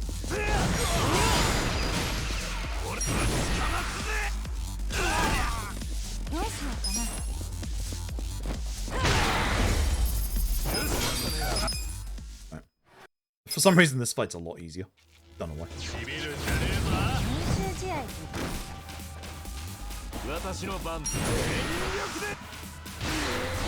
Okay, he's not supposed to die, but he's dead. He's supposed to die to Ichi's living rose, but... Oh. The battle system... I really like the battle system in X2. I actually think it's one of my favorite battle systems in, like, any Final Fantasy game. Like, the dress sphere sounds, like, creepy as all hell when you say what it is, but, like, the dress sphere and, like, the actual combat is really good. Like, I actually really like it a lot. Like, it feels kind of like, you know how, oh god, what's his face? Tried to dress Lightning up in, like, a whole bunch of different costumes in Lightning Returns. And it, like, a lot of them just feel a bit creepy. It feels like the better version of that. The non-creepy version of that. You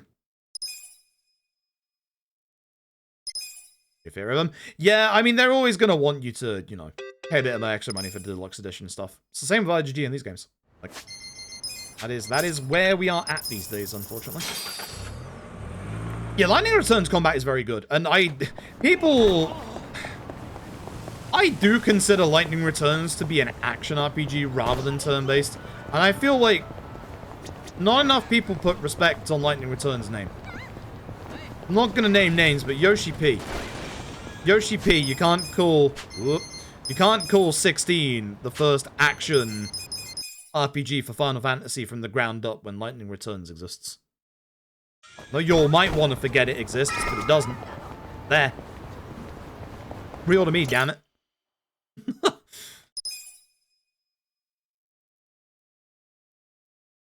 Oh, it has the timer. Yeah, I guess. It sucks. It sucks. I really like Lightning Returns. I actually really like the 13 trilogy. I think that the 13 trilogy is good. Yeah, but the wording that Yoshi P used is because of that not starting as like an action RPG, because it was in, you know, the 13 universe.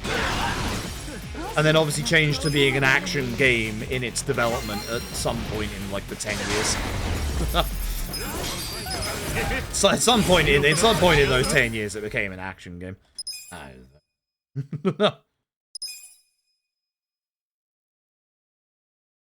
Also, I know it's not technically full Final Fantasy, but put some respect on Jack's name, thank you very much.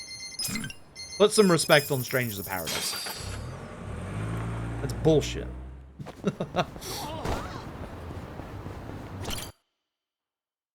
I like 16. I like 16 a lot. Like, it could it have been better? Oh yeah, much better.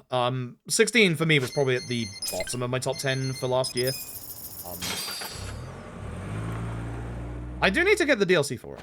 I definitely need to get the DLC for it at some point. But I thought it was alright. Strange Paradise is good. The unironic good, not the ironically haha meme funny good. Like, unironically it's good. Dirge good. Dirge good. I don't know what else you want me to say. It's not great. Dirge good. Dirge good. If you want to see more Dirge stuff, follow my buddy DEC Cosmic, who is going to be, or DE Cosmic, who's going to be doing Dirge speedruns soon. Dirge is a great speedrun. Like, actually.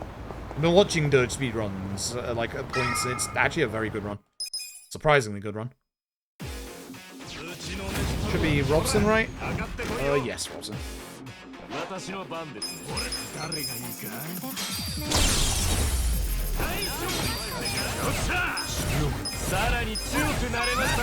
Yeah, like, the story is, like, literally, like, you know, really paper thin. It's, like, you know, a retelling of, like, Final Fantasy 1. It's not going to be, like, super great.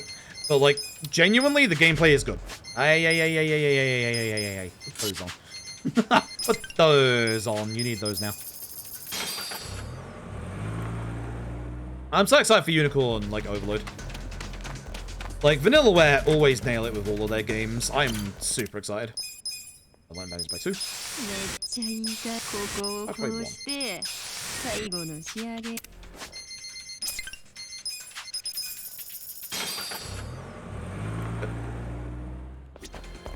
13 Sentinels was brilliant.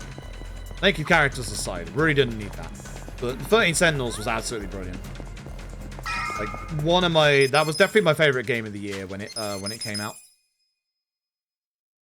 A lot for Muramasa Remake, PS5. I pay a lot for a Muramasa Remake for everything. Like, I want it to be multi-platform. I want... Like, Muramasa is such a good game, and it's stuck on both the Wii and the Vita. I love you, my Vita, but, like...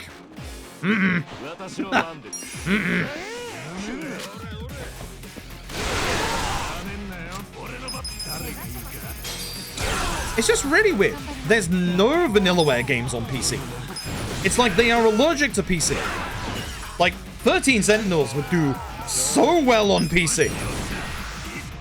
Like, visual novels on PC obviously do really well. And, like, it'd be a perfect fit for the Steam Deck. So I don't know why Vanillaware doesn't like PC. One day.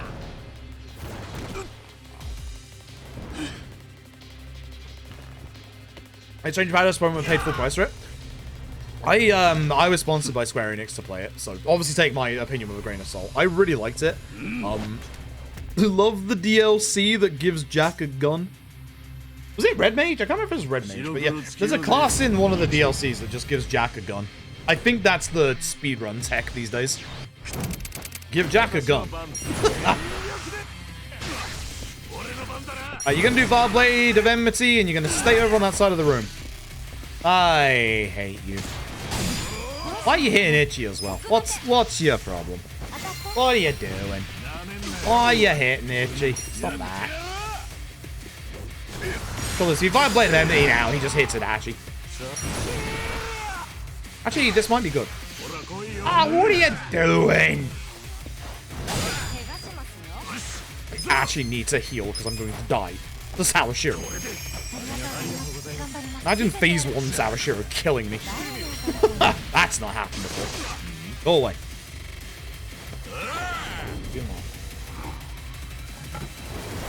I'll plug my phone. Phone's dying. It's dying. Alright. Phase 2. This is actually, like, to get serious for a second, this is the scariest phase in this fight in the speedrun. His normal attack becomes a 2-hit attack. If it connects with the person it's attacking, he will get a 3rd attack. And he also has Cane Strike, which can just stun a party member. Like, this is actually, like, genuinely the most dangerous phase. Like, casually, I think it's phase 3, but in the speedrun, it's actually this one. You jackass. Haha! No stun. I win.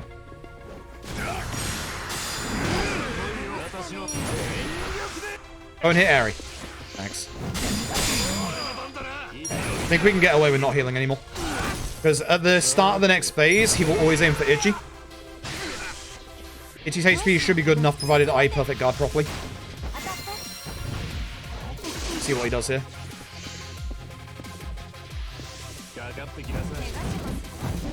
I don't like that. How do I react to this? Because I don't think that does enough. That also messes up his turn order. And I need to heal Airy. Oh, I don't like the way this fight is going. I very much do not like the way this fight is going. This is going to put too much... I'm actually going to intentionally do 2 darts. Because I'm doing too much damage to Sawashura. Right. The issue is if you go into his third phase, like, at the wrong HP value, he actually uses his regen into counter, and that causes him to get 2k HP instead of 1k. I don't like how this fight is going. I really don't like the vibes Sawashura's giving me today.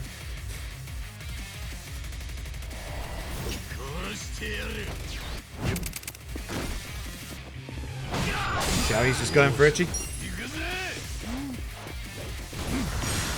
Also, this is the turn where I should be ending Sawashura.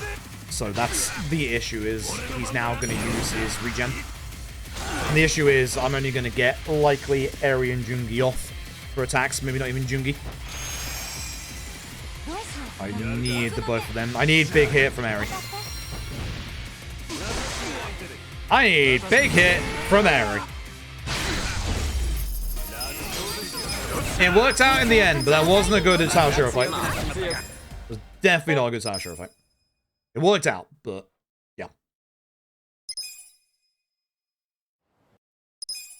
Tomorrow Remastered Remake was the first time including non-PlayStation system in the game remake release. Yeah, I think so. I think so. I don't think they did it on... I don't think they've done anything else on anything otherwise.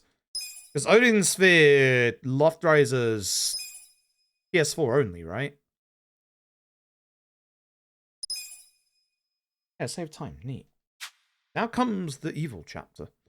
So now you get to see what I was moaning about 3 hours ago about how this is the evilest chapter in the game. And how my PB is literally untouchable. Time to lose 2 minutes. I'm excited.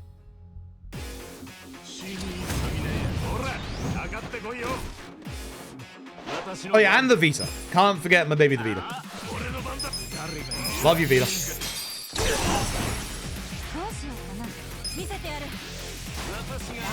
Yeah, there's a lot of games that are just stuck on the PS3 360 from that era. Ashura's Wrath. Capcom, don't you dare re-release that without including the ending, you cheeky buggers.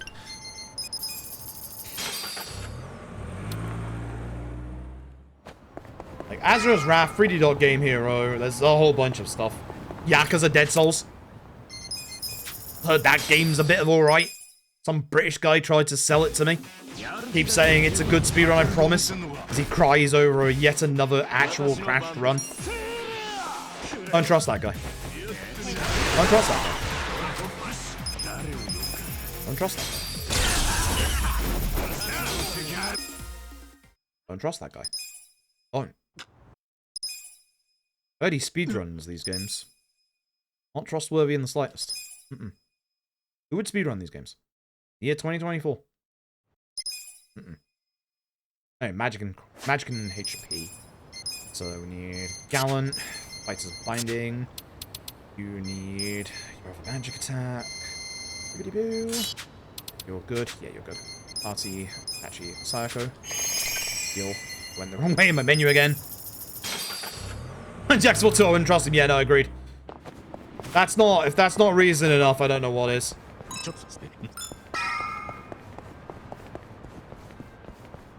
Alright.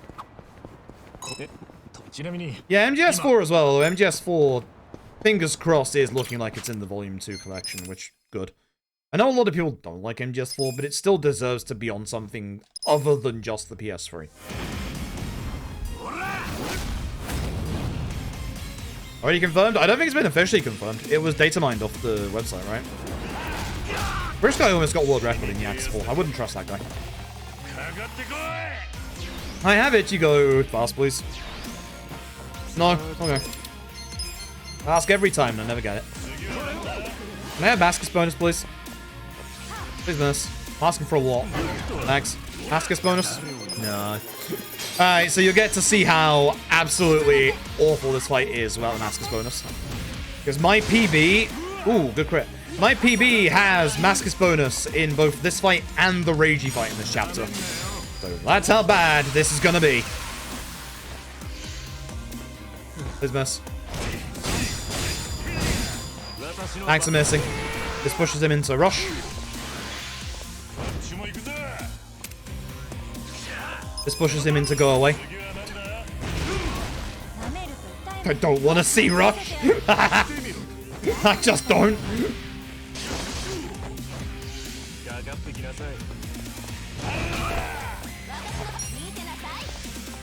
Might have to heal Ichi with Jungi-han. Yeah, I'm healing Ichi with Jungi-han. Don't trust. Don't trust, don't trust. I can get my MP back at the same time. Yep, don't trust. That's the easiest move to actually perfect guard as well, so I'm kind of upset at myself. Weird camera angle aside. Time to get drunk. Thank you, about time.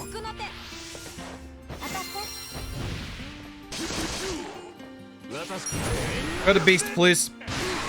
Nice. Alright, same as the above. Get him out of beast. If there's one style you do not want to see Kiryu in this fight, it's beast. Beast is terrifying, not because of the extra defense, but because of this move. Okay, that's actually not this move. This move's fine. Because of the beast throw, which uses the barrels. Think I'm safe? Oh, I am if I do that. I'm heavy pushing damage and it's working out. This is the kind of dumb shit that I shouldn't be doing and I'm still doing it. Oh no, he's going to counter. Whatever we do, don't hit him. I'm gonna hit him. Gonna hit him. There are certain moves we can use that don't actually get a counter reaction. Certain moves that we can use that do get a counter reaction. I'm still gonna hit him. Actually, I think I can kill on Ichi, right? With Ice Spreader? I think it's just enough. Duh. Maybe not. That was actually a really good Kiryu fight. Like, despite the fact that I didn't have, you know, Mascus bonus, that was a really good Kiryu fight. That was a disgustingly good Kiryu fight, actually. Hold on. Hold on. This was supposed to be going wrong. You mean it's going well? Actually was, like, jokes aside, that was a very good Kiryu fight. Wow. Can't get that in a PB pace run anymore, can I? I would love to have that kind of a fight when we get here on a PB pace run again. Tower plus on to Ringi. Party. Back out for Dashi. That would be a bad Kiryu fight. I'm sorry. Look, I'll make it up for you. Reiji will get me a game over. Reiji after all. Note to self, don't forget the optimize on Jungi-han. I've forgotten that 2 times in a row, and that's bad. It's lost me a bunch of time. Alright, it's management time. Hey, hey. He knows. So, we're going to do our best single target to Isobe. Knife does really well against him. So does Majima, because Majima is Knife. In fact, Majima has a high chance of paralyzing him, which is good. This guy sucks. We don't want him to take a turn at all. Got the extra passes off on Adachi, which doesn't matter. You're paralyzed twice. Unless it's a crit, this doesn't kill. So tight. It's not really HB hate Kiryu. I would hate it because I would hear no end of back chatter from chat about it. Like, that's the one reason why it's like I'm a little hesitant to come back to Gaiden, is it's like every time is just like, all I hear is constantly, like, I don't like the English dub. Like, yeah, I get it. I get it. I'm not a fan either, but I get it. It's all I ever hear is just, hit bad, please. I get it. I just want to go fast. I just want to go fast. I don't know what you want from me. I just want to go fast. This is going fast. I really used the wrong binding. Idiot. I just want to go fast. I'm sorry. There's nothing I can do about it. Genghis is faster in Gaiden. You can skip boss intros. Also, in the actual, like, run, you only hear him say, like, an actual line when you get to the last chapter. Like...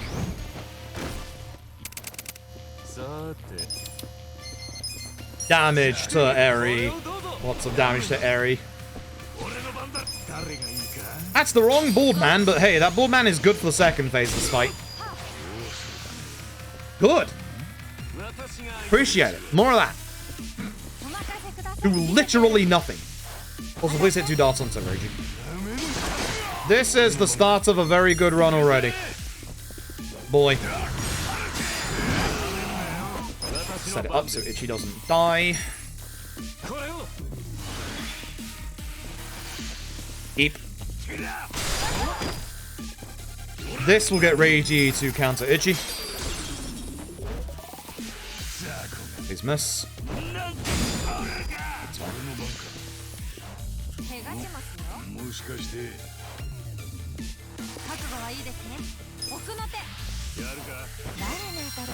Okay. Okay. Okay. I don't know what Mirror Face is doing right now. Why can't I get this in a PB Face run?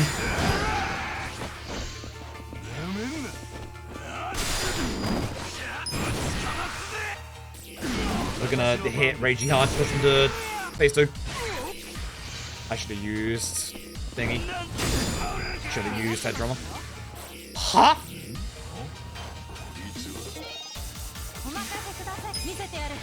What? I broke Mirror Face. Please help. Should have hit Mirror Face instead of Reiji because he hit his HP buffer. Also, Jimmy Han and Adachi can die very quickly here. This was a bad time to do this. Should have healed, actually. Ah! He remembered he could attack! And he attacked the one person who's going next. Nice! I should not do this. I should have healed. Uh-oh. He flipped. You counter-shot that?!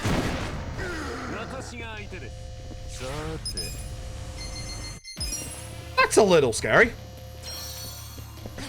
I did not know he could counter-shot... He can counter-shot that airstrike. I had no idea. God, I did gone down first. I'll stop doing damage at least. Oh, you didn't stun me.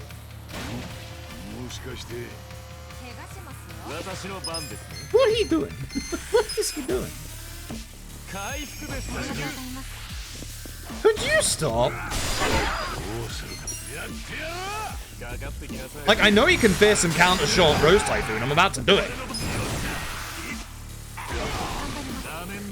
He can counter shot darts?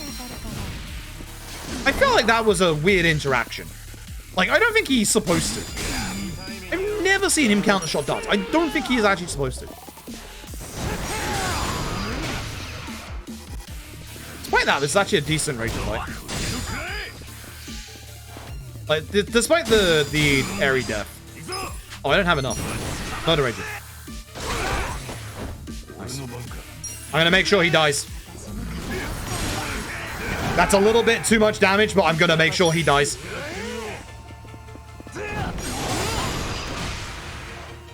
This is actually a really good Raging fight. I should have waited for the darts.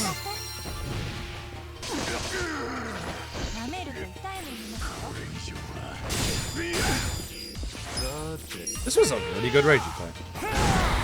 So yeah, despite the fact that I had a very good Kiryu and a very good Reiji fight, you're looking and seeing how much time I'm losing compared to my PB. As I said, I have Masochist bonus for both fights, which means that by the time I get here, I need to be at least a minute ahead Because I just lost 1 minute and 4 seconds in that split. And that was with 2 good fights. Fights that I would absolutely accept if I was going for PB-paced runs.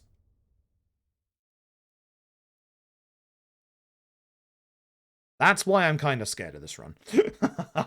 That's why I'm kind of very scared of this run at this point. Here's the upside slash downside. No tricks to top at. My PB does not have tricks to top hat in it. But better or worse, whatever that means. I don't think I fully know what that means, even though I do know what that means. I still had 2 Monster Soda left. I could have actually done more damage, huh? Interesting.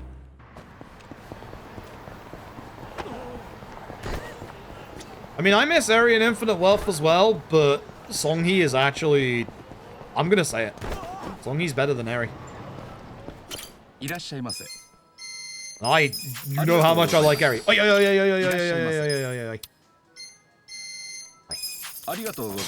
don't need those anymore, not where we're going.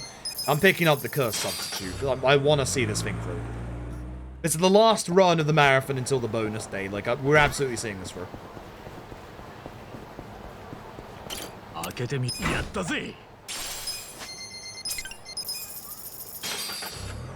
Is Gambler more than Eri?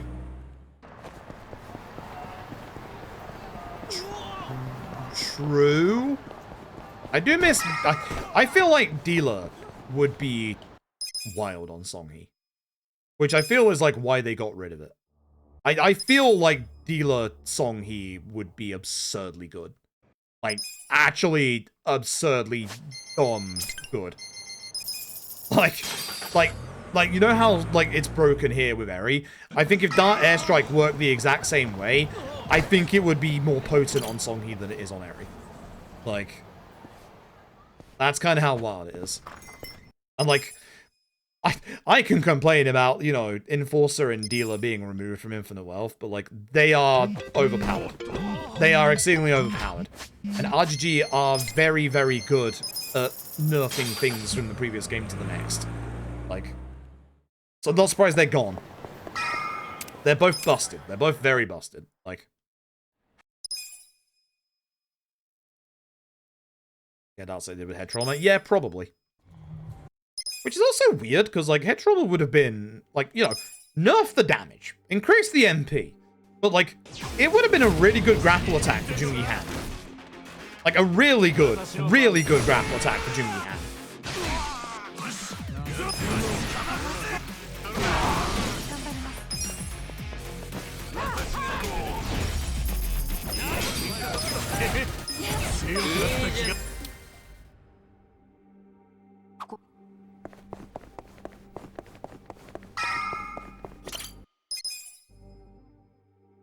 Blazing Arrow is good. Blazing Arrow is fantastic.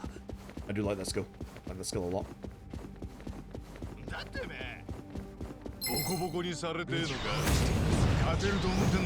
Kind of basic grapple attack. I'm gonna say it. I do not like what they did to Jungi Han's opportune attack animation. I don't like it.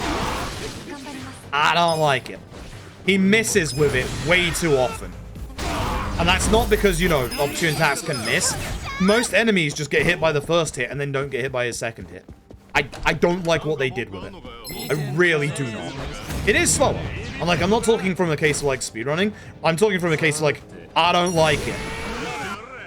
I don't like what they did. I don't like what they did. Like, it just misses. Like, I don't like that. I mean, I think if you work in the Millennium Tower at this point, you kind of know you're in the den of the Yakuza. But how many Yakuza offices are supposedly here? Like, also just a lab.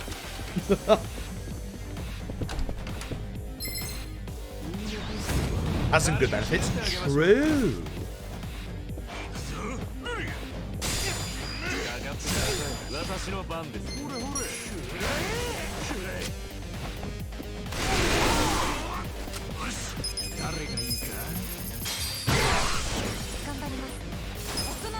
Those are some interesting ones to survive. They didn't get hit by Divine shot.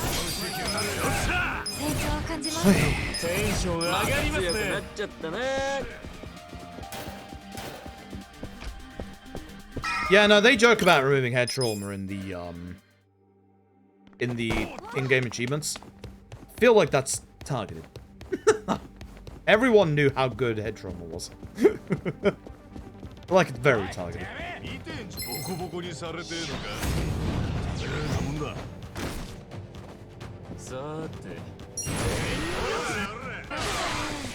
think that was the way I was supposed to do this fight. It isn't, but oh well. Alright, this place has 3 fight skips in it. This is the first. What we want to do is head to the right. Don't go too far to the wall. Head this way, and if you do it correctly, you skip all the fights in it. It's not too bad.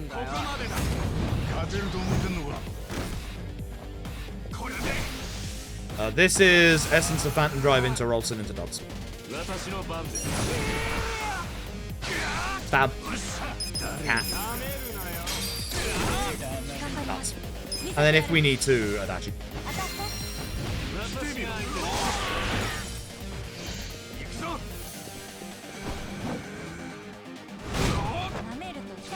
This man actually survived. Well, how did you or Jason? Yeah, exactly. Like, everyone knows how good Head Trauma was. Head Trauma, my beloved. I'm so glad I still get to use you in this run.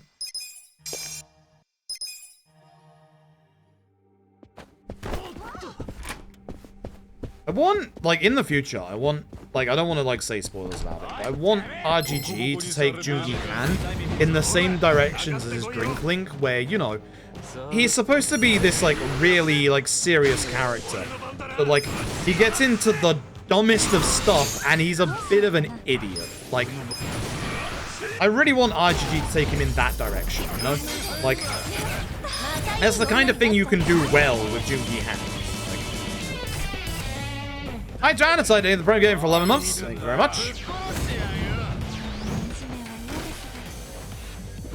Nice easy fight. I mean, so yeah, exactly.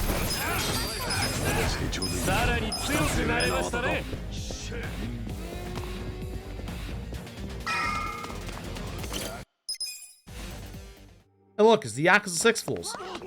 We saw these yesterday. Wait, saw these today. Oh, my sense of time is all gone. Oh, no.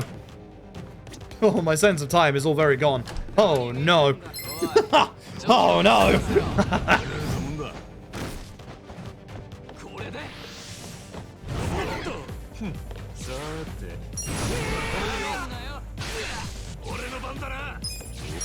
How is it that you got ahead of Harry?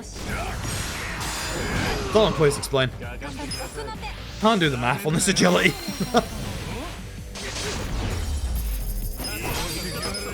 Even at the end of the game, we're still having agility turn all the shenanigans.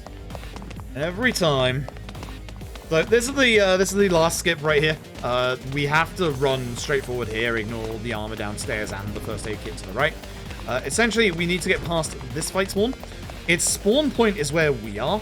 So when we get past it, and get into this fight here, it's gonna, after this fight, reset that fight spawn back to the original spot, which is behind us.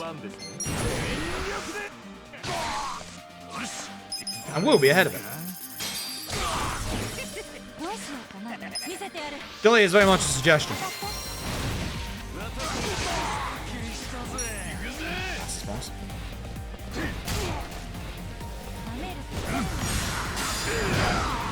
Busy brow-sized gold. So it's just an info, kinda. It is a little bit. Not as bad as this game, I found, but it is a little bit. Why I grabbed that, but I did.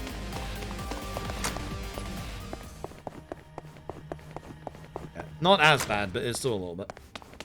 Chat, we are coming up to the end, by the way. Probably like 20 minutes from the end at most.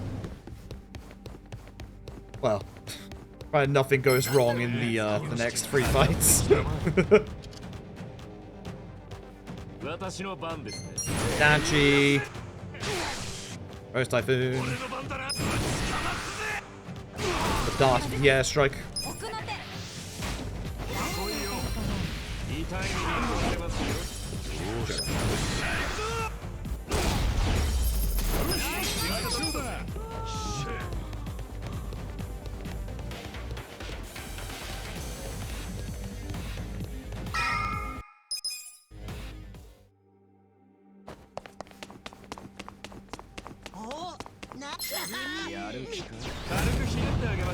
Okay. That's fine. That's the wrong one.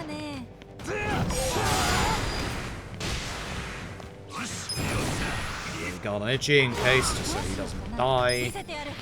Wait. No, we've seen it today, right? Definitely seen it today.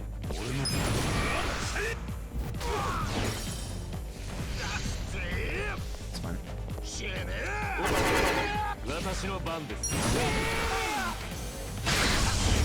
Hey!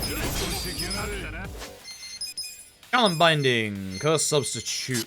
You get Adachi's shoes and also the War God's Keystone, which we forgot to actually put on. Oh no, we did put it on him. Nice. You get an Optimize as well as a Superpower Ring. You get your bracelet as well as Dragon's Binding. I think that's everything. Good for you. That's everything. I will actually heal Jungi-han's MP, because he's kind of missing a lot. Just use the... No, actually. Okay, good. I actually remembered that, which is nice. That was pretty good. That's actually very good. Good menu. Yeah, now? Good. You're in the most RNG fight of the speedrun. What do you do? Curl up in the corner and you cry. That's what you do.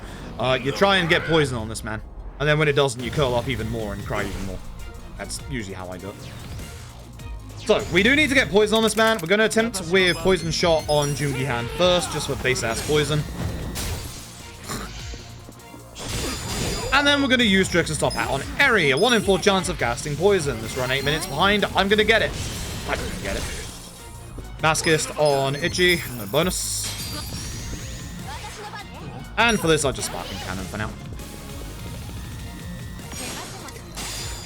A little bit of damage for Sayako. No point in buffing Eri yet, because she's not going to be attacking. Same with Jungi-han. We're still trying to get that poison off. Poison is so important in this fight. Even small poison like Jungi-han's. This is what's going on today, huh? God, I hate you. God, I hate every fiber of your being. Poison, please, Eri. Thanks, Eri. You're the best.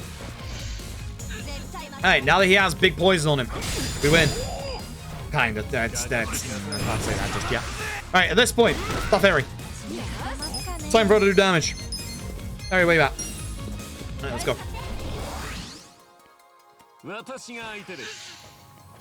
This is good. Spreading around his damage. That's not.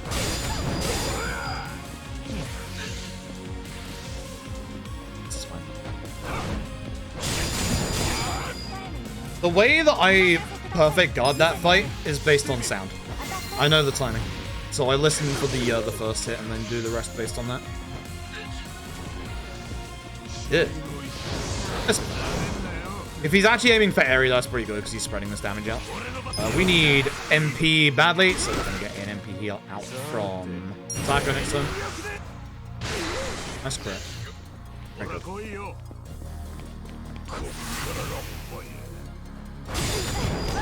Mess it up. That's bad. That's fine because I can just heal now. Need MP. Go. Attacking. Should be turn 2 or 3. Lost track, that's not good.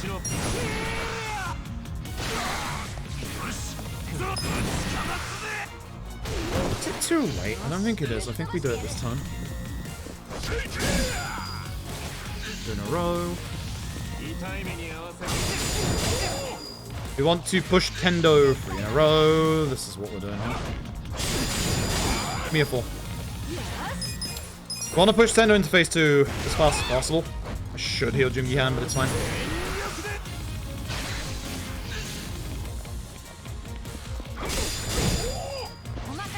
That's turn 3. We need to buff Eri.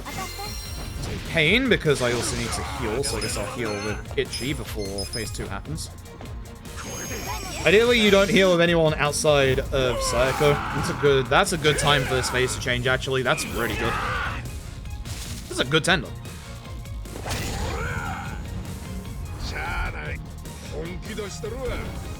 A journey way harder than Infinite Wealth?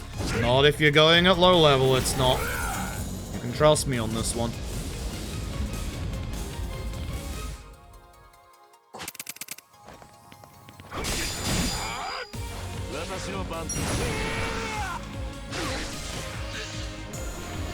Fine. Psycho buffs Eri here. Did I just... Hi, Psycho gets buffed. Good. Bad. I thought the camera was turning towards Eri. You see how little damage you do without Muscle Soda here? It's very bad.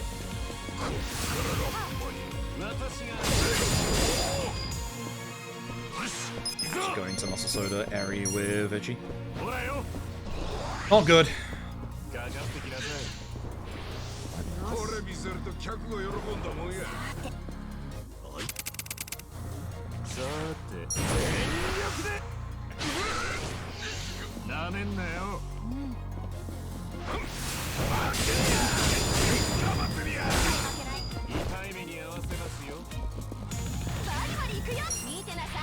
Should be fine to not heal. It's a bit risky, especially if he goes after Itchy, but it should be fine.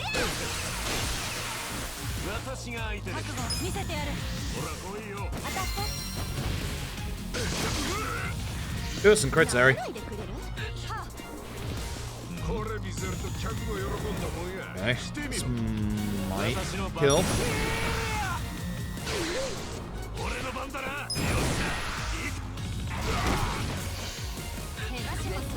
Got 2 turns in a row. He's gonna hand.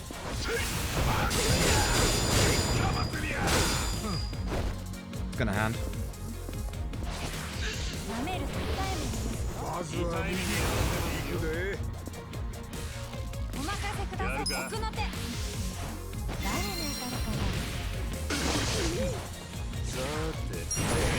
I'll do something real dumb. Bye. This makes it so that the right hand goes on to Itchy, and we already know he ain't doing shit. I have the cursed substitute, my dude. You can't do jack to me. Dachi is now my support, even though he's very slow. Which is an issue.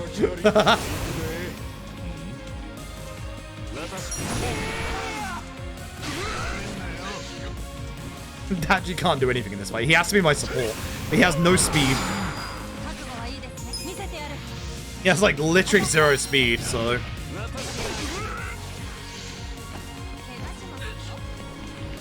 That's fine. This is good. This is good. He's spreading it out again. You know what? I'm just gonna hit him with Shield Blast. It's not good damage. Bad damage. Such bad damage.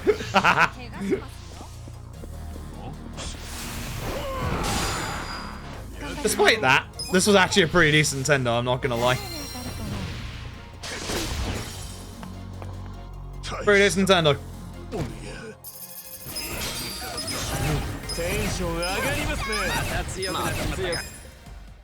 Important thing is I got a Dachi in the main squad. Cool. I mean, I hope you're not saying boss HP will seem a lot higher relative just based on this fight. Because this fight does have 26k HP. This fight is supposed to be essentially the last fight. Everything else is supposed to just be, you know, afters.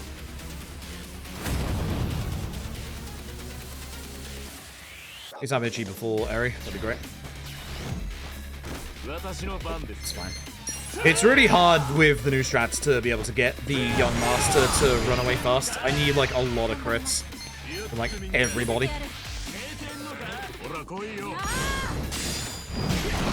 That means we won't get it. That actually means we won't get it. Damn. The other guy is going to transfer shield, and that's bad, because that means we can't do damage to the young master. Infinite Ass, no, it's me learning a Soulsborne run. One of Dark Souls 3, Bloodborne, or Sekiro. Alright, we are not doing a quick young master. Actually, not with, again, Jungi-Han and Neri before Richie. Thanks, Jungi-Han's getting some of these crits out. Appreciate it. Too late on that crit. Just because you got hit with the young master, how dare you? Bring in Kiryu.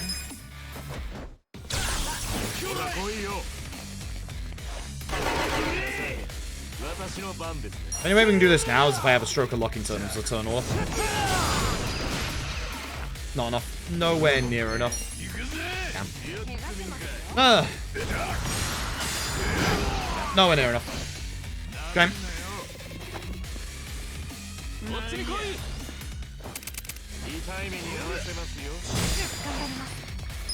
Well, our best multi-target now. Shame.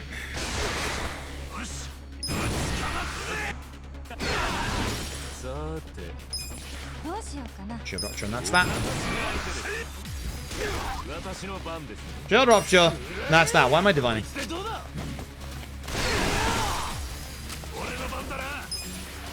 Okay.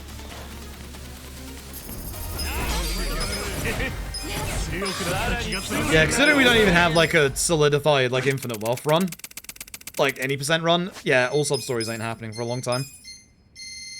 Superpowering. Champions, all my damage. Okay, cool. I wonder if it'd be better to use, because then I wouldn't have it here, and that's an issue. I wonder if it'd be better not to use it in Tendo.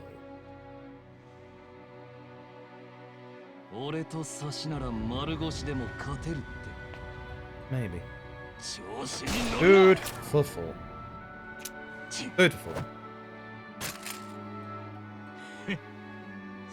Time speedrun of Infinite Love so far, 8 hours. And for those wondering, no, I don't see it going sub Yakuza 5.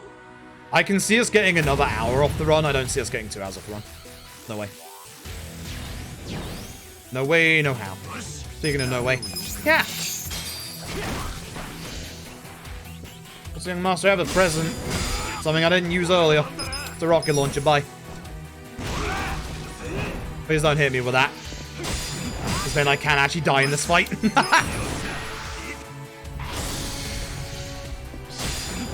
one will be against the wall.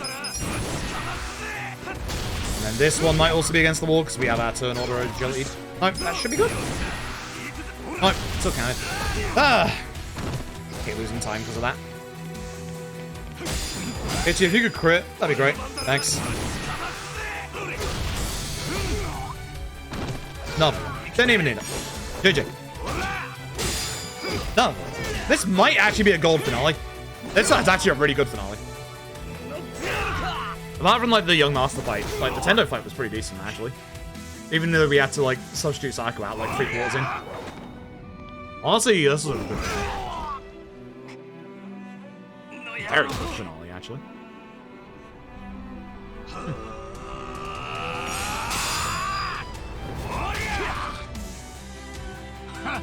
Done 2 tricksters as well. I don't think it's going to gold, but it is going to save us like a minute and a half. Pretty good. Yeah, you can see where all my time save is and where my big time loss is. Even having a very good chapter 14 lost me a minute. Actually, might be a gold. That's wild. No, there's where my gold is. So, pretty much on level with my gold. If we had turn 1 tricksters, that probably would have been a gold. Wild. I haven't had a run that's hit my summer best finale in a long time. That's wild. So you can see I still have a minute and a half of time save in the finale, but like, I have a minute of time loss in chapter 14 on a good day. Man. That's terrifying. That's really terrifying. This finale is just scary now, especially with that chapter 14. By playing 7 after Infinite Wealth, not bad. A lot of people think it's quite bad, like it'd be quite bad to go back to 7. I think casually, yes. But for what we want to do to go fast in the speedrun, no. It's actually a lot nicer to come back to 7 after Infinite Wealth in a lot of ways. Having skill shortcuts is the greatest gift since somebody gifted me chocolate. I love chocolate. That's a pretty good gift. And not moving in fights doesn't actually, like, it doesn't influence us in the speedrun for this. So, whilst I think I would feel, you know, whilst I think I would feel casually not having the movement and not having, like, all the environment stuff, that would suck. For the speedrun, it doesn't matter.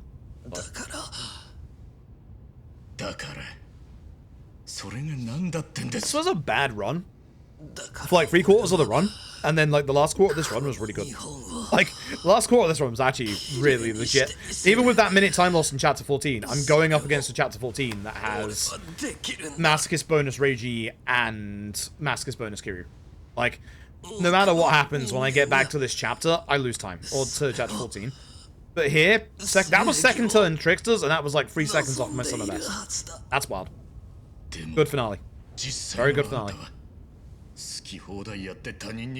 Very good tender. I get to say that very often. Young Master is dead. No, he's dead. I would really, like, there's a lot of characters that I think would be cheap to bring back. I feel like if they brought the Young Master back, I feel that would be, like, one of the dumbest things that they could ever do. I genuinely think that I think, like, this is one of, like, the most impactful, like, endings the entire series has, and it's, like, that's in a series that's full of them. And, like, I feel like if you bring the Young Master back, you are... It'd be worse than, like, all the endings of Yakuza after Yakuza 6 in terms of, like, bringing Kiryu back. It would be, like, bringing the Young Master back would be just awful. Like, genuinely. Now, his twin brother that we didn't know about, who's an American CIA agent. That's fine. But it is interesting. I wonder about if they wanted to use the Young Master more. Because of the fact that, look at Lad Ishin and, like, the character, you know, the character changes. Like, they use a lot of the LAD ones. They specifically use the Young Master model instead of Ryo Aoki. Which is really weird, because that character is supposed to be older. He's supposed to be old Ryo Aoki. And they specifically chose the Young Master. That's so wild. Taking a drink and you choke, hey, listen. Sometimes I can be funny. Sometimes I can be an amusing streamer. Not very often. Sometimes. Did you grieve for weaponized games that makes no sense? Yeah, exactly. Like, I think that, like, I don't wanna like say anything about Infinite Wealth, because, like, you know, we'll talk about Infinite Wealth's plot stuff when we actually get to the Infinite Wealth day. It should be tomorrow. I hope it's tomorrow. It might be Tuesday. As I said a couple of times, I do have a couple of things I need to sort IRL-wise, especially in regards to my taxes, because it is tax season, chat. Do your taxes. Someone that studied accounting for 4 years in university, do your taxes, chat. So it might have to be Tuesday. Plus my energy was waning bad in this run. Let's go look at the splits real quick. Like I said, now you can understand. Ignore chapter 2. As you can understand now, this is why I keep restarting at the start of this run. We lost a minute because we had literally all the worst RNG that you can have in chapter 1. Now you should be able to understand. Like, this is why I keep restarting hard in chapter 1. It sucks, but, like, chapter 1 is evil. Chapter 2 was actually good, despite the fact that, obviously, you know, I didn't have any splits here before. Chapter 2 was actually good. Considering this plus time, this should have been closer to 21:30. So this was actually a good chapter 2. I think this was probably like 15-20 seconds off my gold for chapter 2, so that's actually pretty good. Definitely saved time over PB. PB had a bad chapter 2. PB also had a bad chapter 3 and a bad chapter 4, but that didn't stop me bleeding a lot of time going into the mid-game. That's legit. And chapter 11 is legit. I'm going to save that and see what my summer best is real quick. So PB is still 312.33. What's my summer best? 308.06. For long runs like this, 4 minutes definitely does seem to be the sweet spot in terms of, like, summer best compared to PB. Ugh.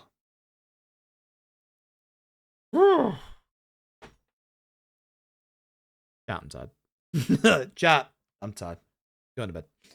Go to bed. I'm gonna go deal with the IRL stuff. Actually, that might be a good idea. If I go to bed early, I could possibly wake up earlier, sort the IRL stuff, and then do Infinite Wealth tomorrow. That might be a good idea. I'll figure it out. Chat. This ends the normal days, obviously, for the charity fundraising. We'll be doing one bonus day. The next stream that we do will be Infinite Wealth, any percent. Again, hopefully tomorrow. It might be Tuesday. Just keep an eye on my social media, and I'll let you know.